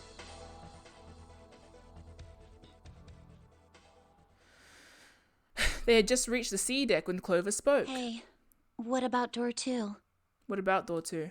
Everyone else stopped. They all turned to look at Clover. Seven spoke. What about door 2? Door 2 is the only one we haven't gone through it, I mean. Why would we? Yes, that is true. Are you guys okay with that? Not investigating it, I mean? Yes. So what? We found door 9. We don't need any of the other doors. What's the point? Huh? What's the point in going to door 9? We can't all go through it, right? And we should do what we have to do before we go any further. It's like a jigsaw puzzle. According to who? Best way to finish it quickly is to do the border pieces first. Not if you know where everything goes. Or what?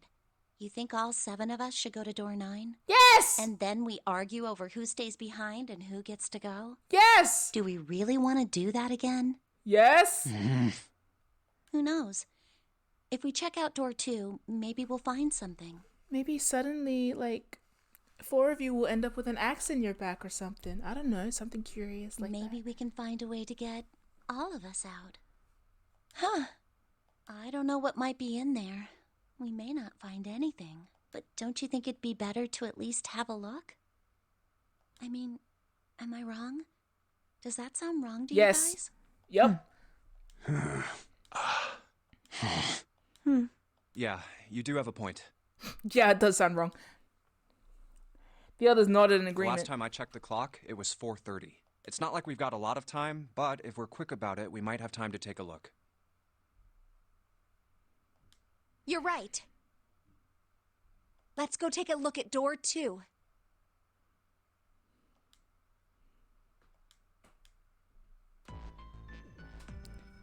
Okay, they were back in front of the elevator. At least let me go check out the library if we're going to do stuff.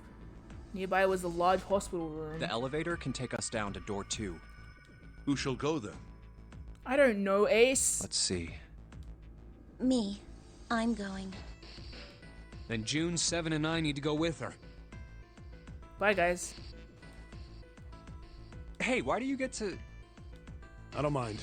We'd only waste time arguing over it. Jumpy, I'm okay too. See? Can we just go now? Fine. All right, let's get going. I'll see you later. Okay. Be careful. Yes. So who leaves me, Lotus, Ace? They climbed into the elevator and Junpei listened to it creak and rattle its way to the bottom deck. Only Junpei, Ace, and Lotus were left. As the elevator rumbled out of sight, Ace spoke. Lotus, would you be so kind as to go with me? Where? Go with you? Well, I didn't think people still talked that way outside of the 1950s. Well, I'm a mother. Would that be a problem for you? That wasn't what I meant to... Oh, the misunderstandings on these boats makes me want to just capsize myself into the oblivion. I was hoping you would come with me. Seriously, though. I was kidding. Oh, thank God. So, where was it you wanted to take me? There's something I wanted to show you. Hey man, what the hell? I'm not important enough? I'd like to come with you. Well, it's not like that. Once I've shown Lotus, I'll show you. My man. What the fuck? Really? Come on. Of course. Come on. You're not gonna... His smile... Ace's smile... Okay, Ace's smile was friendly. Fine. Do whatever you want. Thanks, Junpei. Are you coming, Lotus? Fine. I really want you to check this mole on my neck.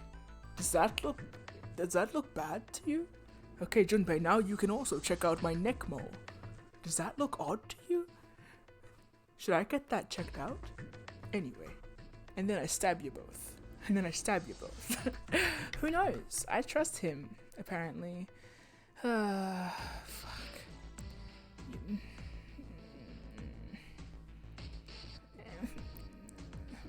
Hey, my focus has gone out of whack. Let's fix that. And my exposure's out of whack. Maybe because I'm exposing the criminal. Whoa, that's bright. And it adjusted. That'll do. Ah! Doesn't look like they're going to be back anytime soon. Cool, gives Ace plenty of time to murder. I might as well go and see whatever it is you think is so important.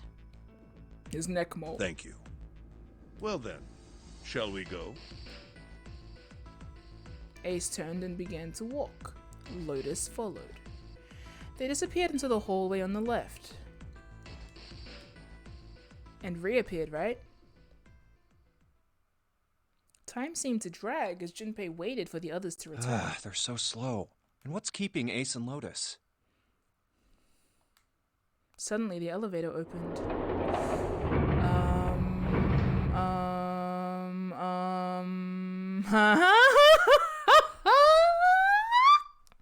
A single person stood there. Interesting. Clover. I guess you're the first one back. Yeah. It was only Clover inside. He didn't see the rest. She looked at Junpei, then slowly, purposefully stepped out of the elevator.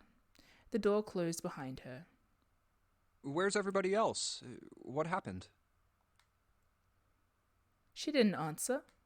Instead, her eyes swept the room and then settled on Junpei. Where are Ace and Lotus? Oh, Ace said he wanted to show Lotus something, so they went into that hallway. And I just didn't check. Junpei explained what had happened.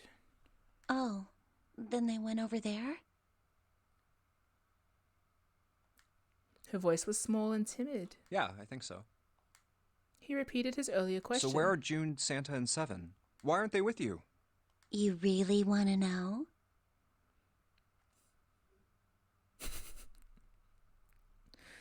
Hey everyone, thanks for watching the stream. We're going to call it in here, and Junpei's lived.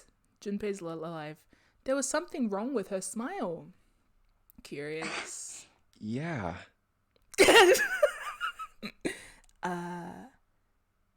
Yeah. Okay, sure. Here, let me show you.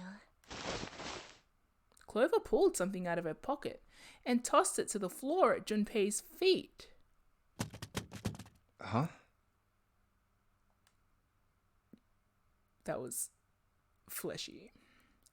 He looked down. On the floor in front of him were 3 metal rings. Bracelets. Oh my god. Oh, holy shit. Junpei, run. Shit! Junpei did the opposite of run. Junpei collapsed. No. No way. No way. This has got to be some kind of joke. This can't be real. Junpei's body felt like rubber. His heart felt like a cold lump in his chest, and his hands shook uncontrollably. Sweat poured down his face. The 3 bracelets sat there on the floor before him. He could see the numbers on their faces. 3, 7, and 6. Lastly, let us discuss I know, how to Zero. remove bracelets. There are only 2 ways to do so. I'm aware. 1. You escape from this ship. 2. Your heart rate reaches 0. In other words, once the bracelet is taken outside the confines of the ship, or the exit of Mara's heartbeat has fallen. But why? Junpei's voice was flat and broken. Clover's response was cold. Revenge for my brother. Damn! That's actually kind of sick. You're right for that in a way. He was forced into door 3 and murdered. You have such a point right now. You need at least 3 people to open a door. Who were the 2 that opened that door with him? It could only have been Santa and Seven. That's why I killed them. But why? Why did you kill June? Because she tried to protect them. She was in my way. She had to die too. No. Junpei shook his head, trying desperately to wake himself from what had to be a dream.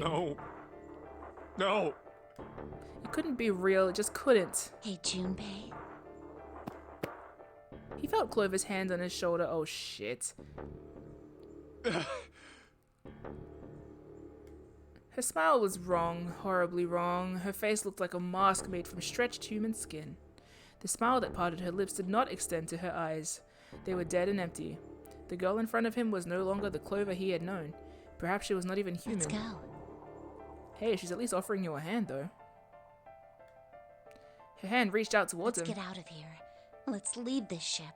Wait, what the hell are you talking about? To open a numbered door, Yes, I know. You need at least 3 people.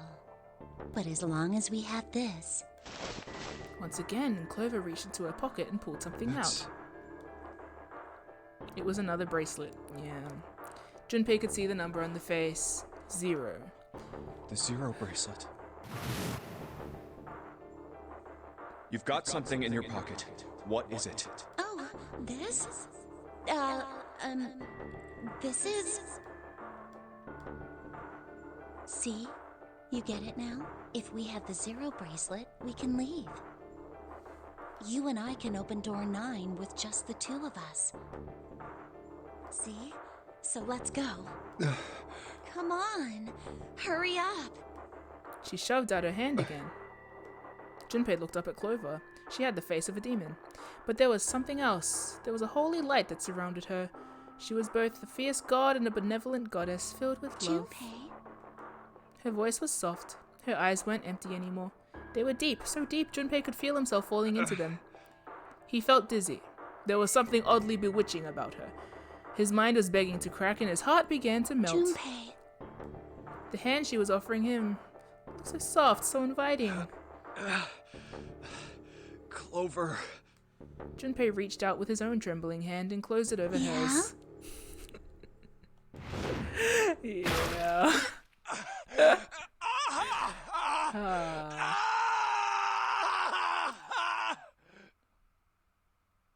I always knew he was Ethan Core.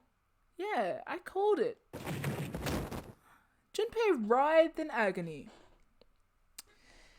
He shuddered and twitched, his body spasming as he went into shock. He screamed until his throat was torn and bloody, then screamed more. His cries echoed across the room. Eventually his movements slowed then faded. There was no more strength left in Junpei. He could feel his body begin to go numb. He no longer felt pain. He no longer felt anything. Whatever Junpei had been was gone. The last remnants of his mind began to fade. Even as his vision faded to nothingness, he saw Clover. Thanks, Junpei. I'm just gonna borrow this, okay? Her smile was cold. What was left of Junpei's conscious mind drifted away. All that was left was a twisted, broken corpse.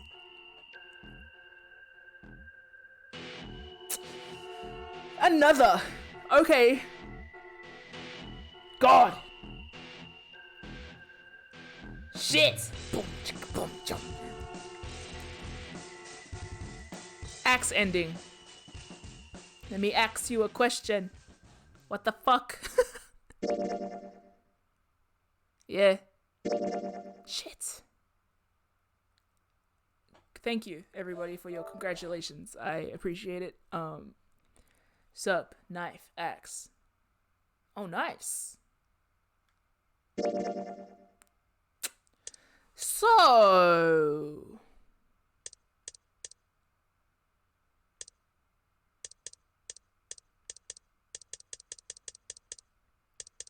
we have finished another ending for the game. Hooray!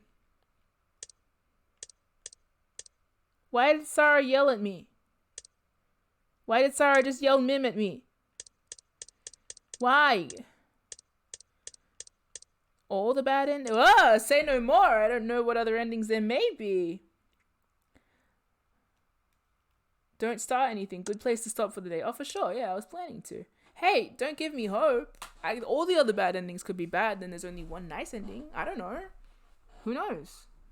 I like Oblivion. What? Anyway, that was fun. That was very interesting. I really like that. Now we have some answers too. I'm going to go to the roll credits. And I'm going to go... hold on. My camera... My lights are way too bright right now. My eyes are burning. I'm going to go back.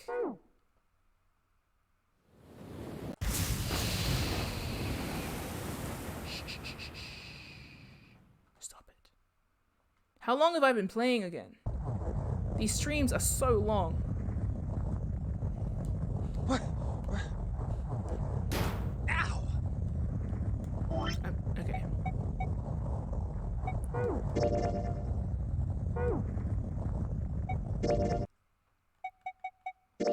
Okay, we got some groovy background music.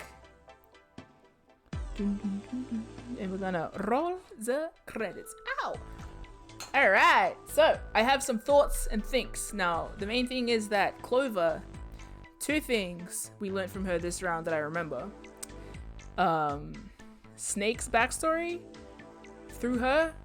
The fact that she, this was yesterday I think, but the fact that she seemed to think that she was in danger of being killed next. The conclusion she came to about who put Snake in his situation. Ace is still sus at the end of this. So any kind of vibe that he gave us of not being too sus at the end, still don't trust it. June, still don't trust it. I think that one of the main things that stood out to me was that Clover had an active reason to be afraid that they were going to kill her next. And that's what stood out to me as her character and like her taking revenge at the end. That's pretty sweet. And yeah, it's true. At least this time I do know who killed me, so that's fun.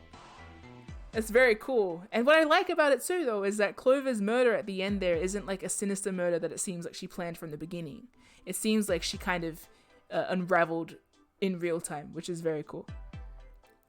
And sad, honestly. But I loved that. It is a bit whoa, but it's also very relatable, and I like the idea. Relatable? Whoa. No, but like relatable in the sense of if you I felt sorry for her because of her brother, and I also would not have been able to stop thinking about the idea that like so-and-so killed Snake. She has arrived at the conclusion of Seven and Santa killing Snake. I don't know if that's necessarily the only option. And the reason why is 7 can be comprised of other numbers. Let alone the digital root 3 can be comprised of other numbers. So it really just depends. And we still don't have the answer to why you would kill Snake in the first place. Also, I don't trust, unless no one saw the other 9 door, or maybe the 2 9 doors don't exist in this route. I don't trust that June came back saying there's another 9 door. Who saw it, and did they just not see the other one? And also, what is with the altar at the end? And who is in the coffin? I'm still trying to answer questions from yesterday. Anyway, it's super fun. So I'm very keen to keep playing, but alas, I have to rest and do, things. So this sesh was really fun. We didn't see Lotus's corpse, which is nice, but, well, we know what 8 and 1 makes. Don't we? That's still only 2, though. Unless, of course, Ace is planning to...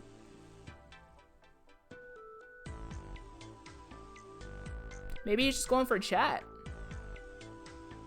Maybe he's just going for a chat. Maybe he's going for a little old chat about old man things and old lady things. When I say old, obviously, you know what I mean. Anyway, who knows? I'm dizzy. I'm gonna go now. They're actually making out. Okay, great. Good for you know what? I'll go down with that ship. Ha. Yeah.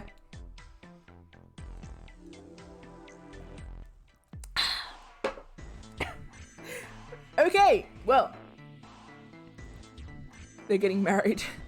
They're gonna feel real silly when they come back to Junpei's corpse. Yeah. Okay, now onto the freaking stream stuff. Thank you for all the followers today. I got 3 raids, which is crazy. So thank you to the moderator, Junpei Stan Nightbot. Thank you to Rom and Sarah. New followers, Mega Mook, Pickle Seinfeld, Mary Cam, The Only Marcus, Sucks to Be You, Evan, Soy, Yo, and Fings, and Hoist Soyo, and raids from Mega Mook, the Recreator, and Evan Kiske. Thank you. A very very active stream today. A good day to play 999. So yeah, I had a lot of fun. I'll be thinking about this, and I'll be avoiding any more spoilers online. So, I'm gonna peace out. Maybe one day this week we should get back to Miitopia, but I might take a break tomorrow just because I've been streaming so much for so long. But God, I could easily play this game every day for the rest of the week. I kind of want...